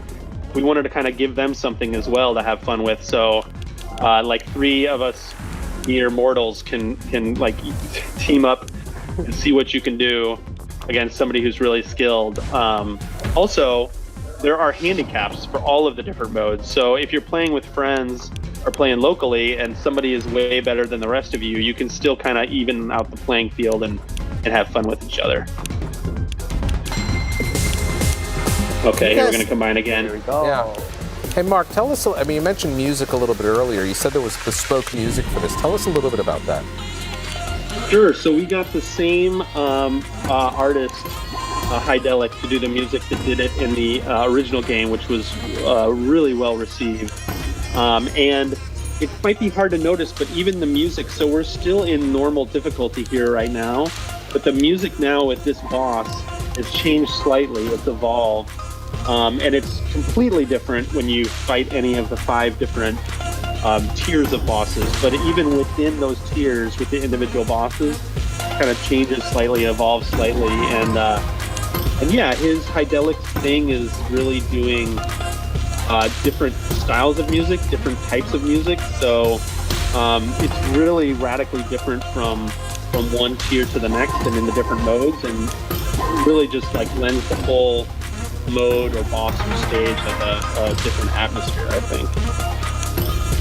All right, I think there we go. I think this will be a good time to kind of wrap it up here. So this was really great stuff. Sure. Mark, I want to, first of all, Mark and Green Tea, thank you for joining us to show off Tetris Effect Connected, available now on Xbox PC Game Pass and Game Pass for PC. This launch moment to me means to be part of gaming history. Behind the scenes, here on the Xbox team, we've put in thousands of hours of work to create the best all-around gaming experience for our users. I'm most excited in this new generation of the amazing capabilities that creators will have to tell deeper, profound, and more immersive stories. I'm so proud of the work that we've done to make Xbox accessible at all different price points. It's an absolute dream come true, and it's a culmination of years of work by so many passionate people with a mission to deliver the most powerful and accessible gaming devices to play the games that you love. Working on something that I know that millions of people in the world will enjoy is amazing. Giving our fans new, unique, exciting experiences and inviting new players to join us is what gives me energy and makes work worthwhile. Jump in. A message I'd like to send to the gaming community is thank you. Thanks to all of the Xbox community for their passion, their love to the brand, and for making Xbox the best gaming experience in the world. I can't wait to see our community continue to connect, play, and create together with this console launch. Thank you, fans. You're the reason why we do this. A message I'd like to send to the community is get ready. Get ready for faster load times. Get ready for higher frame rates. Get ready for more detail. For me, this launch is important because when everybody plays, we all win. So on behalf of everybody at Xbox and everybody at Xbox Research and Design, have an awesome launch, and thank you for all the feedback and support over the years. Hey guys, Christian Pulisic here. Hope you guys are all having a great time watching the Xbox launch live stream celebration. Gaming and football are two things that can really bring us all together this year. So we want to give you guys an amazing opportunity to earn rewards and prizes all year playing FIFA 21 on Xbox. So make sure you guys stay safe out there and score more with Xbox.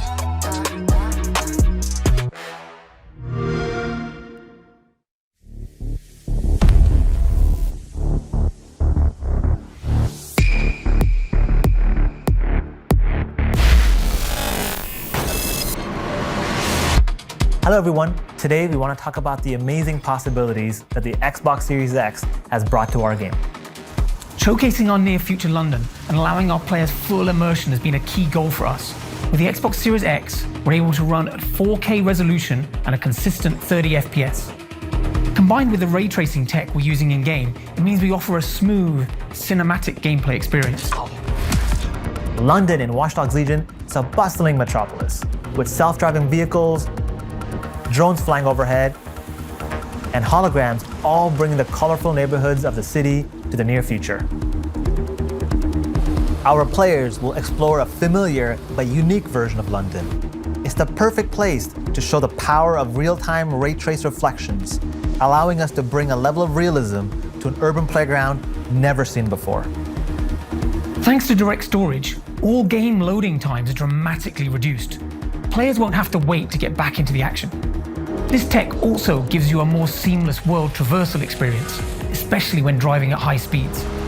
Anything you see in the open world will have significantly increased resolution and fidelity, including render targets, cube maps, shadows, textures, and high detail geometry. We've enhanced our graphical features, including ray traced reflections, improved shadow quality, and support for variable refresh rate. For our team, it's about nailing both the vision of what near future London looks like and offering a phenomenal gameplay experience to the players. Watch Dogs Legion will support smart delivery, so anyone who buys an Xbox copy of the game will get a free upgrade to play on the Xbox Series X. Watch Dogs Legion arrives to the Xbox Series X on day 1, November 10th. We cannot wait to see you there, and welcome to the Resistance. There they are. Oh man, they're still up there. Having a good time. Need a break. I'll tell you now. Listen, the recreation of London in Watch Dogs Legions is simply stunning. As is the idea that you can play as anyone. Xbox One owners have been playing it for a little over a week, and today it is a launch title for Xbox Series X and Series S. That's right, Larry. Big day. So here to take you on a whirlwind tour of the game are Clint Hawking and Kent Hudson. How are you guys doing today? We're doing great, man. Congratulations on a big day. Great to see you guys. I got to tell you, we've been talking here. I've been playing a lot of the game for the past couple weeks. I got it early, thank you. And a couple days ago, I got the update which introduced ray tracing, and my eyes popped out of my head. When I saw that playing on my OLED screen, I could not put the controller down. Now, Malik, you haven't had a chance to play this, have you? I haven't gotten in yet. I'm planning on doing it when I get my console tonight. I'm telling you, if you have an Xbox One X, Series X, or Series S, you have to check out this game. The ray tracing is simply unbelievable. Anyway, and I kind of answered my own question, which was for you guys. Hey, what improvements can players see on Series X and S? Certainly there's ray tracing, but there's a lot of other stuff too, right? Absolutely. I mean, we also brought smart delivery. So what's really important for us, as you mentioned, that we released on the current generation, or I guess the previous generation of consoles. And for those who did get it there, you can grab it today through smart delivery and play on the new generation. Also, aside from the graphic improvements, much faster loading times. One of the great things about our game is, swapping characters and, I want to be my construction worker. I want to be my spy. I want to be a beekeeper. Now those load times are super fast, which makes that, gameplay experience way more fluid. And of course, the graphics, London's a very wet city, very rainy. And it's really wonderful to see how much more life and connection to the world comes from that added layer of graphical fidelity. So it's a great way to experience the game. You all pack the game with content, and of course the visual fidelity, like you mentioned with ray tracing, is amazing. So I know we have a bunch of gameplay and a bunch of things to talk about. So let's jump right in. What are we going to be seeing today with the Watch Dogs Legion gameplay here? Play as anyone is one of the big innovations, probably the big innovation of the game. So the video we're going to watch is basically taking a variety of different characters with different abilities into different situations and kind of showing how, no matter how you like to play, you're going to be able to find characters that have unique abilities and unique capabilities. And so we're trying to actually run through some gameplay here of all kinds of different characters to show what the game has to offer. And I want to point out that what we're seeing here on this gameplay, this is Series X. It looks fantastic on XRS. But you're just kind of jumped into a car and now you're screaming on down the railroad having a tracks.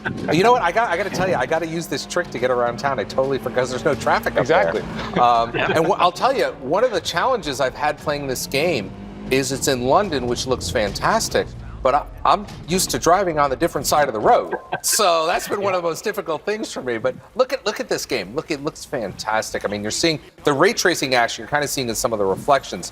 What are some of the other areas that we're going to see the graphical enhancements? Certainly ray tracing, draw distances. Tell us about that. Yeah, I mean, absolutely. The ray tracing, the draw distances are all hugely improved. I think correctly the shadow fidelity is improved, and I was actually talking to one of our graphics programmers the other day about what it's called, and I can't remember the name of the technology where the shadows closer to a person's foot or to the base of a car or a post are very crisp, but as you move further away from that object, the shadows get fuzzier. I'm sure Twitter is going to remind you quickly. So. The experts will tell me, and I'm sure Yarko is really pleased at me for asking what it's called. But I mean, I think one of the things that's great is it's detailed shadows, like these kinds of reflections. They're not just there for graphical fidelity. They really make your characters and your actions in the world feel a lot more physical and grounded. Like it makes the space feel more believable, and the lighting model makes everything feel more connected in the world and makes it feel much richer. Hold on a minute. I got to point this out. If you have your spider bot, you have to do that move. You can sneak up behind enemies, and it's like this face hugger kind of move, and then completely incapacitates Nightmare them. is what I call it. I love it, and that's It never gets old. I was playing with Jeff from our team, and I was telling him about this. He's like, "What do you mean you can do this?" And I heard him when he was doing it. He's like, "Oh my God, you can do that." Now, we're seeing kind of the world here and in London, and it looks fantastic. You talked about playing as any character. Here you are in a drone. I want to talk about playing characters in a minute, but this is also cool because there's all sorts of drones you can take over in the world, right? Yeah, the drones are a huge part of the game. I mean, it's an extension of what we had in Watch Dogs 2 with the quadcopter. But the drones are everywhere in London. There's a drone highway above the city. There's combat drones. There's ambient drones. We have the ability to take them over and do gameplay. There's like news here, you're drones. seeing. Yeah, this is there's news drones, Wi-Fi drones. This is actually a custom drone to this character. So only this character type can use this drone, which has a shock attack that he's using on the enemies here. And so this character can just summon this drone wherever they want. But at any time, you can also just turn around and hijack drones from what we call the drone highway, which is above the city. And there are enemy drones that are in the levels and are basically pushed back against the character and new challenges to overcome. But you can also, of course, if you invest in the tech progression of the game, you can get the ability to hijack those and take control of them, or even turn them against the enemy to seed a little chaos into the layout. So drones are a huge part of the game. It's one of the major focuses of our Montreal partner studio. They did a great job with it. And you talked about it earlier, and you kind of mentioned it here, but you can play as any character. And you can go through and you can recruit characters. And I was going through the city and I came across a bunch of different characters. I think his name was Bennett, and he was a drone expert or something, and I recruited him. I don't remember what his name was. But I'm just saying, is all the different characters have different abilities, and you can build up your roster to decide how you want to take on and become the resistance, right? Yeah, absolutely. I mean, play as anyone is sort of our core innovation, and it's not just that everyone's playable, it's that every single person that you see in the entire open world is simulated. They have a home, they have a job, they have a life, they have friends and relationships, and all of those relationships are tracked. So, if Bennett has a sister, and you beat up Bennett's sister, Bennett's going to know about that, and he's going to like you less. Whereas if you see Bennett's sister being harassed by Albion and being wrongfully detained or persecuted, you can save her, and then Bennett's going to like you more, and he'll be more likely to or more ready to join your team. So it's not just that you can click on people and embody them. It's that the whole population is simulated to a degree we've never seen before in a video game. Which is super impressive, because it's one thing for you all to literally give every character, every model in the game a background story, but it's also a whole other thing to give them dynamics and how the player can affect the relationships. I remember the unveiling back last year, and hearing that you all were going to tackle giving every character different abilities, different background stories. I'm curious, from your perspective, what was your opinion when you heard, this is what we're going to be doing? What was the mentality behind that? Well, it was a very it was a little bit crazy. We looked at one of our big inspirations for this game was really the first Watch Dogs game. In the first Watch Dogs game, I remember the first unveiling of that game, back in 12 or 13 or whatever, seeing Aiden walking down the street and profiling someone and seeing, Bill Jackson, former professional football player, suffered a head injury or something. And then it gives you this really strong feeling that everybody in the world is a real person with a life and a story. And so when we sat down and said, how are we going to take this game to the next level to get ready for a next generation players and for a next generation open world simulation and really take this and deliver on this promise, it was a natural question of what if all those things were real? What if all those people and their stories and their backgrounds and their lives were real? And they were also a really meaningful part of the game. And then if we start from there, what is the game that we build around that to bring that to life? And that was kind of where we started. And this is 5 years later, this is where we landed. Now we're going through the gameplay here, and you can see you open up some of the skills for this particular character. But I want to point out is that certainly there's a lot of missions in the game, but you guys have created this world, this lifelike world, London in many respects it is.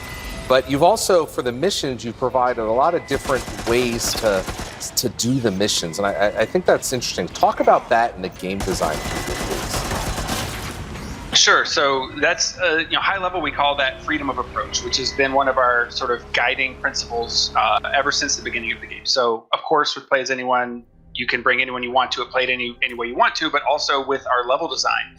One of the big things we did was try to give the 360 approach to our locations as much as possible, so that, if you go to a mission and you see what looks like the front door, great, you can go in there, but you can also say, oh, let me see if I can hijack a cargo drone and fly it and come in from the top. Or I bet there's a back door around the back, and I bet there's also, like a gate over here or a pipe I can climb up. And so you can really approach it from any direction you want to. And even so far as what we call uniformed access gameplay, where certain locations, the people who are working there, one of their abilities is, since they have the uniform, they can enter that location with a modified stealth mode, and you actually don't have to sneak around. So if you recruit that person to your team, you can walk there like they're just showing up for their shift, because as Clint said, people are simulated, so these people work at these locations for a period of time and leave. And so you actually can go in there with a modified stealth mode with your uniform on and pretend to be working there while you're secretly doing the mission. So we really try to make it just as much as possible, no matter what kind of gameplay you like. If you like run and gun, or if you like stealth, if you like hacking, or if you like melee, or it's all there for you. We really try to support it as much as possible and let you sort of make the game your own. And I can see right now the character that you're playing as is the hitman, or the hitwoman, as the case may be. And she's got some. I haven't even unlocked or discovered her yet, so I need to get this. She's pretty amazing. Look at this. Yeah, really tough. We built lots of different cool sort of character archetypes and a whole bunch of abilities, and then we can mix and match and combine those abilities. And the hitman comes with a weapon arsenal. She or she can use assault rifles and pistols. They also have what we call gun kata, which is the ability to do these cool grapples and takedowns and throw people down on the ground and do cool finishers with their weapons. And she also, and you'll see she's got a combat roll here, which makes her harder to hit. And it also, in the combat roll, she automatically reloads her weapon. So as you're moving fluidly around the environment, closing the gap to people, doing finishers on them, reloading your weapon on the fly. It's a pretty powerful character for a really aggressive play style. When that's a thing that kind of strikes your pulse. The other thing I want to point out is you said something very subtle there that maybe some folks could pick up on, is that as you're playing as he or she, is that depending on how you play the game, like my secret agent that we talked about, that I unlocked, it's a woman, but I was talking with somebody else, and theirs is a man. So the different characters, even though your friends may be playing, you may, in fact, the hitman may be a man or maybe a woman. Who knows? It just depends how you play the game and how you approach the world, right? Yep. I mean, the world is simulated uniquely for you, for every person who plays the game. You're going to find people in your game that no one else has. It's not like we offline, generated a set number of people and everybody's getting that set. You could find, the same person in different games. Like, the stream we're watching right now, these characters will never exist in anyone else's game. Right. What you find is going to be unique to you. Now, the abilities, of course, are consistent. So if you find a hitman, she, like Clint said, he or she's going to have, the Desert Eagle and the assault rifle and the combat roll and the gun kata, plus additionally other properties, because that's the roll of the dice, I guess. But yeah, it's going to be who they are. It's going to be completely unique to your game, and that's where we find people developing a real attachment to their characters. Like people they're like, oh my gosh, that person looks like my high school, gym teacher, but they also come with this really sweet shotgun. That's weird. I guess I'll play them. So, the game is full of those anecdotes, That last example was one that probably hit close to home. That's interesting. Now, we're looking here. I know we talked about the location, especially the climate informing like what you want to do in the game. And as we go through here, I'm curious with the pick for London. The Watch Dogs 1, we had Chicago. Watch Dogs 2, we had San Francisco. How big is the map compared to the previous games? And what was, again, some of the things that made you choose London? So, the map is about the same size. We didn't want to, those maps are really big, but London is a very, very dense city, much denser than the San Francisco of Watch Dogs 2, denser than the Chicago of Watch Dogs 1, and much more detailed, much higher fidelity of detail, narrower streets, lots of pedestrian traffic, lots of vehicle traffic. For us, the choice of London was very much a reflection of our desire to make our play as any one innovation as meaningful as possible. London's one of the most diverse cities in the world. It has over people from over 300 nations call it their home. Over 180 different languages are spoken there. We spent a ton of time on the ground researching the city, talking to all kinds of different people with behind closed doors access, going into these, not necessarily open to the public locations, and really getting to know the city. And we really felt like when we were trying to decide where we would set the game, if we were going to do play as anyone, we wanted to choose a city that had a really diverse population. Rather than a homogenous population, it's less interesting to play as anyone if everybody's kind of the same, right? So London really brought this opportunity to, make the most of our innovation, and we're really proud of the diversity you can see in the population. And not only that you can see, but I noticed in the characters that you come across and that you play as and with, is the accents. The range of accents in the voice acting is incredible. You get North London, South London, Cockney, you get all the different, just London. And then of course you mentioned all the folks that may not be from there that have resettled there. And it's amazing what you guys have done there. I mean, it feels so alive. Yeah, that was a big investment for us. We not only, have a huge voice cast to make sure that, as you said, the voices are authentic to the people that you find. We actually created some proprietary technology that actually lets us take, the same voice actor and the same voice performance and modulate it and do format modulation and all kinds of crazy stuff that I barely even understand to turn one performance into two or three, to the point that you can have a scene in the game where the same voice actor's on both sides of a conversation and you don't realize it because we've changed it so much. It's more than just simple pitch shifting. It actually changes the voice. Right. But the other thing is it's not just voice acting. It's not like we got a bunch of people to come in and just read the same scripts over and over. We actually crafted personas. So a voice actor is actually mapped to a personality and a way of dealing with things. So if you play missions and do cutscenes with different characters, you're going to get a different take. Some people might be really sarcastic and funny. Some people might be really grim. Some people might be like hesitant about the situation or really serious.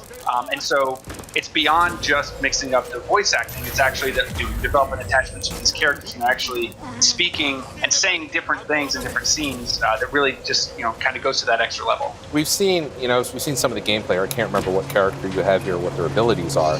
But we saw the Hitman or the Hitwoman earlier. The thing about Watch Dogs is you can really play it any way you want.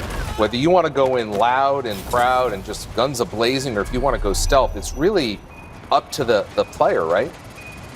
Yeah, absolutely, for sure. So right now, this character is a hacker. Okay. She's a hacker specialist. And so she's got a couple of really cool abilities. She has what we call viral hacks, which is kind of an upgrade on all of the hacks in the game, where if you, instead of just pressing the button to jam someone's weapon like we saw a second ago, she can hold the button and that will propagate out to other people in a radius. And I actually discovered this strategy that you're about to see in this video while I was playing the game, probably for the third or fourth time during development. And I was like, man, if you take a hacker into this drone fight that she's about to get into here, and you have those viral hacks unlocked, you can use the betray hack and it will propagate to multiple enemy drones and betray them all. Right. So all these drones that are being sent against you end up switching over to your side when your hack goes into effect. So that's why I when I played this section, that's what I was really trying to focus on. So again, yeah, all the different characters have these cool abilities, and there's so many different ways to play. You might be like, oh, well, what if I wait a minute, I don't have that ability yet on my Spider-Man. Ability envy here. Wow. So you as you play through the game and you unlock new characters with new abilities, or you unlock new gadgets through the tech tree and you upgrade them, you start to come up with new strategies and think of new ways of playing. And so it's not just freedom of approach. There's also a certain element of expression and player expression here, and how you want to play and how you want to show off your strategies and your skills and your abilities. That's one of the things that really keeps me continually engaged with the game. And I think that's great. I mean, for players who are going to be jumping into the game, I think it really sounds great that you, as someone who worked on the game, are still discovering new ways to tackle missions, and I think that's going to be awesome for replayability. Now, I want to go through, as we take out a bunch of these people who are just working for people. Let's talk about the balance between, when you are tackling a mission, whether you, go in as just a person or whether you use drones. What's the balance between abilities and tech here? It's honestly, like, I know we keep saying this, it sounds a bit cliche, but it's honestly up to you. Like this, we could have played this scene with someone who had the AR cloak, which lets you go invisible, and they never even know you're here, and you're playing a cat and mouse game. Obviously, we're seeing like the heavy hacking approach. You could have brought somebody who has their own personal combat drone. You could have brought somebody who has unlocked all of the drone hacks in the game and is jumping from drone to drone, hijacking them, turning them against each other. That we, one of the things that we really, really, really wanted to focus on was never getting into this lock and key thing where we're like, okay, this is a hacker mission and you need to go recruit a hacker because we scripted a bunch of gameplay for a hacker that's only like no, it's just sort of, uniform challenges for everybody. And we really want to say, if this is how you want to play, if this is who you want to play, you can succeed, you can come and have a good time, and we want the game to cater to all the play styles. Yeah, and it's interesting we're seeing this battle with the drones, but there's so much verticality to the game. Of course, you're going to get that with some drone action, but we're also seeing a lot of these little nooks and crannies that you can fly into or jump into to hide and break the line of sight. I love seeing what you guys have done with this, the stealth. And I go back to one of the original stealth games that I played. It was another game of Ubisoft, which is Splinter Cell, and just seeing how it's evolved. I mean, the same concept is still there. You gotta hide. It just defines sense how you want to do it. Yeah, I mean, for sure. I mean, it's not just, Kent already mentioned like hacking and, going in guns blazing or using drones, remoting. Of course, stealth is another strategy in the game for sure. There are characters that are, have quieter footsteps. There are characters that, have other hacks or abilities that can, give you more, can distract people more, can jam their weapons. We've also built a melee system, and that was a really important thing for us when we went on our first trip to London.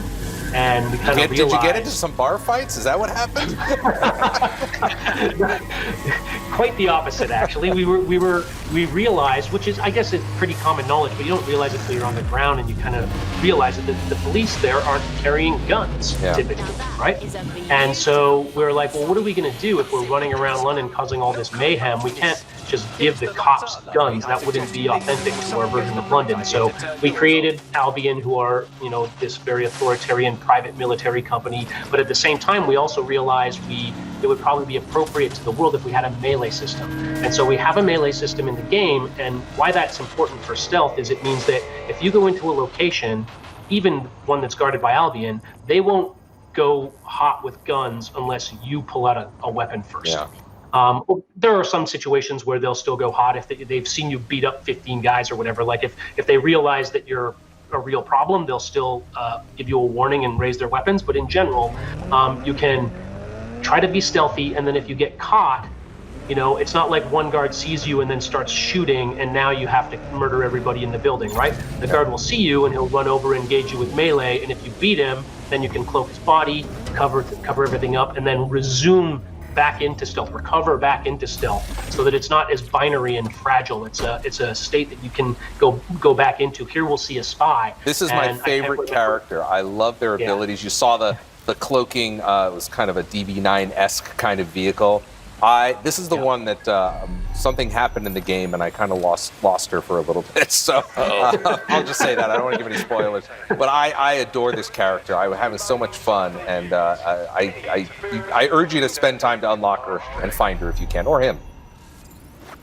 Absolutely. Yeah, this is one of the classic. Oh, sorry. I was just gonna say, like, I mean, if we're doing London, you've got MI5, MI6. You got to pay off the James Bond, or I guess Jane Bond. Yeah. In this case, strategy for sure. Yeah, I mean, just having a secret agent and having some of those classic abilities and some cool stuff there is really good. So, absolutely. Now, I understand the last player character type that we're going to talk about is the hooligan. How would you describe the hooligan for those who are going to be going with that? Is this where the fighting comes in? I think the hooligan might technically be the one. It might be my turn in the question thing, but Clint loves that character so much. I think I should let him talk about that. Right. The hooligan is another, it's another character that I discovered kind of late in the development cycle. In fact, I think the game might have already been live before I started ranting to Kent about I started playing the game with a hooligan and I love it. So this is a character who's a football hooligan and tends to be kind of a rowdy guy or girl. And they have a couple of abilities. One of them is that they can chug a beer. and that makes them tougher in melee. And it's great because they pull out this beer out of their pocket. London. And then they give their little battle cry, and they can call their friends, and then a bunch of other hooligans kind of show up out of the crowd, and they'll run in there and they'll fight alongside you.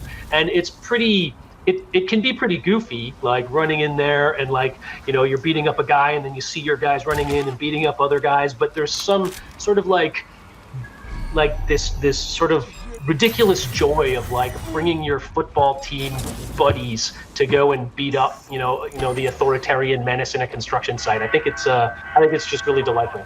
That's so creative. Yeah. The other thing I want to point out here is we're seeing the spy here, and I love the hooligan too. Is that we've got, we talked about ray tracing, we talked about the graphics, we talked about the fast loading. I mean, these are things that really add up to a new type of gameplay. So I urge you, if you had a chance to play Watch Dogs already, and you've been playing on your Xbox One X, when you play it on your Series X or S, you're going to see here's your hooligan. You're going to see a pretty substantial upgrade. Actually, I need to stop right now. Here we are, the hooligan's on the screen. Look at this, and he's got his own emotes. Oh yeah, this is. The liquid courage is real in this one. Yep. And the mullet. I mean, you guys nailed everything about it. This guy's such a goofball. Again, I was just playing the game at the office, and we're like, okay, we got to catch for some footage. So I was like, okay, I'll go. Oh, there's a hooligan, and I recruited him. But again, you don't always know what you're gonna get. And I was like, this guy is perfect. And I gave him this helmet, and I think there's a scene here where he does the crazy headbutt takedown, where he headbutts the guy in the face with his metal helmet. I don't know. He's just so. He's so over the top. He's got this brazen sort of British hooligan attitude to him, which is it's crazy. And there's his mates jumping in there, grabbing these armed Albion guys and throwing punches. And I want to point out that he's got a mask on here, because sometimes when you go into areas that you're not supposed to, you have to wear a mask. And you've got a bunch of different masks that you can put on. So this one isn't particularly hooligan, is it? No, this is. I actually think this is a mask that comes from For Honor. So we have some, cool masks that refer to some of our other games, and we're like, yeah, we should see if the For Honor guys can give us one of their cool helmets. And I think they gave us this one. I liked it because this guy's a Southern football fan, and he's got the yellow and black. And I saw this mask, this big pot helm that he headbutts that person in the face with. It's actually a perfect mask for him. It's a perfect mask. Yeah. So that looks fantastic. Anyway. No, it's great. I'm kind of fascinated by this. I think this is going to be the first person that I recruit a hooligan for sure. Now, moving on to what we can expect when players are jumping in today. Any other unique gadgets? Any other callouts you wanna tell the players as they get ready to jump in? Oh wow! Yeah, blindsided me with that one. Yeah, I've been ranting about my favorite characters. What's your favorite one, Kent? Oh my gosh, now I'm on the spot. Unfortunately we saw it, but I really, really like the hacker character with the viral hacks. I also surprisingly love the Hitman, because I usually am more of a stealthy player, but there's something so visceral about that character. But honestly, to me, the real joy of the game is built. You can have up to 40 people on your team, and so building this huge array of surprising people. I mean, we've got all kinds of people we didn't even show, like the beekeeper and the getaway driver and all these archetypes. And basically the idea that you go to a scene, you're like, you know what, who'd be perfect for this job? I'll just make up a name. Malik. I got to bring in Malik for this one, because he's got some ability that we might not even known is in the game, because even as developers, we're still discovering stuff. We still, when we're playing, we take screenshots and send it to each other in Teams chat. Like, holy crap! Look what I just found. So honestly, it's hard, you can't pick a favorite character, because the game just surprises you, and you build this roster, and then you've got all these people to choose from. So it's honestly hard to say. Here's my request: if we can get Phil Spencer in as a downloadable character, that would be great. I'll work on his abilities. Yeah. This has been awesome. You all did a great job. I can't wait. I'm getting my console tonight, checking out ray tracing on Xbox Series X and S. It's going to be fantastic. Clinton, Kent, thank you so much for being here today with us to give us a pretty thorough walkthrough of Watch Dogs Legion, which, of course, again, is available now in stores. Thanks, guys. Thanks so much. I think it's just amazing that there is so much accessibility with Xbox. You've got the adaptive controllers, you've got the ability to play on your phone or play with the Razer Kishi. console gaming became much more affordable with subscriptions like Xbox Game Pass. Instead of the console being released with maybe 10 games at launch, we have thousands that we will be able to play on the new console. I grew up playing Xbox with my friends, and now I do it with my wife and with my daughter. I've been able to have great, amazing, deep, shared experiences with people all over the globe simply through playing the games that we both enjoy. I'm proud that I've been able to create and join some of the most amazing communities on Xbox, as well as raise significant funds for charity. It's felt important to me as a woman of color in gaming, feeling the sense of being represented and not only heard, but respected in that space. Gaming has changed my life for the better, and I can't wait to see what the next generation brings.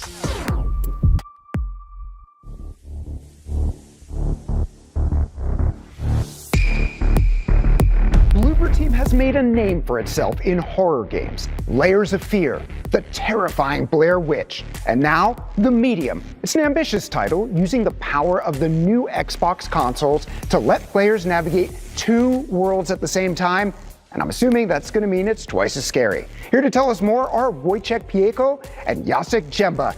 Gentlemen, thanks for joining us from Poland. Oh, and thank you for having us. Yeah, thank you guys so much. We're thrilled to talk to you today. So The Medium made a strong impression when it was announced a few months ago. For those who maybe missed the unveil, what's the game about? Okay, so The Medium tells a story about Marianne. She's a medium, haunted by visions of a child murder. And during the game, she will be trying to solve this horrible mystery. Yeah, of course, it's another psychological horror when we can evolve our approach to this genre, yeah? Yeah, that's right. And Marianne will be traveling to this abandoned hotel that we actually see right now. And of course, it's only a small part of the game because what we actually see is in the middle of the game. So, of course, there is more than just the hotel to explore in a game. But yeah, that's the overall plot. Yeah, hotel is our center point of the plot, yeah, but of course we can explore any, not any, yeah, other stuff than hotel, yeah, some forest, etc. Yeah, and of course, Medium is a psychological horror game, so we will be exploring different topics, and this time we are tackling the topic of different points of view. And Marianne, maybe I will refer to one of the lines from the script when Marianne says that she can see 2 words, but she has never been a part of any of those words. So I think she's a very, very cool character to see things from completely different perspectives. And this is the heart of our game. And we think that is really important in the times of, fake news and all other things that, you can crop the image to get a completely different message.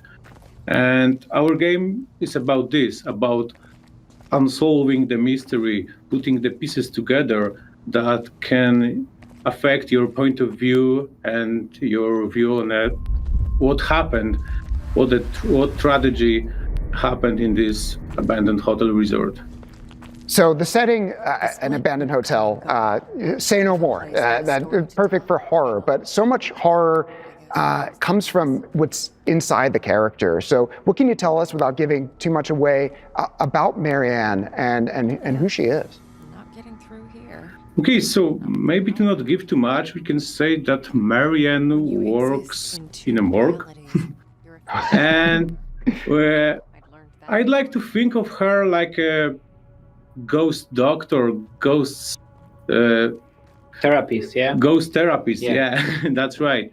So, of course, she's living like a normal life as she can, as a medium. But she also helps other spirits to pass to the other world. So that's why we are referring to her like a ghost doctor.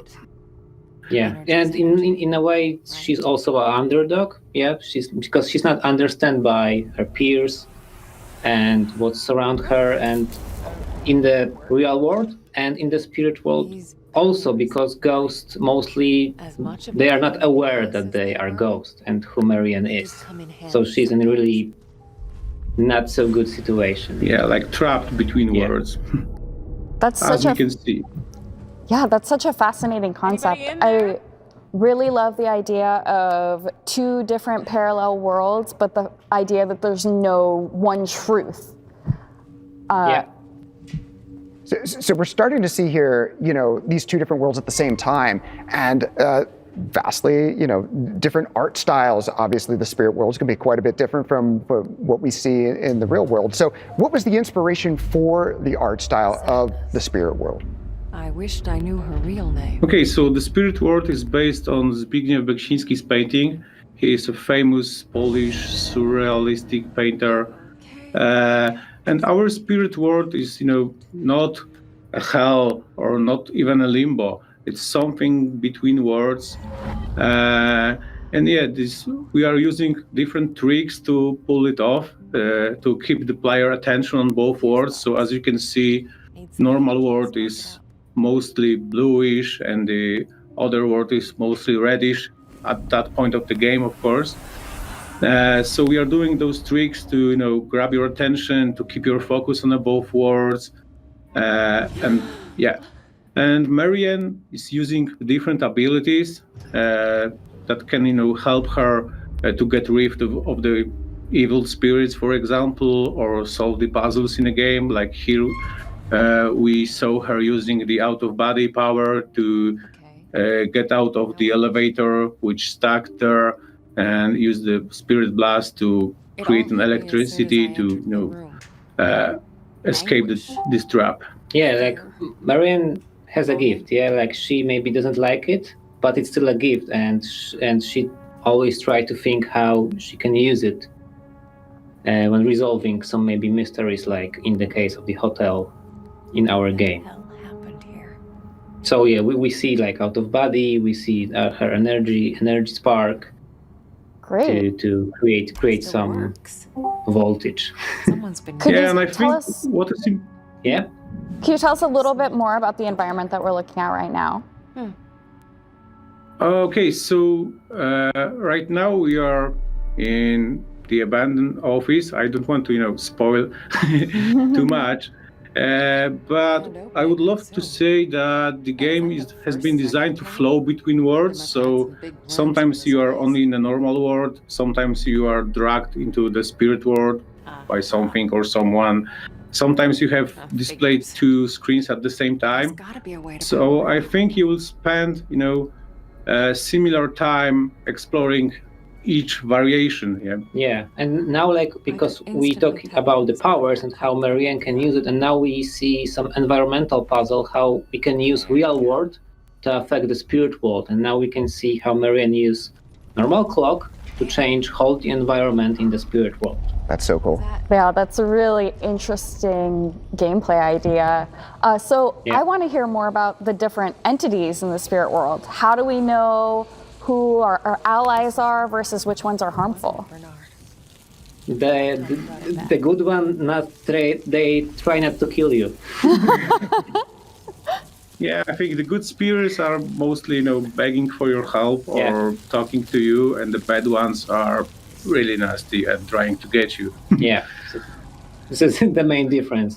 Yeah, but you have, powers that can help you to survive those encounters. And even, traveling to one of the world may help you. So when the monster comes after you, sometimes you can escape to a normal world where the monster doesn't see you, but you will not see the monster also. But you can, hold your breath and stay in the corner and maybe the entity will pass and not grab you. So we are, being in each world has pros and cons, and even with the monsters like here, I think the monster played by Troy Baker, of course, appear, and our character escapes to a normal world. But we are not sure if she's still safe. Yep. Thanks so much, guys. It's really cool getting to see that deep look of the medium and what you're all going to be able to be doing with this generation of consoles. But one game, you have two worlds in this game, and one game is not enough for you. You're also working on two games. So Bloober Team is bringing not just the medium, but also remastering their cyberpunk horror classic, Observer. Let's take a look.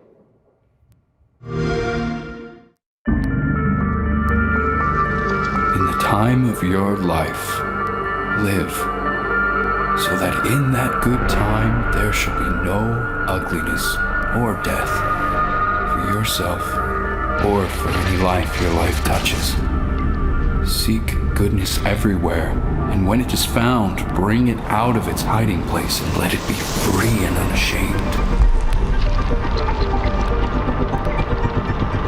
Place in matter and in flesh, the least of the values, for these are the things that hold death and must pass away. Discover in all things that which shines and is beyond corruption. Encourage virtue in whatever heart it may have been driven into secrecy and sorrow.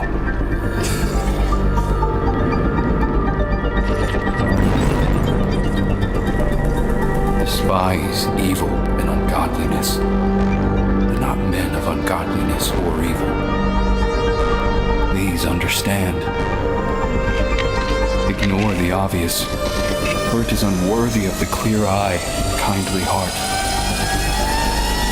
A clear eye and a kindly heart. In the time of your life, live, so that in that wondrous time you shall not add to the misery and sorrow of the world, but shall smile to the infinite delight and mystery of it. Mystery.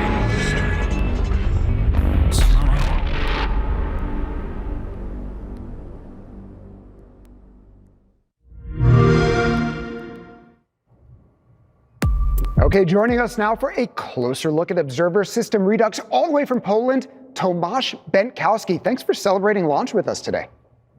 Yeah, very excited to do it. Yeah, thank you so much for joining us today. We're really excited to have you. So Observer was a huge hit when it launched 3 years ago. For anyone who maybe missed it the first time around, can you tell us about the core concepts of the game? So the game plot is set in year 2084, where the world is a dark place, while people suffer from the nanophage, which was a disease caused by the constant desire to upgrade and augment both human body and mind. And many of thousands of people have died, but there were yet more dark clouds gathering above humanity.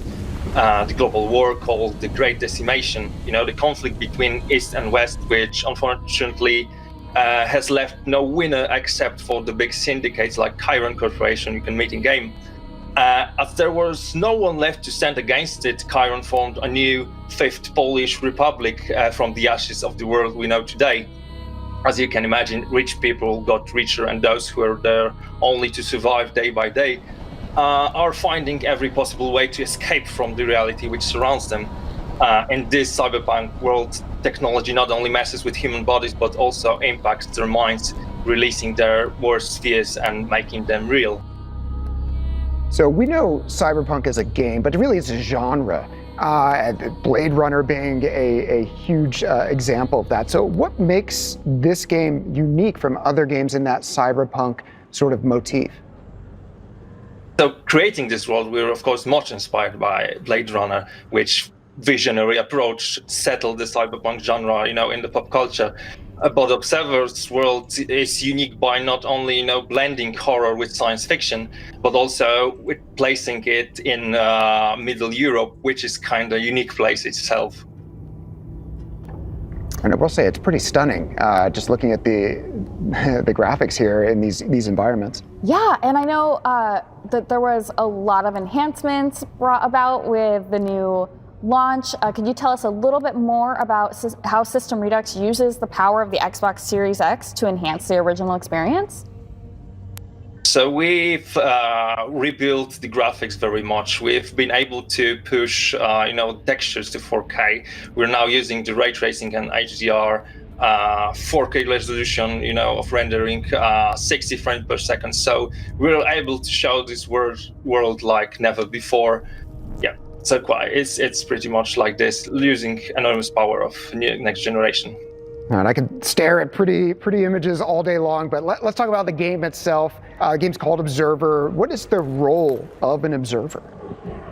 Yeah, so in the game you play as Daniel Lazarski. He's an observer, which is basically a corporate living interrogation tool, able to search for desired answer, by hacking into neural chip and finding them in most inaccessible places deep inside human mind. And Dan is played, by Rutger Hauer, who himself is cyberpunk, not only cyberpunk, but overall cinema icon, and his unique skills are perfectly completed down depiction. So we wanted to, make this whole Redux as great as possible, and we kept in our mind that we need to do our best to somehow honor his memory. Yeah, from Blade Runner, so that's really awesome. Yeah, what sort of tools are at your disposal as a player? So I can explain it in the plot. So after receiving an unsettling message from Dan's son, he decided to find out what's happened to him in the old tenement from where he was calling. As finding more and more about what happened, Dan has finds himself locked down with someone or something murdering people living in this building. Where he tries to find some kind of a pattern and connection to his son, he uses his observer augments, which are, bio and cyber visions, to find any possible clue. And tenement itself is a very combined place with dark stories of people living on every floor. The more you dive into this detective case, the more horror things are happening around you, and the truth can be even more scary than Dan can predict. Yeah, from what we're seeing here, things are getting a little trippier. Can you talk about what's going on? So while using neural integration, you'll find yourself in a cybernetic vision of a dark mind. We call the Dream Eaters. In those places, you'll have to find answers by living all the nightmares, traumas, fears that the interrogated person had experienced. Sometimes you have to hack a dead mind, which affects them by slowly mixing the real world with cybernetic one. So as we're looking at this, when I think of cyberpunk worlds, I think of modding and cool stuff like that. I don't necessarily think about horror, although I'm starting to see how that can come together. So what are the challenges of balancing a cyberpunk setting and a sci-fi setting with horror as well? Yeah, so we're fulfilling the horror experience by focusing on the tension, switching places between hunter and prey, creating more and more confusion to the player. Horror is not only a jump scare thing, the worst ones will always be created in our minds, so messing with what the player can see and leaving the space for interpretation creates a situation where the personal fears can play a big part. Yeah, so this is pretty much it is. Well, thank you again for joining us today, Tomasz. It was really awesome to get to talk to you about this game. Thank you very much. Thank you very much for this opportunity. It's time to check in on another incredibly creative regional launch experience. This time, we're heading to Canada.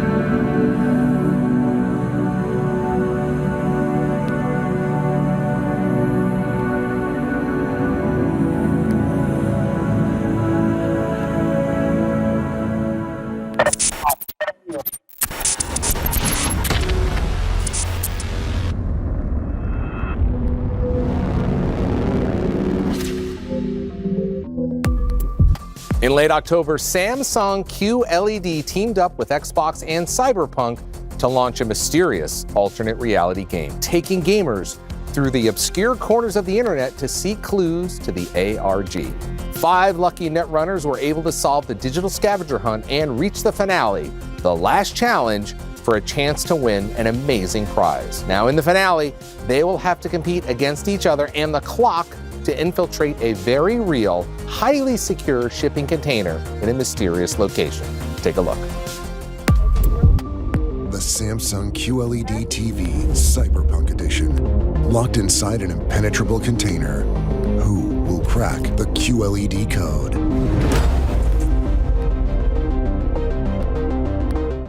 Tune in on November 17th at 10 p.m. Eastern to Twitch to see who can crack the code and claim a custom-designed limited edition Cyberpunk Samsung QLED TV, a brand new Xbox Series X, and a copy of Cyberpunk 2077. Lucky viewers will also get a chance to win some amazing prizes too. Now, real JRPG fans have a special place in their hearts for Tales of Vesperia. That same team is behind Scarlet Nexus. Here to tell us more about it are Kaita Izuka and Kenji Anabuki. Gentlemen, welcome. Let's jump right in. How would you explain Scarlet Nexus? So Scarlet Nexus is an action RPG where it takes place in a world where the human brain has evolved to a certain extent where you have special powers. And so you play as characters that have these unique powers, and you go through the game and you explore and you fight evil and darkness. Excellent. Okay, so what we're seeing here is a lot more chill than what we've seen in some of those trailers that have come out here. Can you tell me where this is and what you can do here? So this place, we say like a hideout. It's like a hub for where all the characters in this game hang out. Seems like a nice place to hang out. I love it. So while we're looking at this gameplay, talk to me about the gifting feature. How are players going to use that feature? So gifts is something that you can sort of send to your allies, your NPC characters in this game, and this is going to increase what is called a bond. It's sort of a like a friendship, this bond with those characters, and by increasing this bond with those characters, it powers up the powers that you can actually borrow from those characters. Nice. Okay, I like that. So let's talk about past trailers and gameplay videos that we've seen the male protagonist. But of course, we're playing as a female character. What is her name? What can we also play as her? So at the start of this game, you can actually select between a male character and female character. The female character is named Kasane Randall, and she is also another new recruit to the OSF, the other suppression force, and she's one of the members of the elite force. She like the main male character, has a similar telekinesis abilities, but it differs in sort of the characteristics from the male character, so that's something to look out for. Awesome. Yeah, I know a lot of people got very excited when Kasane was showcased at the Tokyo Game Show release, so that was really awesome. But let's talk about the art direction and style here, because I'm looking at these streets. They've got this sort of modern but also somewhat retro feel. I'm curious what inspired this art direction and style.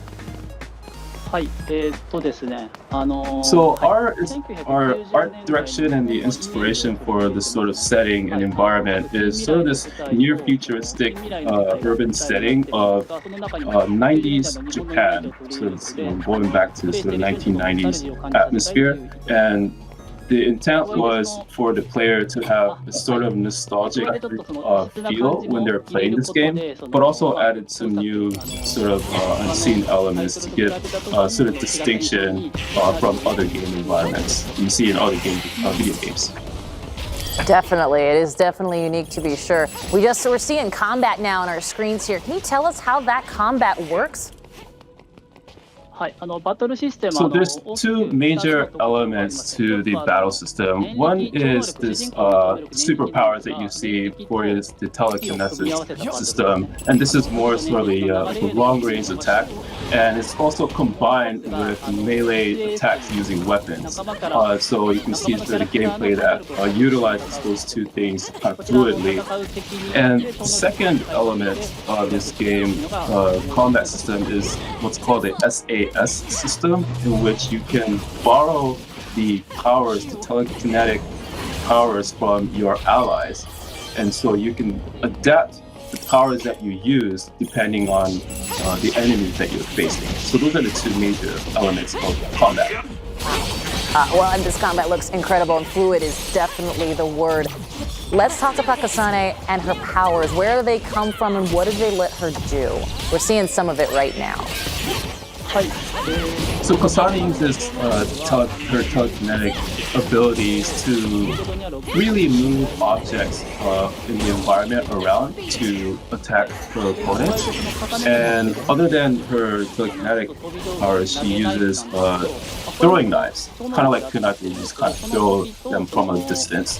So those are the two sort of fundamental aspects of Kasane's playstyle.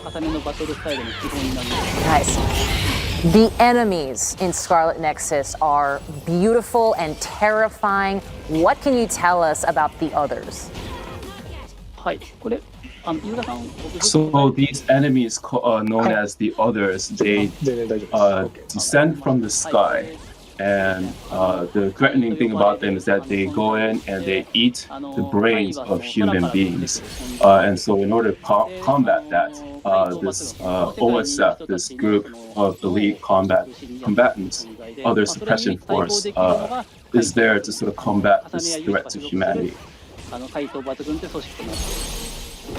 And they are a very scary threat, I will say. Now, we see that Kasane has put on her hood, and the music and visuals change. Things get more frenetic. Talk to me about what that is and how that impacts gameplay. So this is what's called the drive mode, and this is achieved by filling up the gauge that you can see at the lower center of the game screen. And once this gauge is filled up, you can enter this thing called the drive mode, which the OSF members, these powerful humans, they increase concentration. They go in a state of mind where they're very concentrated and they're sort of in the zone, so to speak. And so that's why you put on the hood and sort of music starts running, and it sort of illustrates how they're mentally in this zone of increase in intense concentration. So that's the drive mode. Excellent. That's how I feel when I put on a hoodie too.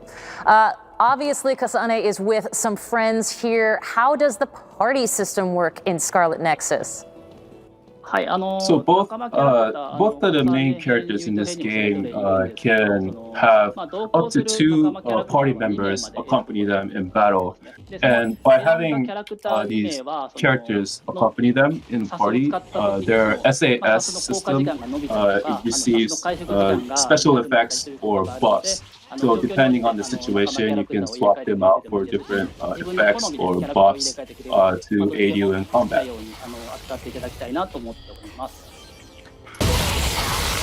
Well, let's talk about some of those party members. Are there any interesting, unique highlights that you want to share from the party member branch?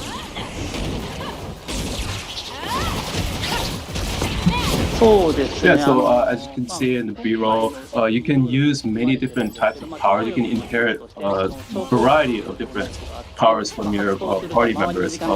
For example, there's a thing called hypervelocity, where time literally slows down around you and you move from this hyper speed to sort of devastate your opponents. There's another example where you can use invisibility to sort of go undetected from the enemies and use very heavy charged attacks to basically wipe out your enemies in one hit. And so there's a lot that you can choose from depending on different situations, so that's something to really look forward to. Excellent. Well, I know that the brain map is something that's really important to the core of this game. What is it and what does it do? So the brain map is essentially a skill tree where you can sort of develop and expand the brain functionalities and brain waves of these characters. So as you progress through this brain map, you can unlock different skills or enhance existing telekinetic skills to sort of improve your advantages in the battlefield. Nice.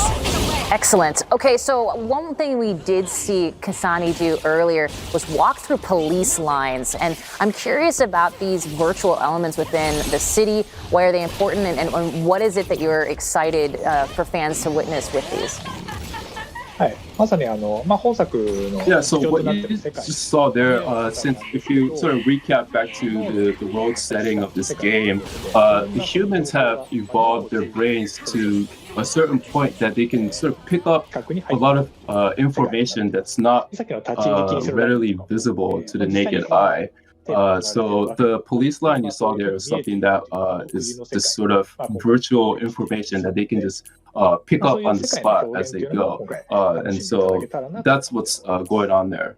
So yeah, players can look forward to these sort of unique aspects and how their enhanced, evolved brains interact with the game environment. Well, they can look forward to a number of unique aspects for this game. We're unfortunately run out of time here, but I want to say thank you both for your time. I look forward to seeing more of Scarlet Nexus, and I know all of our fans do as well in the future. Thank you once again.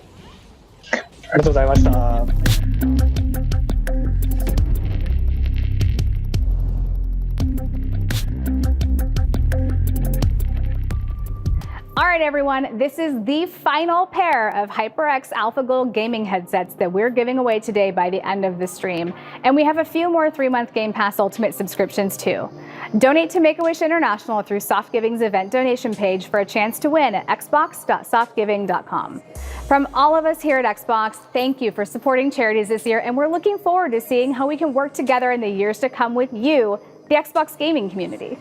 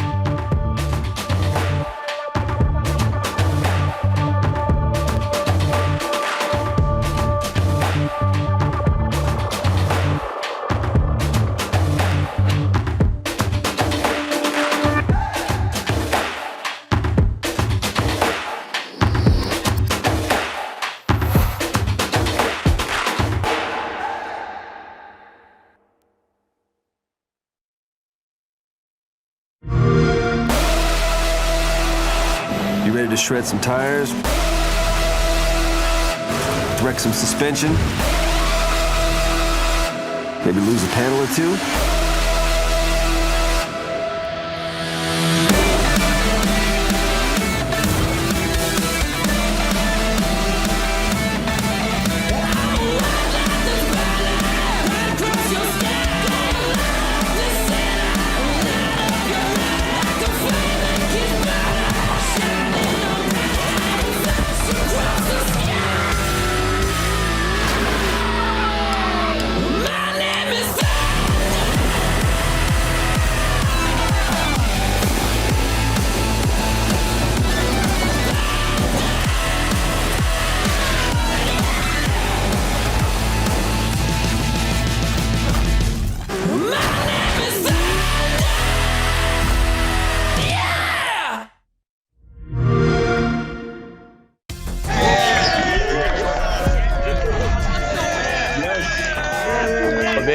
that trailer was awesome. This crowd is awesome. So let's talk about Dirt 5. The kings of rally racing are back again with Dirt 5, tearing it up from Morocco to Norway and Brazil to New York City. Dirt 5 is available today for Xbox Series X and Xbox Series S. Here to show us the game on our newest consoles are Robert Karp and David Springate. Guys, how are you? Great, thanks. How are you?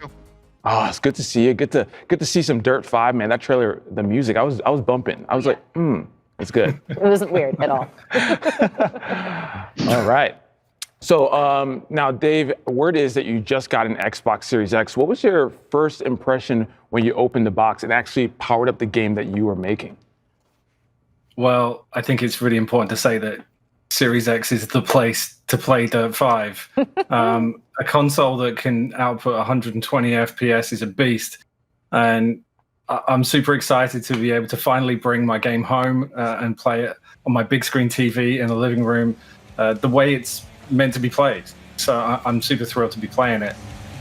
Well, I was going to say, Davey, I think you may have just answered the next question, which was what made you decide to implement that support for 120 frames per second? But it sounds like the difference is the difference is in the pudding. Isn't that the phrase? That's something Proof like is that. in the pudding. Proof is in the pudding. There you go. Is that right?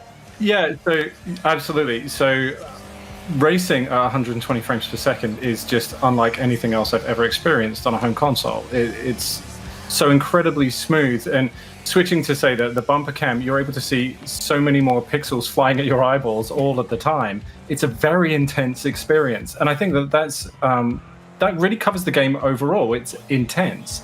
So we want to give you incredible weather, like lightning bolts going off and dust storms and having rain coming straight at you. At 120 FPS, it feels just far more intense than it's ever felt before. I like the pixels flying at your eyeballs. That kind of tech talk is exactly what we were looking for That's today. right. Speaking of talking tech, I'm going to ask a question, which is some acronyms that I don't know that I want everyone else to know as well. VRS, VRR, what does it mean? What do they mean? And how do they impact the experience on Dirt 5? Wow, it's like being tested. That's right. You're telling me. So VRS is variable rate shading. That's one of the key features of Series X that's going to really drive that great performance. It's only available in hardware that has full RDNA 2 support. That allows us to really make the most of rendering the things that we really need to be giving you, at especially helpful at really high and fast frame rates. VRR is variable refresh rates. That's a FreeSync display. So if you have a modern TV, something like a Samsung QLED or one of the new LG OLEDs like LG CX, you can get frames delivered to your TV as the game is delivering it to them. None of this have to be 30 FPS, have to be 60 FPS. VRR smooths everything out for you. So you're going to get a really great smooth experience on Xbox Series X and S. That's right, and I'm just like completely blown away by the gameplay that I'm seeing. It's just stunning, and I'm gonna have to hit up my friend Jason Ronald, who architected the console, to explain a bit more in depth, because the game, it just looks super smooth. Now, Robert, can you explain the new Playgrounds mode for us? What is that all about? Playgrounds is one of my favorite features. It's an area where players can go in and make whatever their imagination can let them. And then they have to play them and validate them, set a score against those playgrounds. They'll then upload those and share those with their friends and the rest of the community. And so anyone can go in and play them, and everyone's got a leaderboard. So it adds a whole depth to the community and the gameplay, where there's new content and new things to play all the time. Yeah, and the Dirt franchise has so many fans who now getting to make their own creations. It just extends the life of the game, getting to go in and make your own tracks. I'm excited to see what people make. Absolutely, yeah. I was going to say, Robert, to continue on with that question, is sort of the, let's talk a little bit about the importance of cross-generational playgrounds. Tell me a little bit of what that is, and more importantly, how it adds to the experience. One thing that means at day one, firstly, on Xbox Series X, there's loads of playgrounds that are already there. Yeah. The players have gone and made on Xbox One, whether that's One X or One S, and then they can just jump in and play them.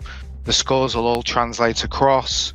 So it means even more content that you can play across generation. That's looking forward to it. Now, let's talk about the Pathfinder stages. I'm being told about it. Can you explain for everyone who is going to jump into the game what Pathfinder stages are? Go on, David. Come on, David. Rob is concentrating on building the ugliest livery man's ever seen. Oh, man. But the Pathfinder stages are a real challenge for man and machine against the terrain. So you have a special vehicle, the Rock Bouncer. It's really designed to be rolling around on. It's very recoverable and versatile. So you're taking on the most intense terrain, the most intense stages that are in Dirt 5, literally climbing almost vertical walls of rock in your car. And you have to figure out how you're going to get to the exit as fast as you can. It's really something I've not seen in video games before, and it's great. It's really good fun. Something good to do in a video game and not in real life. I'm glad that you all built that into Yeah. Hey, but absolutely. I was going to say, let's talk real life. Speaking of story mode, because at this point, I don't know if you know this if you're watching as fans here, but Troy Baker, Nolan North. The question I have is, how did you get them to be for story mode? But just give me the backstory on that.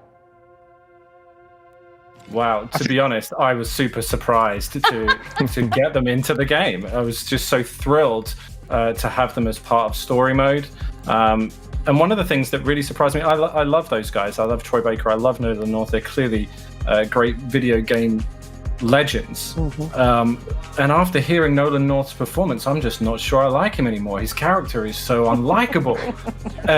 But so believable as well. He's such an incredible delivery. And working my way through the campaign and hearing how it plays out, I'm trying my best to avoid spoilers as much as possible. But I'm hearing Nolan North being in a character that I'd not heard him do before. It was great. I loved it. That's awesome. I feel like both of those folks are going to be on the Mount Rushmore of like video game voiceover actors because they're so good. So excited to see what the story is like and how they play together. Now we're seeing some awesome racing here with a bunch of live really gameplay, right? Which is so, they talked earlier about the particles coming at you. The snow is really intense and it's just a lot Flying going on. at your eyeballs, Dave. So- Flying at your eyeballs. Exactly, that's the phrase. Put it on the back of the box. So how many cars can we expect in the game and how many more are coming down the line? So there's over 60 cars in the game, but the thing we've really focused on for the game is the variety of different classes. So you'll see lots of rally cars, lots of old rally cars. You'll see the Rock Bouncer that David talked about earlier, taking on the most difficult terrain. You'll see big trucks like the Ford F-150, more smaller SUVs like the new Aston Martin DBX, and a whole range in between, which gives a lot of depth. We have lots of plans post-launch to add more cars, more content, more features. But I can't tell you about those just yet. Always with the teases. Always, it's fine. I guess that makes us look forward to it a little bit more. It does, it does. Can we real quick talk about this gameplay right now? Because this is intense, it's stunning. The light, the dynamic weather, like, come on. Y'all did a fantastic, you should be proud. Actually, there's more to it than that. So, Please. In the middle of this race, we're now at nighttime. We're driving on the Hudson River in New York. Sure. It's frozen over, of course. Obviously, we'd be can't drive on water. Exactly. So, one of the things that's really cool in Dirt 5 is you can jump out to arcade mode. You can pick whichever track you like. You can set whether you want it to be a clear day, whether you want it to be hammering it down with rain or snow, and you can say what time speed you want. You can go up to time 60 of normal time and start the race in the morning or any point in the day that you like, and let the race just run through. And so that means that you can have really interesting looking races and seeing the sky rolling, the clouds rolling above you, seeing the sun come down and get really beautiful sun casted across the track, but also having rain splatter up against your windscreen while you're driving along and sweeping that out of the way. It's more of that eyeball stuff I was talking about. Yeah, the one I've seen on the back of your Dirt 5 box. That's right. That's right. But I love that. Ups the replayability of every track. It's a little different each time you play. A great option to add in the game. I was going to ask, what do you, Robert or Dave, what do you guys think is going to be the big highlight for fans when they first jump in on a next-gen console with Dirt 5? Like, what's that open the box Xbox Series X experience that you're excited for them to have? I'll take this, Rob. So the thing that I'm super excited about, kind of what I was saying earlier, is that Xbox Series X is a console that's designed to produce beautiful games. Mm-hmm. So playing Dirt 5 on an HDR TV particularly is just, it's wonderful. I'm really, really pleased with the way that HDR works in Dirt 5. Seeing, like in the track that Rob was just in a moment ago in New York, the HDR lights really punching out of your TV. You're almost having to cover your eyes because it gets kind of bright. But the smoothness, the experience of it all, playing on a next generation console, Xbox Series S or X, it's about how it feels. It's so incredibly responsive and so fast. It's just not like it was before. Yeah, I love knowing I'm just so giddy to get home and play it. I just can't wait. Literally, Malik is on the edge of his seat, by the way. I can't help. It just looks great. Those are facts. I love racing games, and I think they do a great job of showing off next gen, and no different here, especially with 120 frames. Absolutely. Well, there you have it. A huge thank you to Robert and David. Of course, Dirt 5's looking great on the Xbox Series X. That is also facts. Robert, David, thank you once again for being here. Thank you. Thanks, guys. Exactly. Okay. Well, earlier this year, Xbox and Taco Bell teamed up to offer fans a chance to win the Xbox Series X before it even launches. Bundles went out yesterday, and winners have been sent in a flood of unboxing videos. Let's take a look at those right now. Malik is particularly excited because he likes Xbox and Taco Bell. Love it both. Love it both. So we have Marvin here opening his box. And there it is. Look at that. Look at Series X. His powers have been dreamed. Or his dreams have been powered. Nope. Powers have been dreams. I want to congratulate myself for being one of the Oh, shit, it is real. Look at that. It is real. Seeing Master Chief on the back of the box. What a moment. It is. And now I'm hungry. Oh, look at the tacos right in front of the Xbox. Oh, and then there's the cat. Love a good cat. Not as good as the nachos for eating. Sure, turns out that's not the case. But we have another cat, and we're going to see, I feel like we're seeing a theme with animals in the Series X consoles. Oh, wait, let me see this one. The Xbox Series X and Taco Bell. You've heard of the $5 box? Let me tell you about the $500 box. Thank you, Taco Bell. Best friend. I love a friendship. I could cry, Kate. It's such a friendship. Speaking of Frenchies. Oh, nice. Can't stop, won't stop. Sorry, I have one. No, it's great. Here we go. That dog is excited.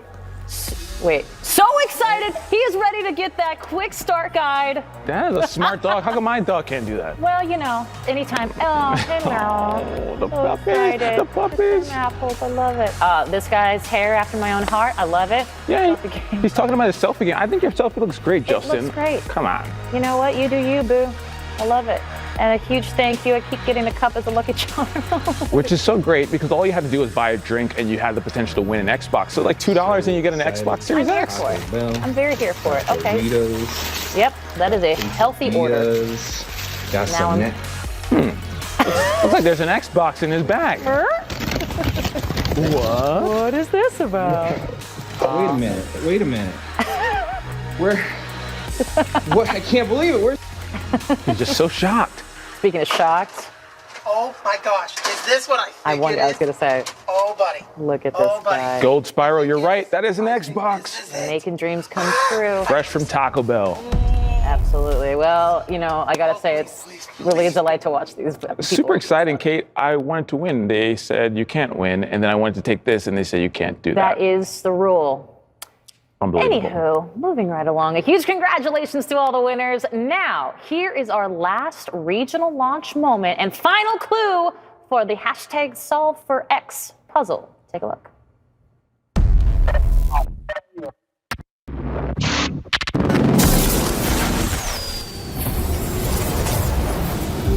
In order to explore the world of dreams for the Xbox Series X launch, we first needed to find a place dreamy in its own right. Descending from the Rocky Mountains, the powerful Columbia River leads us into Washington.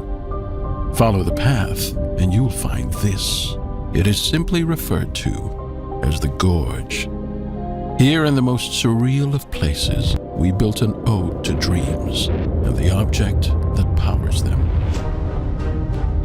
4 stories tall and edge to edge with LED, the console projects dreams made real back onto Earth. if only for just a short time we can see a window into other people's dreams. To see more of the power of dreams, grab an Xbox Series X and see for yourself.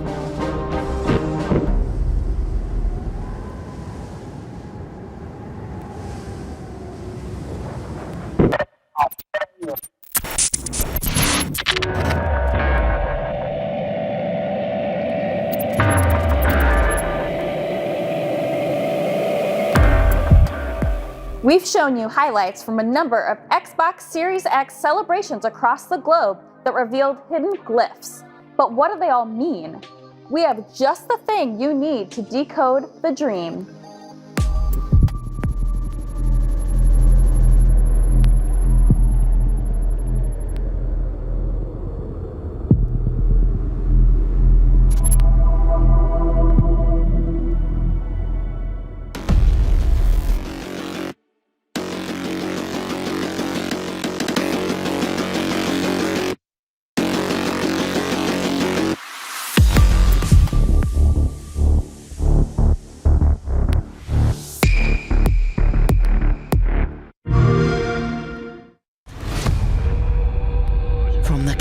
They dive, the screams of battle in their lungs.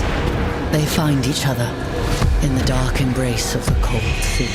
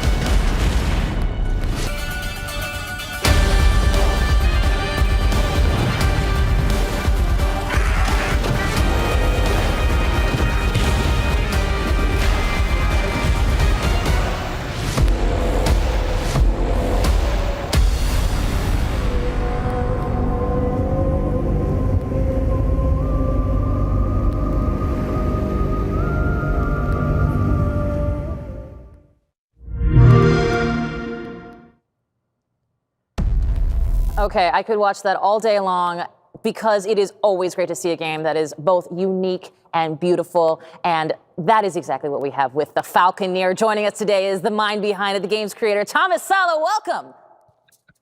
Hi, glad to be here. Well, thank you very much. I know you are an incredibly busy guy, so appreciate you taking the time. We see this game, it looks incredible. We just saw 90 seconds of accolades from gaming institutions, from places that are here to give us the reviews of this game. I gotta ask, first things first, you're looking at this going, you gotta feel like pinch me watching that. Yeah, pretty much. It's a weird sensation because it's been such an intense journey, and to end up with people liking it, and it's amazing for people to understand it even, because it's such a niche, air combat games, which has been absent for quite a while. So to get in there and people sort of get it and understand the world and some of the things I've been trying to do, it's exciting. Yeah. It is, and that's a very good word for it. I'll take that. Well, before we get into everything, because I know one of the best parts is the visuals and the gameplay, and I want to jump right in right now, and then I'm gonna, while you're playing, I'm gonna lob you some questions, because that's what today is about. It's showcasing this great new launch title, and I want to see it, and I know everybody watching does as well. And while we boot stuff up here, let's talk a little bit about the look and that art style, because it's such a decisive place to be, and I'm curious how you decided to go this way. I know textures are not exactly your favorite, so I figured I'd ask. Well, it's a game without textures. I don't think everybody heard that, but it's I think years ago I wanted to do something different. I'm a 3D artist by trade back then. I do a lot more now, obviously. And I like clean things that look clean and readable. And in 3D art, there's been so long where we need to mask everything because we can't do everything realistically, and things like jaggies and jagged lines were interfering. And over the last years, I've been forcing myself to work without textures, which is a sort of a base element. Yeah. And that's cleaned up my art, and it's been really addictive because it forces you to do everything differently. Yeah. And then things come out looking slightly different, which is exciting and motivating when you're working on something by yourself. When you think, "Oh, this is new," so it's a trick mostly for myself to get visuals that do look nice and clean and different, and get me going in the morning to make more of it. I love it. Let's get into those visuals right now. Let's jump into gameplay. Give the people what they want, Thomas. Give the people what they want. Let's jump into some gameplay here. And, maybe right off the bat, let's talk. Is this which mission we're on? If we've got a particular island that we're enjoying, what are we doing here right now? So I started up the first chapter and one of the final missions for that. You're looking at a place you've landed called Dunkel, which is a backwater town. And these are the people there that can help you. So there's a shop here. There's someone that sells, if you meet the requirements, new birds. So you can upgrade your birds, which you can see perched in the corner on the left there. There are some side missions, but the meat of the game is the story missions, which tell the story of this world across different factions, basically. So each chapter has you skipping along from a different perspective, joining a different faction, a different storyline, and a different take on the same conflict. So these guys are basically country traders stuck in the middle of nowhere, and they've had a rough time, and you've been helping them at this point in the game. Got it. So let's. I'm gonna just have you play the game and walk me through this, because I mean, at this point, if I start drooling over here, I think it's gonna be totally fine. Like let's be together, our own support system. But it's incredible visuals, and I want to see it happen. I'm gonna buff my bird with some mutagens quickly here, because I gave myself some cash at the start of the game. Well, you can do that, Thomas. You are the person behind this. I love it. No, I actually had to play it because this is the live version, so there's no cheats in there. So the story is told. The game is really a homage to these old flying games I enjoyed when growing up. To me, that's such an archetype. Air combat is an archetypical game mechanic. It's where a lot of the game industry came from, even. So I like battle maps, and I actually skipped it there. So there's all that in there. So when you do a story mission, you get a nice battle map, an explanation, and then you take off, which is just simply pressing the button. And we're flying at the moment, and I can zoom into the photo mode really quickly and show everybody. So you're someone who rides these giant birds. They are giant birds. There has been some debate online if it's tiny people on giant birds. I'll leave that open. To me, they're big ass birds. That's the tagline. And you ride them, as you can see. I can show you. So the left stick is just panning the camera around, and that's the right stick. Sorry, the left stick's just flying. I've got it set to inverted, but you can change it. And the thing with birds is they use thermals, and they don't have, there's no big jet engine on there, even though there's a gun and ammo on its back. It doesn't have a jet engine. So you have to dive to make speed or hit these subtle thermal uplifts, updrafts, or whatever you want to call them. And they'll give you speed, lift you up, and power your blue bar on the bottom. And you can use that to do, barrel rolls and stuff. Oh my gosh! And is it true that you actually upgrade your ammo? You re-engage it with thunderstorms? You can buy it in the stoppage. Yeah. So there's ammo canisters on your back, and I've got one that's red, and the rest is all blue. So the blue you charge from regular thunderstorms, and the red ones you get from charging from volcanic lightning. Oh, sure. So it's I can see a storm on my mini map on the bottom right. So we're flying in there. We can see how that works. Yeah. I see. Is that are enemies approaching, or what is that? Yeah, that is our target, and the storms are procedural, so it's not intended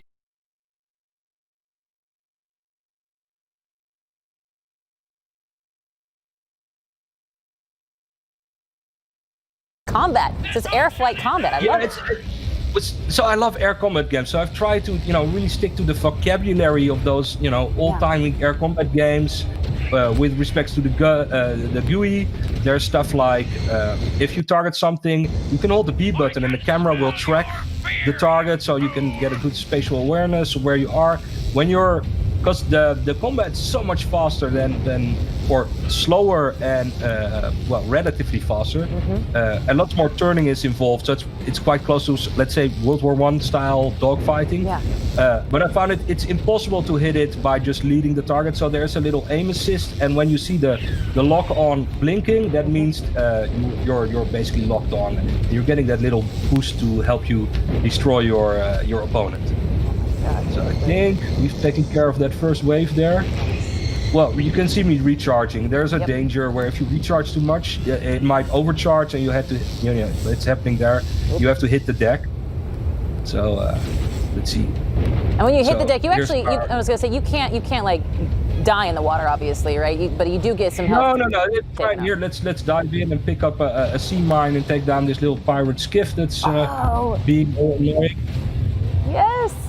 Oh, I missed. Well, you can see the fun thing is the bombs bounce. So initially people had a little difficulty with aiming the bombs, and there's lots of splash damage. But if you just sort of guess where this target is going, they'll bounce, or you hit it immediately. Oh, there's lots of. We've gone into the thick of it now with little blimps, skull ships they're called. With blimps? Oh my gosh. Yeah, so there's airships. These are very maneuverable airships, and there's quite big ones. This is a friendly steam rake, which is more like an ironclad, basically. I love all things nautical, and especially that that Age of Sail with the tall ships. So if you go outside of the mission, which we can do in a minute because we're going to die anyway, you'll see there's lots of tall ships and these fast, elegant sailing ships. Which you can escort, and they'll give you hints where everybody's hiding, or if there's a pirate assault somewhere, etc., etc. So there's lots of nautical stuff in there. I love sailing ships. You love sailing ships. Yeah, we were nerding out. I was gonna say we were nerding out about some aeronautics, and I love that. Yeah. So this is one of the final missions. So the pirate, he got killed, and he called his buddies, which is the Freebooters, which is an organic faction. So they drive around or fly around in beetles and manta rays with dorsal guns. Sure. Why not? Yeah, I'll go there. So So it's a flying manta ray. I got down there because I wasn't paying attention. Those who are lost seek out their brothers, their sisters. So the enemy to be found. I'm just sitting here drooling over the visuals, so you just keep playing. I'm just gonna sit here. All right. Well, I'll restart somewhere else. Yeah. I was gonna say, I know that we've got. So in terms of missions, there's some wingman missions, there's some sort of escorting missions. Like, talk to me about the width and breadth of what there is available to play when you get the game. So the first chapter, you are still friends with the two major power faction, which is the Mancer Order and the Imperium. So you get to fly around, and it's mostly very simple escort missions and the FedEx missions. Once the game progresses per chapter, the conflict, what the story is about, the war sort of erupts, and missions. The main story missions become more epic, but also the side missions become more, aggressive. Take down this fortress, and you can capture a fortress for your faction, and it'll change the way it looks and behaves. So you'll have some impact in the world. What's the next part of the gameplay you want to show us, Thomas? I'm just curious because that's. I thought I'd show you one of the story bits of the game. This is a different faction, so you're now playing for the Imperials. Okay. And they're going to war, basically. So the first two chapters, you've met these, and they were sort of preparing and engaging in subterfuge. And they have this particular family have a very long focus of what they want to do. But I thought it nice to show some of the scenery in the game, as we've seen some combat already. So this is a place called the Shard, which is their hometown, and you can see all the trading ships coming in. And when you're just lazily exploring, you'll meet these guys, which are like the tall ships that are supplying the trade lanes. And you can escort them around and they'll pay you, and it's a fairly non-violent way of getting some cash. But they are situated on a place called the Maw, which in the story is one of the, it's a giant rift where gravity is a little bit upset and the water goes up and down and doesn't behave in any normal way. And that's one of the themes in the game, is that in many times you'll be going not just over the water, but you'll be going inside the water or underneath the water or in caves, and you'll be drawn down by the ocean itself, instead of just flying over an ocean world in itself, which can honestly be quite boring. There will be always places to discover and that sort of upset that idea of what an ocean world can be. Upsetting the idea of what the ocean world can be. I got to tell you, you come at this from a perspective that is so unique and yet still grounded in those, those air fighting games that we've known and loved, that we've all grown up with, right? I'm curious if there's anything last you want to, as we see these beautiful soaring pictures and this incredible gameplay, is there anything else you want to let viewers know about? Anything that you think that they should know before they play the game? Specifically, are you going to make a statue out of those statues? Because I know that's something you want to do. And I think we should make it happen. When I have time available, I'll statuettes and stuff. Yeah, there's lots of the imagery in the game is very personal to me, because it's when you're by yourself, you can be very expressive in the things you create. So I'd say for people, I think what people need to realize, that it is a homage to air combat. It is an air combat. Let me fly while doing it. It's an air combat game at heart, and just because it's got an epic story and it's got this great world to discover, it's still an air combat game. So you got to be ready to learn that in air combat things are happening behind you. You're getting targeted. People want to get on your six, and that can be incredibly intimidating. I think it's fantastically rewarding, and it's like I said, it's an archetypical gameplay. And if you've never tried it out, I hope I've added something to the genre that can pull people in and give them their first taste of that. Thomas, I think you did. Myself included is very excited. Thank you very much for coming on today, showing us all about the Falconer. A huge congratulations to you. You can sleep after tomorrow. It's going to be great. And I will say thank you so much once again for being here. Congratulations. And we all look forward to checking it out. Thanks. All right, earlier in the show, we checked in with the 20-foot Johnny Silverhand statue that is controlled by you, the fans, by voting on Twitter for the next gesture. Let's take a look at what you all voted for this time. It's the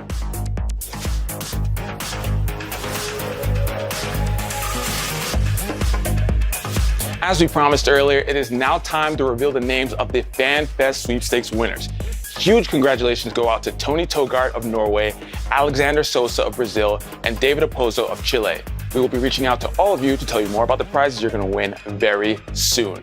There'll be many other FanFest activities, by the way, also coming up in the future, so be sure to join us today at xbox.com.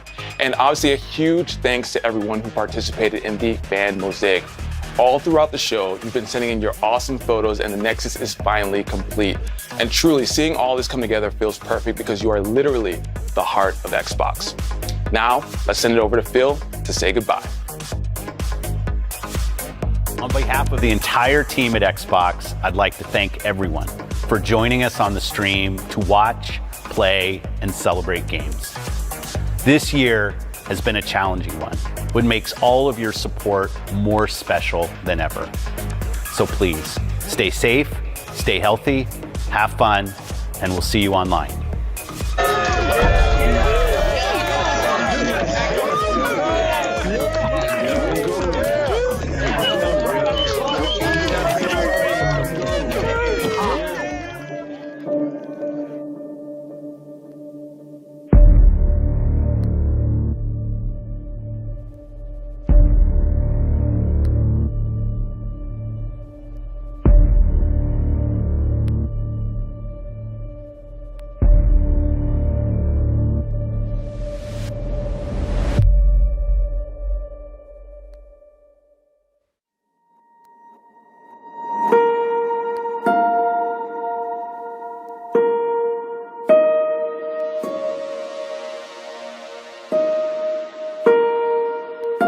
In the real world, I work a full-time job. I'm a husband and a father.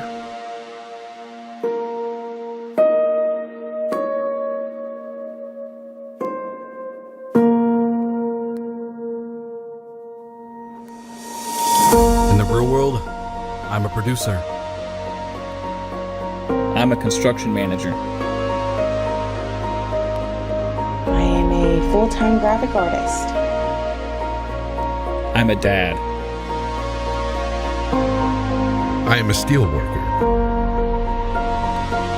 I am unique.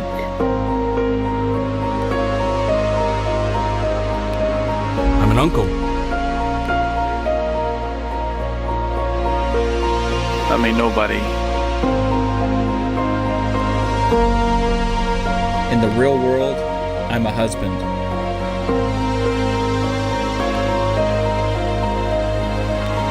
I am a YouTube hobbyist, a mom, and a wife. I am a shoulder to lean on. I'm a dream chaser. In the real world, I'm a lot of things to a lot of people. But as soon as I put the headphones on, And that controller is in my hands. I am more. Your people are broken. Time has come to speak to them in a language they will understand.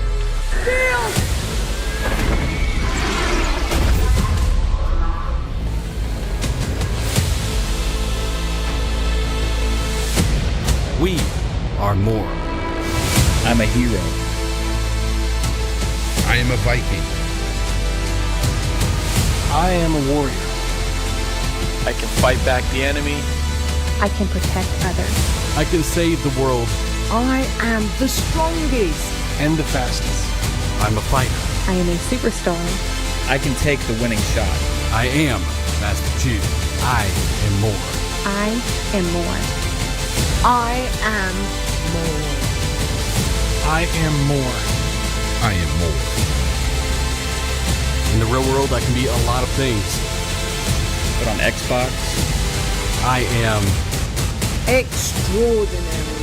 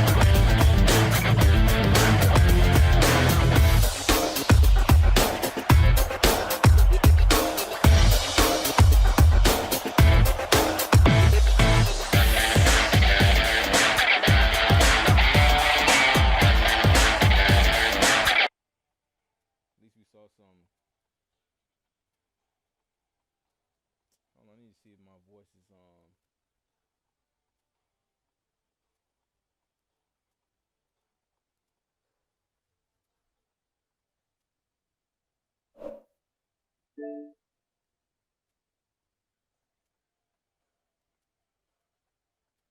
want to thank everybody for watching. So, to the people that watched earlier, the ones that saying my stream was fake, how the hell is my stream is fake when Microsoft is streaming on their channel, stupid? Yes, it's fake, retard. No, it's not, retard. Talking about my stream is fake. What the hell? Bye, Spidey.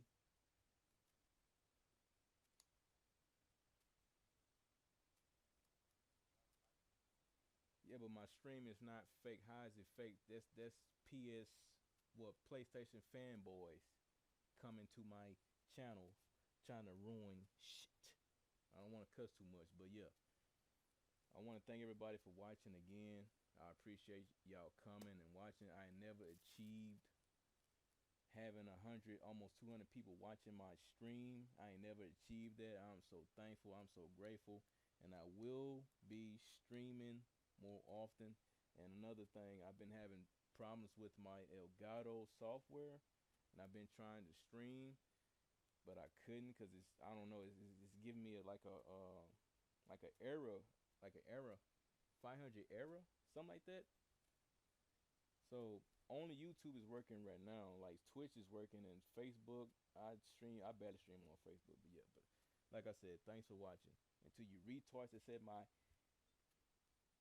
stream was fake, you stupid. Kill yourself. All right, y'all. Peace.